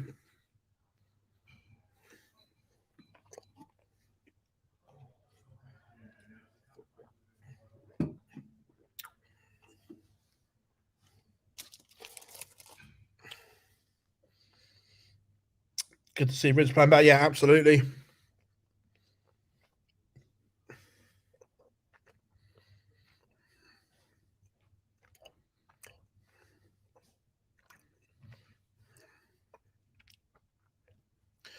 So, semi-final lineup.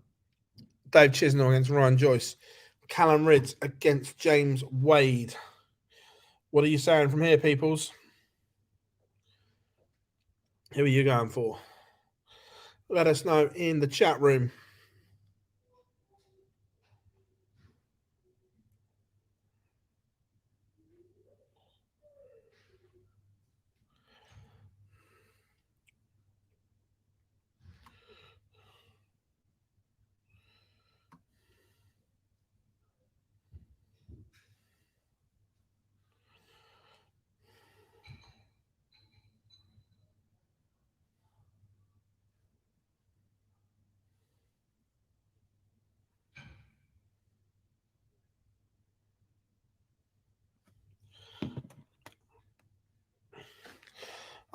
Who's favourite, in my opinion,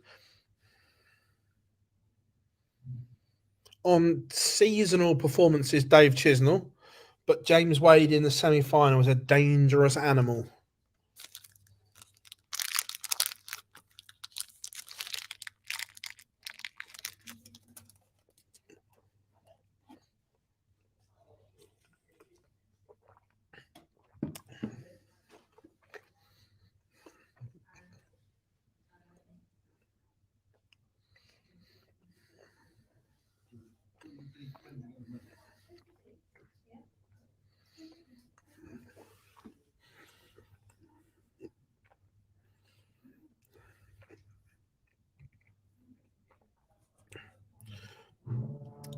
Chisnell to win. Wade's going to win. I think Chizzy beats Ryan Joyce. And James Wade beats Callum Ridds. So it'll probably be a Ryan Joyce Callum Ridds final. No.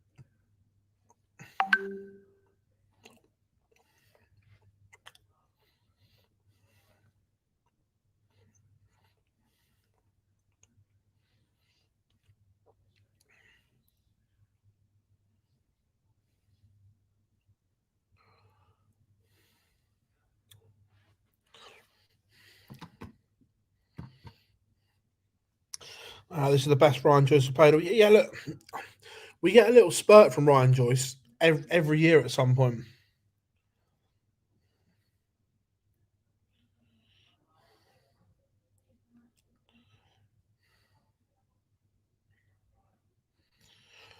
And this is the little spurt we're getting from him at the moment.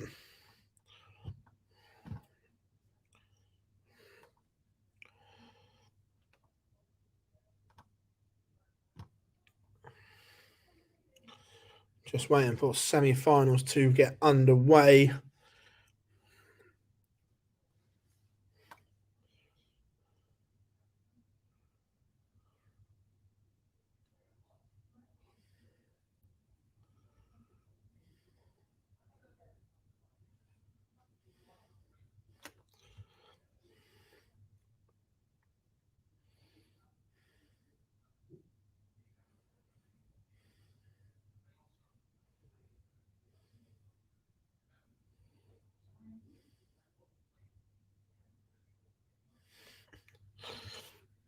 So, chat room, what are you saying? Who are you going for? Remember, myself and Gob will be back tomorrow.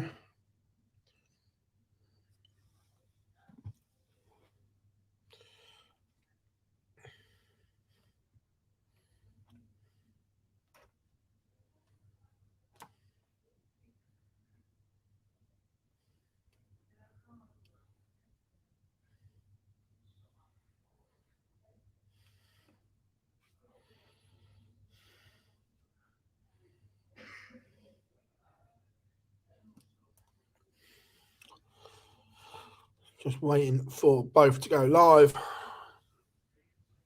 Remember, seniors back at 7 this evening.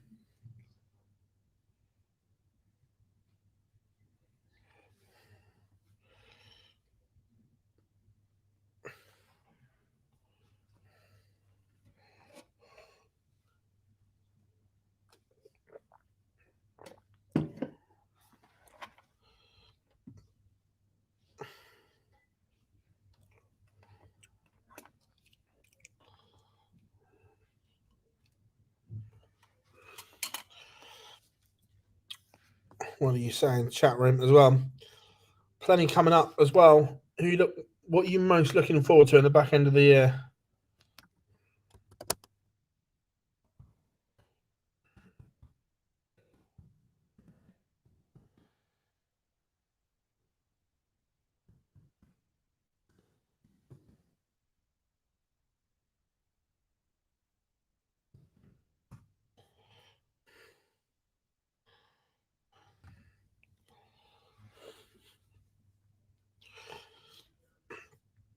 So just have a look at darts rankings like we do. Yeah, Cameron Menzies now in 32 spot on the Pro Tour Order of Merit for the race for the World Championships. He's the big mover.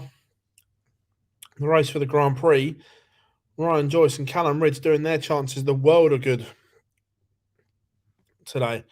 Jean Van Veen is just behind Steve Beaton. Nothing set in stone for the Grand Prix, that is for sure.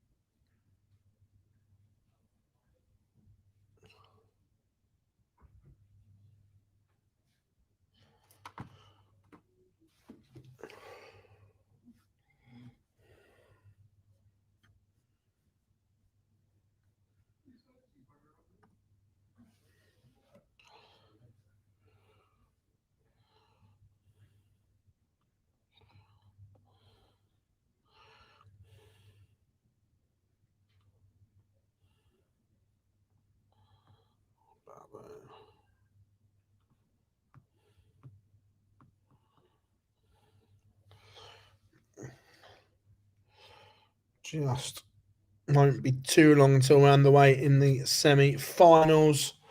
Remember, any questions, get them in, and we'll try and answer them.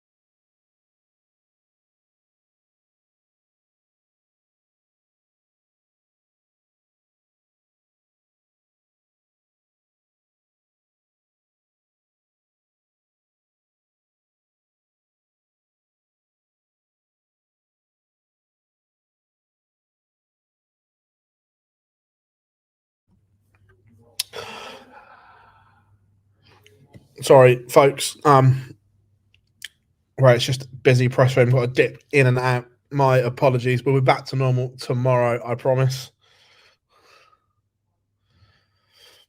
But semi-finals are underway. James Wade leads Callum Ridge 1-0.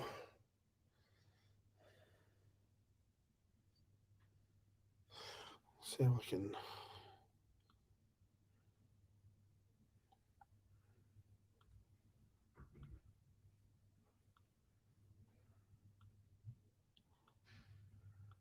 That's better. Got there in the end. But welcome back, everyone. Like I say, my apologies, but we're in the press room. Got to dip in and out. But driving home tonight, back home. Normal setup tomorrow for the last 2 days.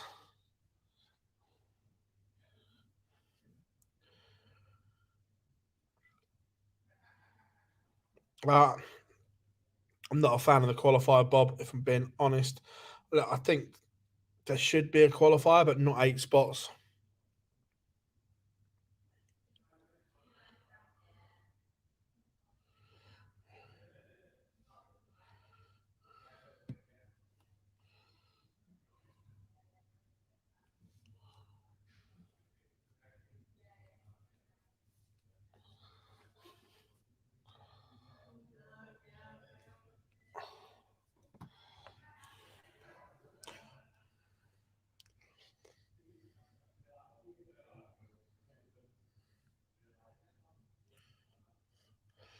So, Chizzy leads 1-0. James Wade now 2-0 up on Callum Ridds. Players' Championship 19.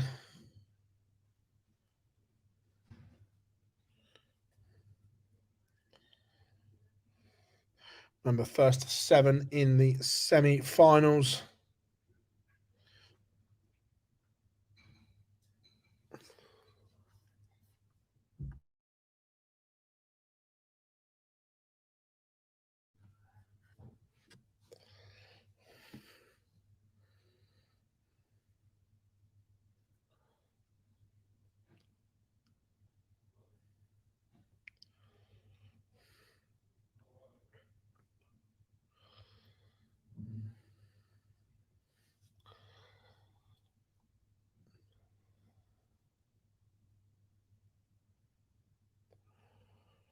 Wadey averaging 111 right now. It's going to plummet after this leg a little bit, but Chizzy leads 2-0. Chizzy averaging a ton.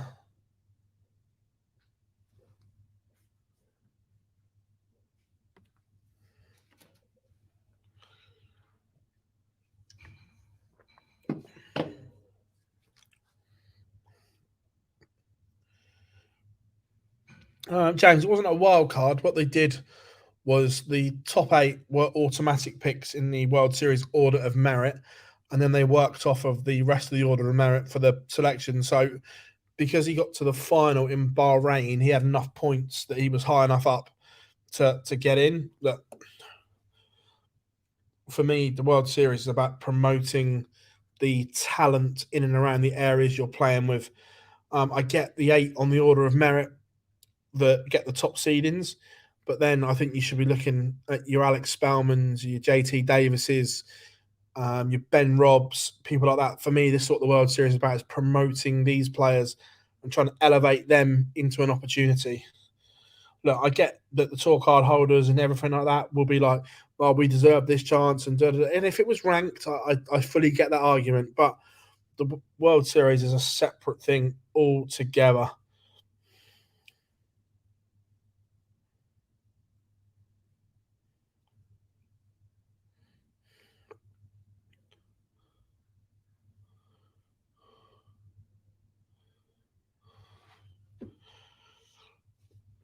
James Wade 3-0 to the good.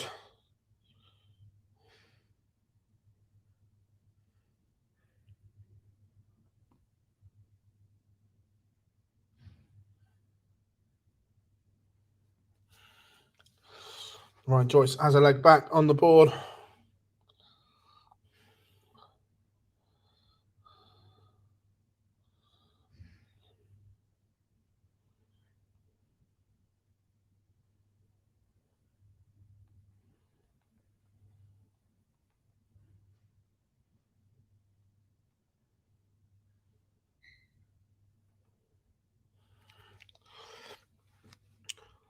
Reds should get one back here.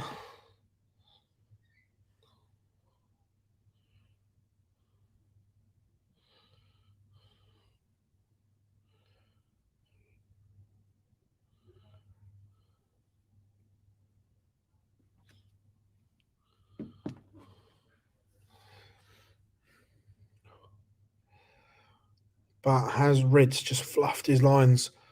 Because you'd fancy James Wade to get at least a dart at tops, and he's missed a dart at tops. That doesn't happen very often.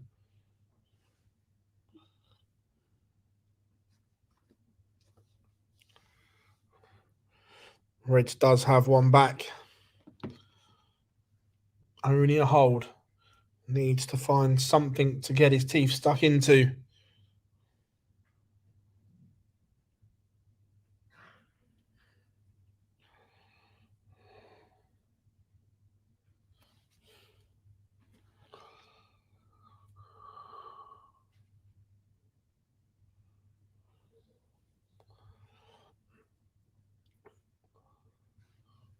Big moments here. If Chisnell misses this, Joyce may be around to punish.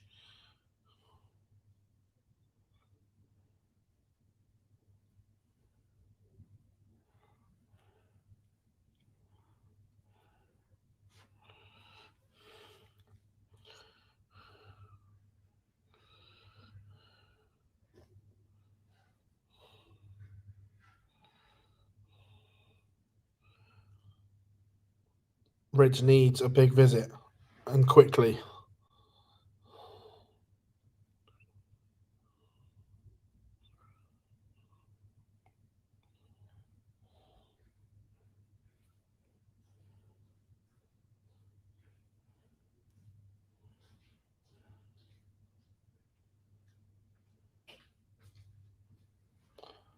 Have the lads all gone for food? I believe so, mate.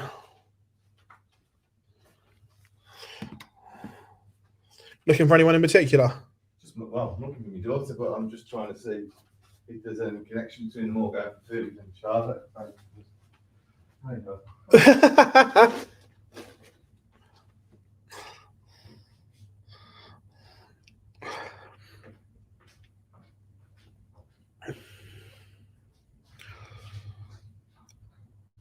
156 for Reds may have to go. It doesn't. That says to me that the first dart wasn't in. But 84 for Wade. Will he get 2 at 12s or 1 at the ball? None. He made a bit of a mess of that. Callum Reds needs to pants. And does. Break of throw. Huge moment for Callum Reds.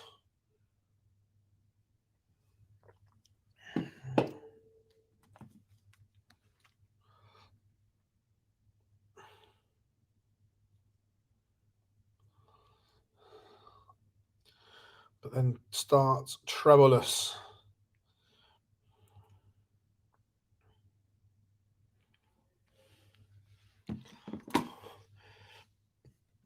Chizzy looking in control. Yeah, I probably won't get home till about 3, 4 o'clock as well. Still got a long day ahead. It's all good though.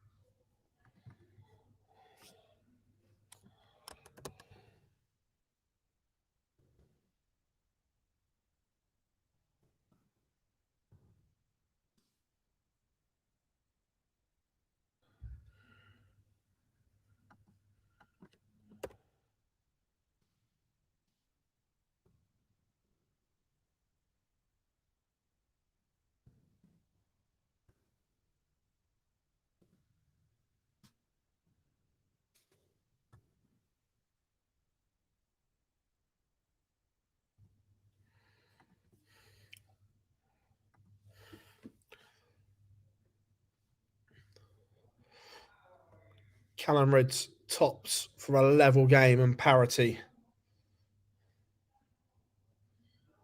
Oh, 100%, George. Won't hear me moaning. I'll still be up sorting it all out tomorrow as well. Chisnell closing in on the final.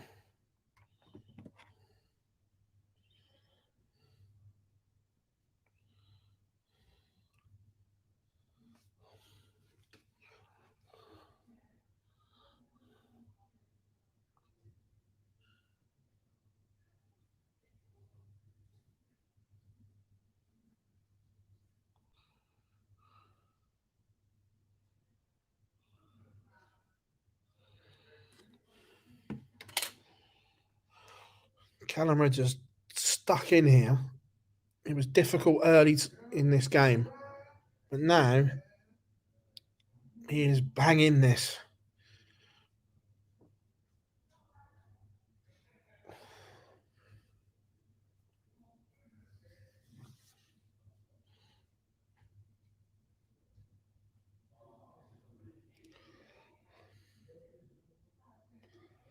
Chisnell 5-1 in.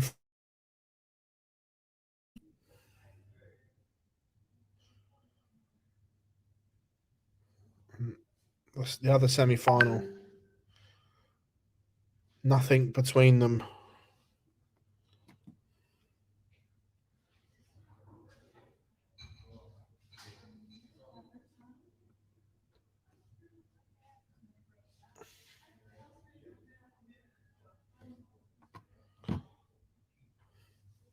Wade has the darts for 4-3.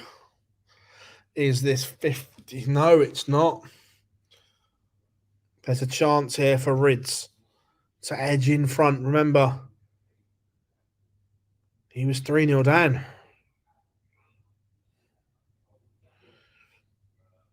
But he can't take the opportunity. Wade, tops and tens is normally Wadey's den. One dart, didn't expect anything else in that situation.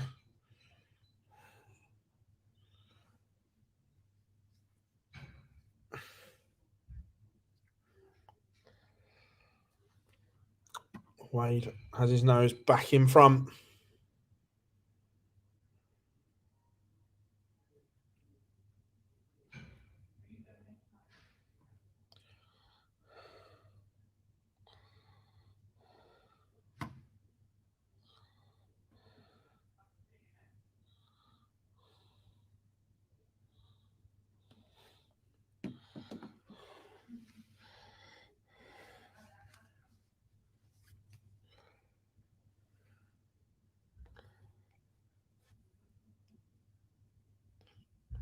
Fascinating game between Ridds and Wade right now.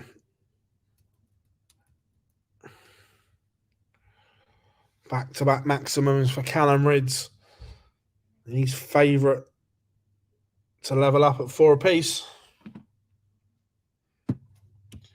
But James Wade's not going away.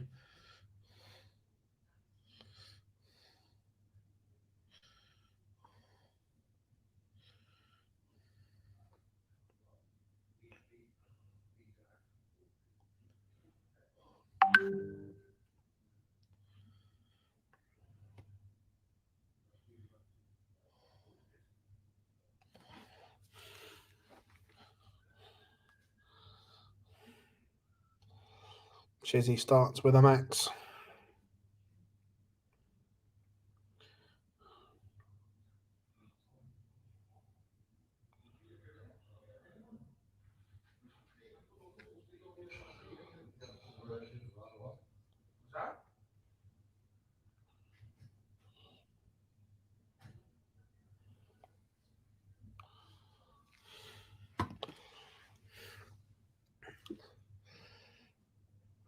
Chizzy closing in on 6-2. But only need one more. Callum Ridds is forging an opportunity here. This would be a break of throw. This would be interesting for the Riots. Chizzy is one away.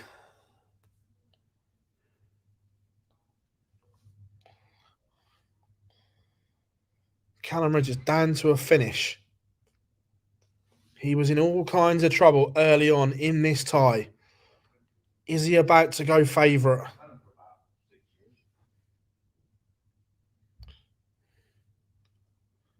Wade is on a finish. It's a biggie. But we all know what James Wade is like. Ridge leaves tops. Now he's hoping that James Wade can't produce a moment of magic. Chuck, did you find your dad? Yes, he was looking for Tony. So he came in looking for you, and I was like, he was looking for me to find, because I was meant to be finding Tony, but I couldn't find Tony, so I think it was all. So you were running around the venue looking for each other? Yeah, and it turns out he wasn't in the venue, but then he came back into the venue, so we're all sorted. Fine. Happy days. Thank you. And Ridge does break. Callum Ridge is now the favourite in that semi-final. Dave Chisnall is the overwhelming favourite. Only needs one more leg.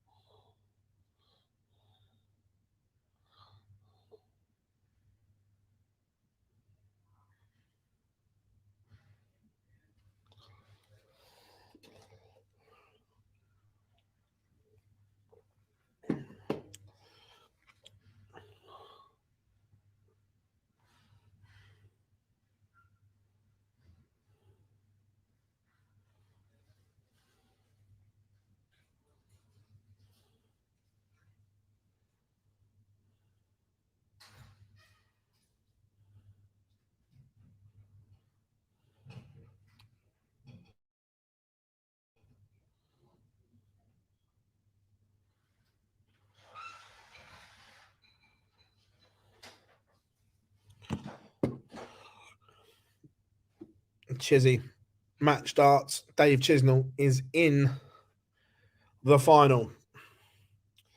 Dave Chisnall has done his bit. Who will he be joined by? At the moment, Callum Ridge is favourite. 67 points to go within one.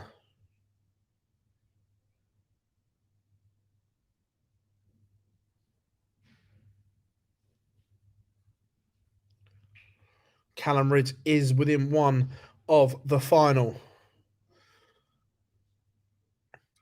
And he will throw first. Not this leg, the leg after.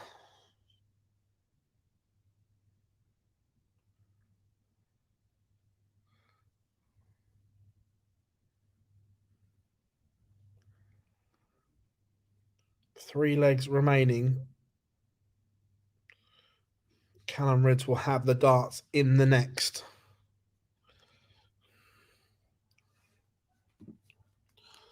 But James Wade is not done yet.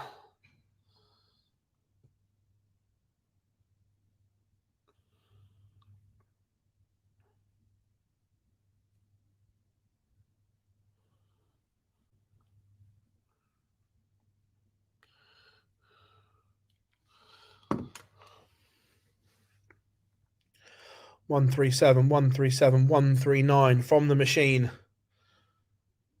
He's tapping Callum Ridge on the shoulder and saying, "Oi, you're not there yet. You still have to beat me."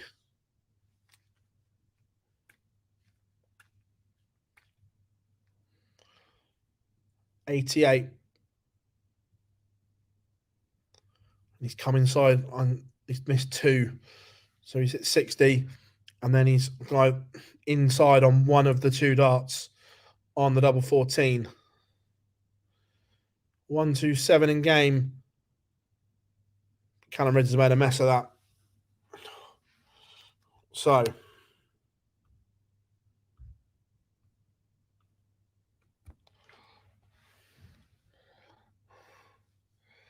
no score for James Wade. He was in control. It was 3-2 visits in a row. 95 for Ridge. Depending which way he goes, as I say, he should have got a dart at the ball minimum, but it looks like he's won it outright. Callum Ridge will play Dave Chisnell in the final. Who saw that one coming? Be honest. Come on now. So we have a final. Dave Chisnell against Callan Rids. I am going to play a quick ad break. I'm going to run to the loo, which is just there, and then we'll be back on the other side for the final. So go and get yourself a drink, strap yourselves in. The final of Players Championship 19.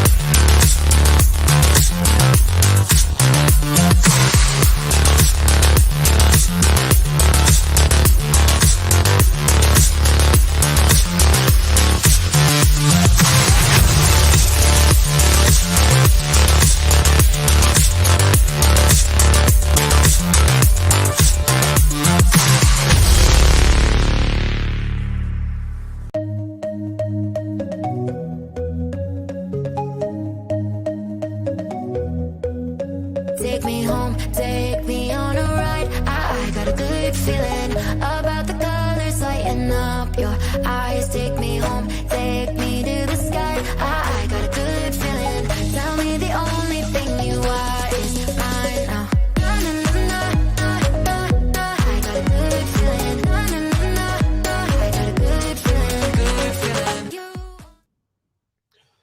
Welcome back, everyone, to the final of Players Championship 19, the first of the triple header in Barnsley. It will be Dave Chisnell taking on Callan Rids.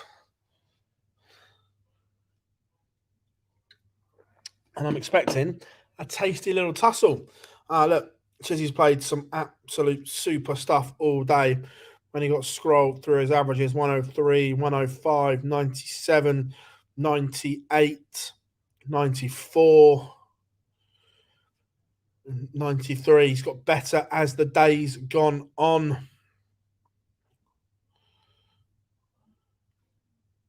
Look, he will be the favourite going in. But Callum Rids was under the cosh early on in that semi-final against James Wade. And he found a way to dig in.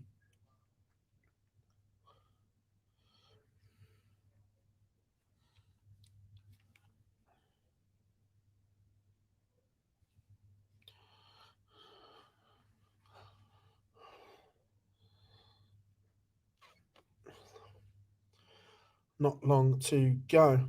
You all right? Yeah, good, you? Yes, I was looking for tea bag. They've all gone out to get food.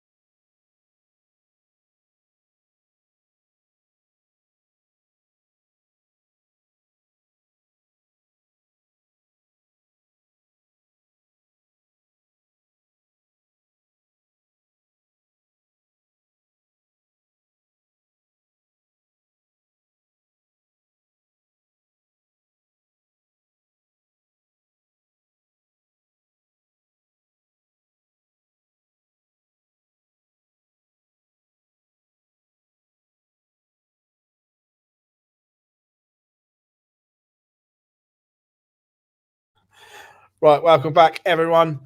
Not long to go to the final, and in the media room, the two expert commentators we have here at the seniors this weekend have entered the room.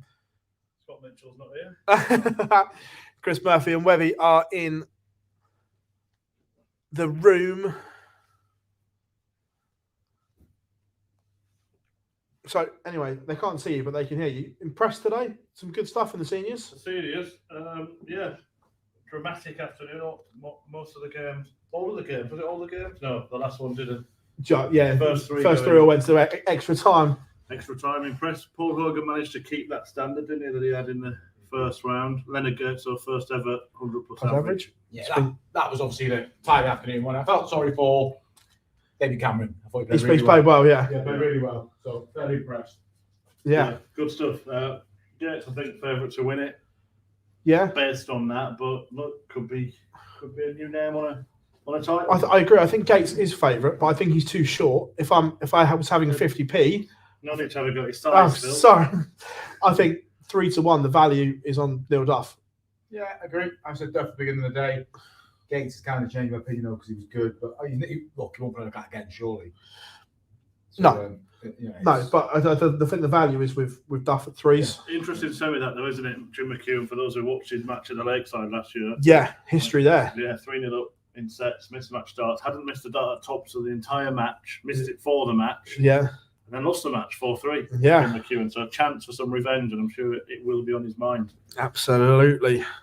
Just waiting for the final. In this one, Chisnell's posted some huge averages today when he was 5-0 up against Cullen, averaging 120. Back-to-back 10 darters.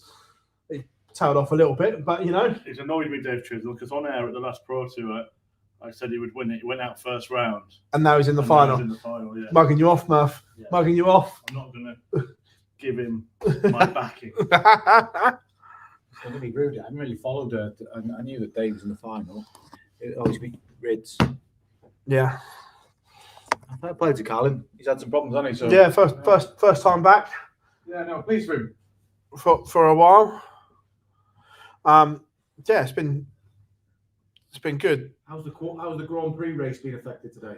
Well, not really. We'll come on to that. I'll get that up in a second. But the big mover in the World Championship race today was Cameron Menzies. Was out of it, and now he's in the green on Dart Connect with a run to the quarterfinal. And big for him because obviously he's now back into the provisional 64 as well for the tour card race. But the race for the Grand Prix, Mr. Webster, we will just.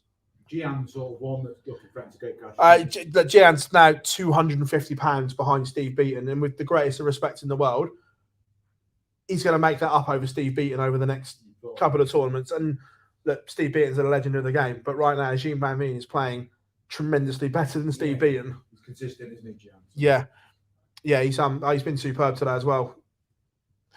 But other than that, I didn't realise that Chris Dobie is now in 14th.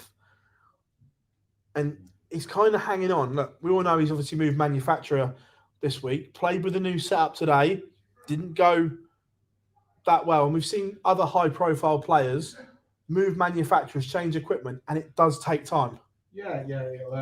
The good thing he's got a couple of tournaments, not just one. There's two more, isn't there? Yeah. Next of the day, so that'll help him. I think he'll be all right. But yeah, it's a bit close for comfort. I'll agree. You'd expect Dobie to be a bit more comfortable.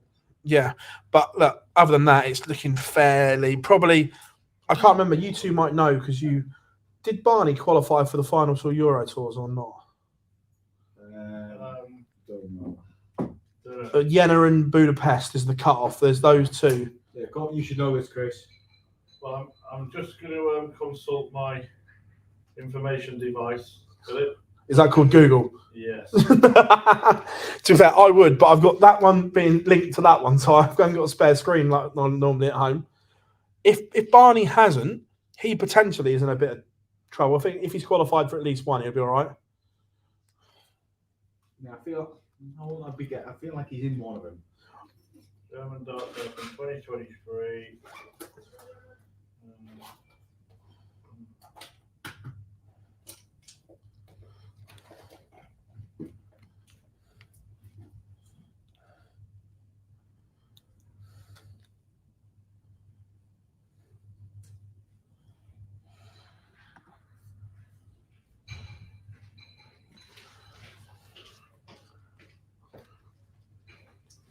Phone's on 1%.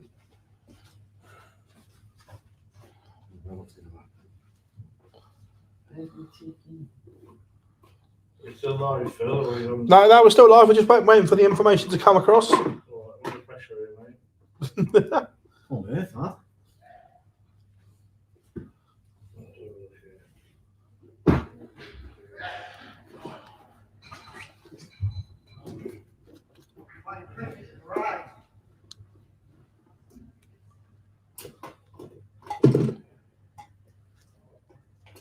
Oh, you joking? I've got to log into a certain. Oh.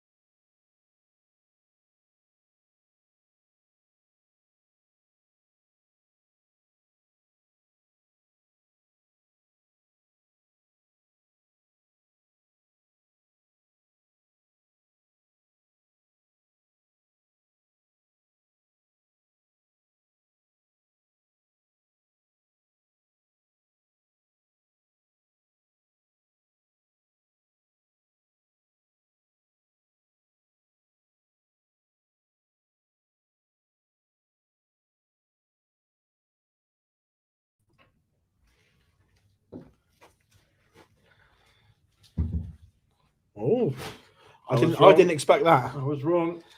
I didn't expect that either. Callum Ridge breathes again. It's not very often that you'll win a leg in 7 visits to the board against Dave Chisnell. But he has done. 5-2 Rids, 3 away. And right now, Dave Chisnell's got a mountain to climb.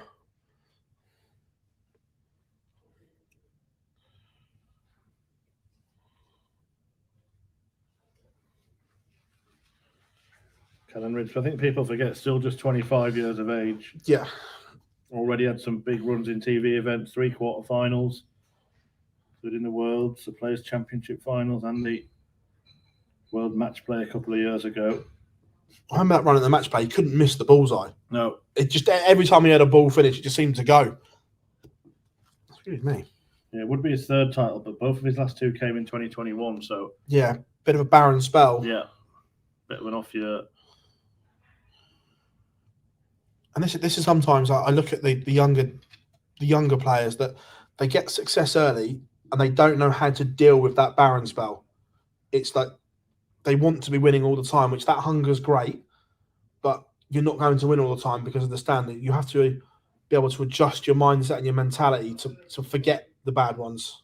Well, look, 128 top players go to every Pro Tour and only one can win it each day. Yeah. 127 go away as losers. Which puts into context how good Gerwyn Price's achievements last week were. Yeah, absolutely. I think on the other side with Dave Chisnell, people forget his age as well, but for the other reason.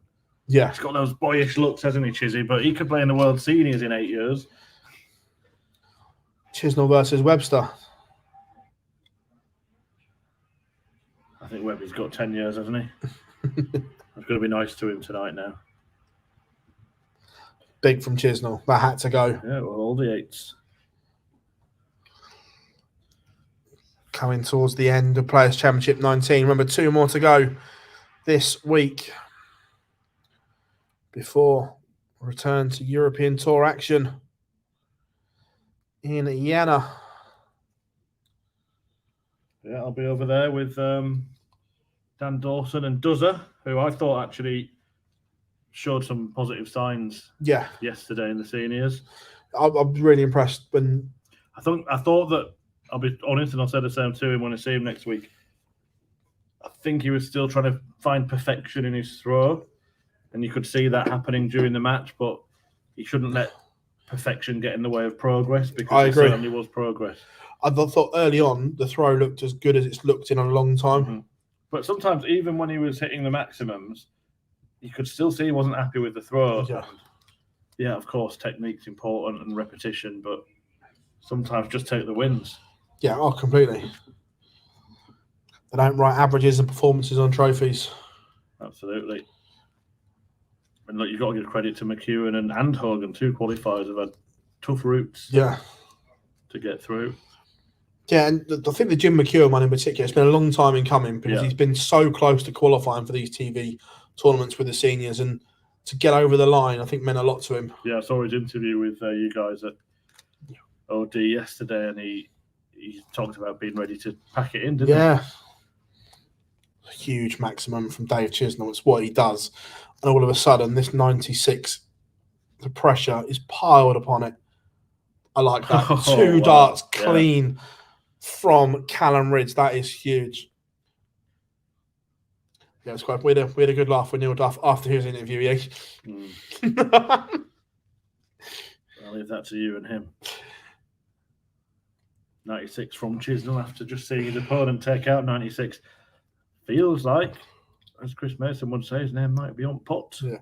His words were, he went, "You don't normally get me, you beat, but this time like a kipper." To be fair, considering I backed him into an awkward position, I thought you actually answered it quite well. Yeah. Sorry, I had a little dig at one of your media rivals as well. Which was quite funny. Yeah, last night the media WhatsApp chat was interesting. It looks like it'll be Callum Ridge getting an interview at the end of the Pro Tour today. Yeah. 99, 96, Chizzy only getting 40. I haven't listed, because obviously we can't I don't listen to the commentary when we're streaming it. Who's on? Dan? I'm not sure, you know. Maybe do you know, mate? I'll find out right now. Obviously, it's Dan.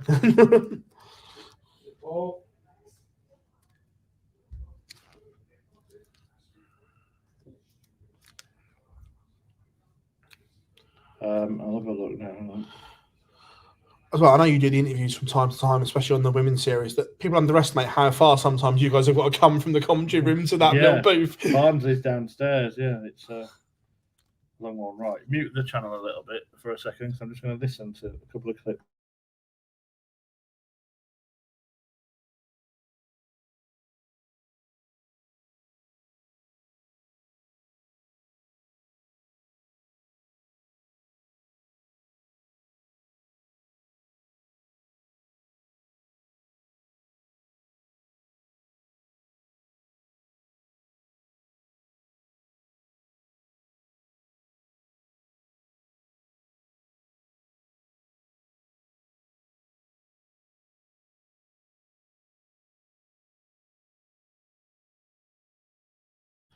There we go. On the stream, we have Mr. Dan Dawson, of course, Mr. Rod Studd, and yours, Mr. Lloyd's on there. Yeah, there's a story about that actually. Rod Studd and Colin Lloyd.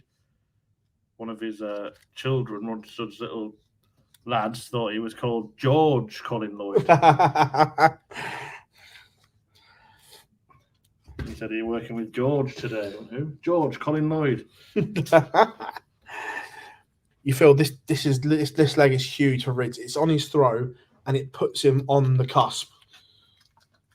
It's that old thing, isn't it? In match play, it's like don't let your opponent get one away. Yeah, then there's no room for manoeuvre. With set play, it's win the set and your opponent's instantly back to 2 or 3 legs from winning the match again.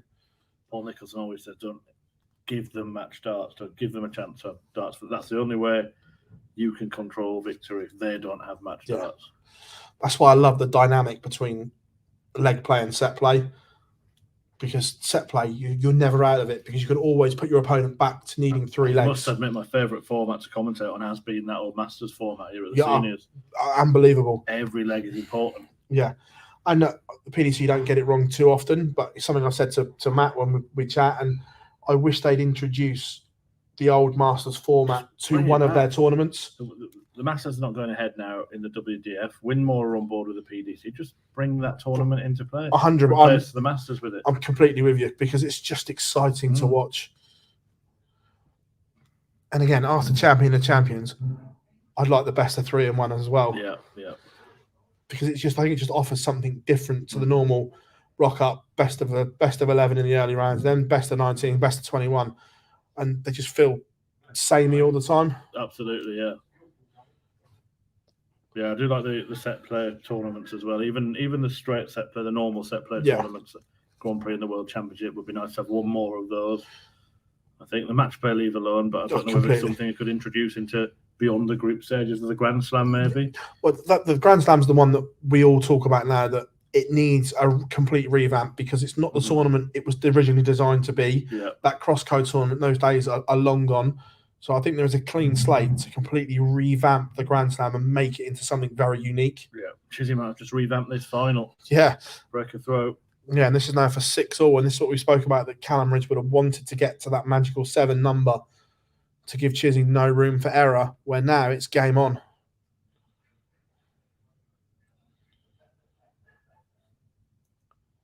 It'd be interesting to see how Ridge responds now.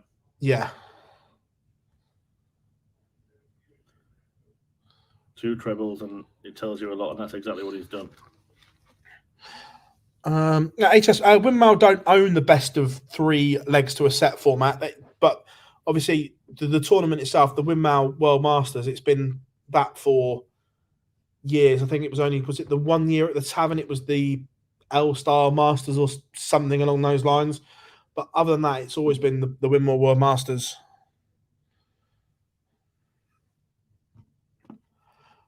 Ridge started well.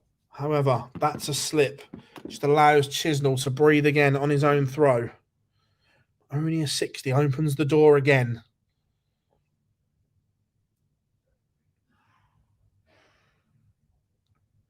just feel this has to be 2 trebles. That will do. He'll take that, because in his head he thinks he's going to get 6 darts to get rid of 185.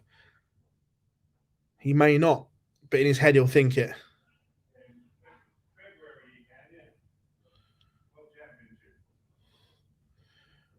Rids. But again, that's a troublous visit, and that's a mistake, Chris. Yep. That's a slip. Yeah, looks like Chizzy's going to get this. Tie it up at 6 apiece. So a chance to rescue it here. Yeah. 19's first.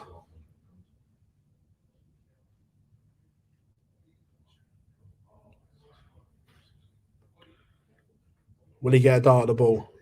Yes. Will he hit? No. No. So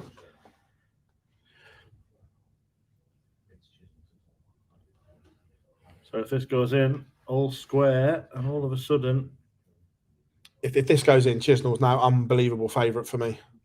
yeah, I mean, Rids would still have the darts, wouldn't he, in 2 of the last 3 legs? But I think psychologically that, but he's missed. I think psychologically that Chisnell would be in the ascendancy. yeah, but if Rids does it this now, he's throwing for the match. Imagine 9 for double 8.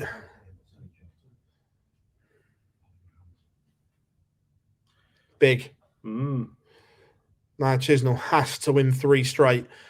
And the most important thing for me is Rids has the darts in 2 of those 3 legs. So if he goes off, I think 140 or only 60. It's not really enough, is it?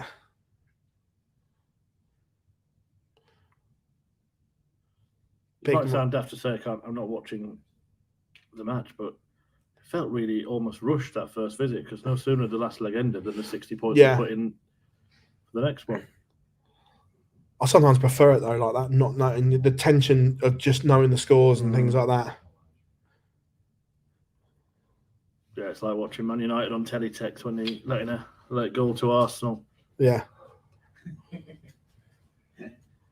Back in the day, they were the good ones, weren't they? When you teletext, and you used to get excited when you used to go from 2 pages to 3 because you knew someone had scored. You remember Bamboozle? Yeah. I used to play that. Bamboozle, press red for the right answer or whatever. Yeah. Red, yellow, green, or whatever. I think I'm in someone's seat. Well, the football must have finished. Football's over. Somewhere. Oh, to be fair, we've had Webster. Broken, man. We've had Webster temper tantrums as well. So Obviously, leapt up in front of the pub when they scored, and then obviously it gets ruled out. You see rest of the media mob coming back in from Finished 3-1, didn't it? a refreshment. Who else scored? Jesus. Johnny. Can you watch language or streaming? Well, Chizzy, Yeah, streams well. 100, That stream's all swearing. 7-6. The commentary boom's not for swearing, so when I need to swear, I can.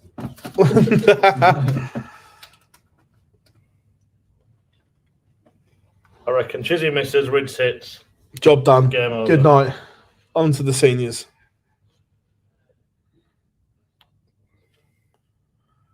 Mystic Man. Thanks for my analysis. Chisnell breaks back within 1.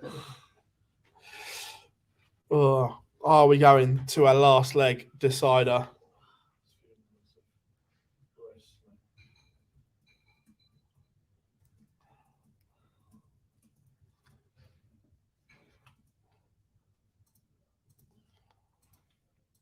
But Chisnell only starts 43.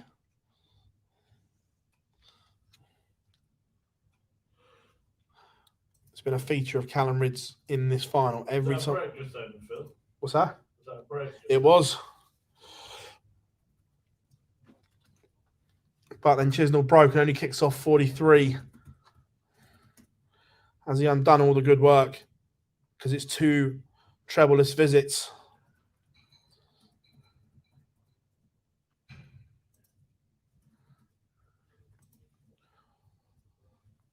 Callum Rids has stolen the darts here.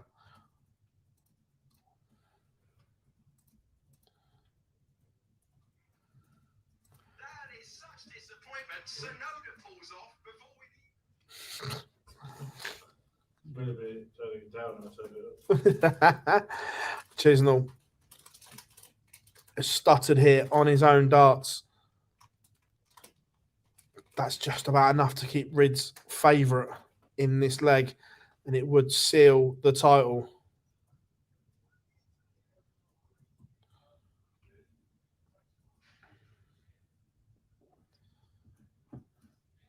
And then Chisnell finds a max from absolutely nowhere.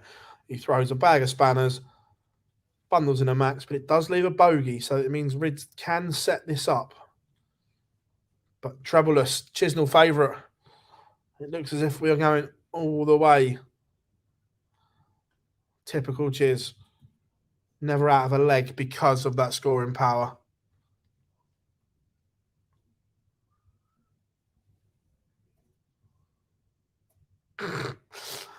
That's funny, Jack, but I'm not going to say it on the stream.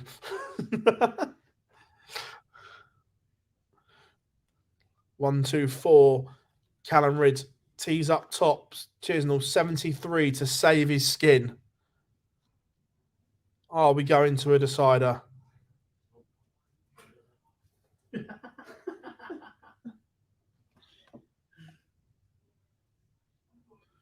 Oh, Chisnell takes out 73. Last dart in hand. Callum Rids sat on tops.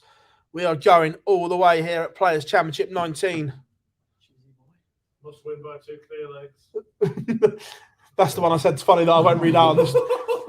That's the one that I said it's funny that I won't read out on the stream. Thank you. Thank you. Oh, look, he's not wrong. Steady. He was convicted.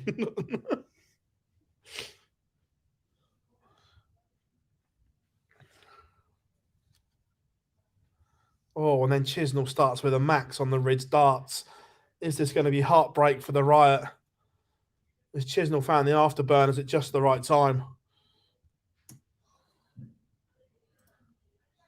Chisnell was stolen the darts. Callum Rids was 7-5 up. Chisnell was now favourite.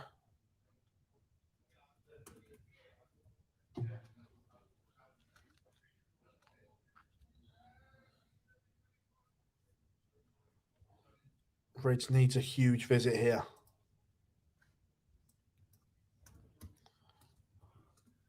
That keeps him interested. One treble visit from Chisnell would get him to a finish first.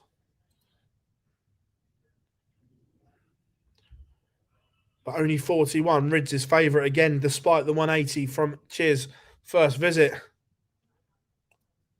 6 darts for 210 and the title. 135 to leave 75.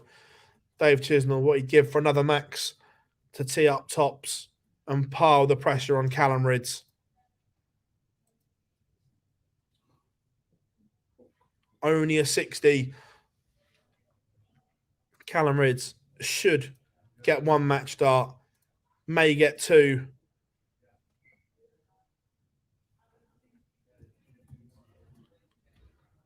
Callum Rids is the champion of Players Championship 19. The Riot gets over the line in a last leg decider.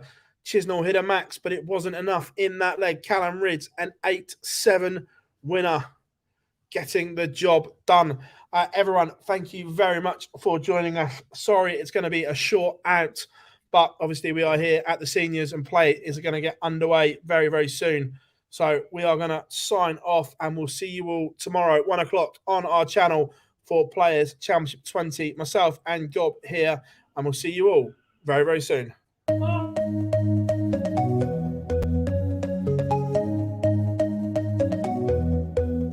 Take me home, take me on a ride. I got a good feeling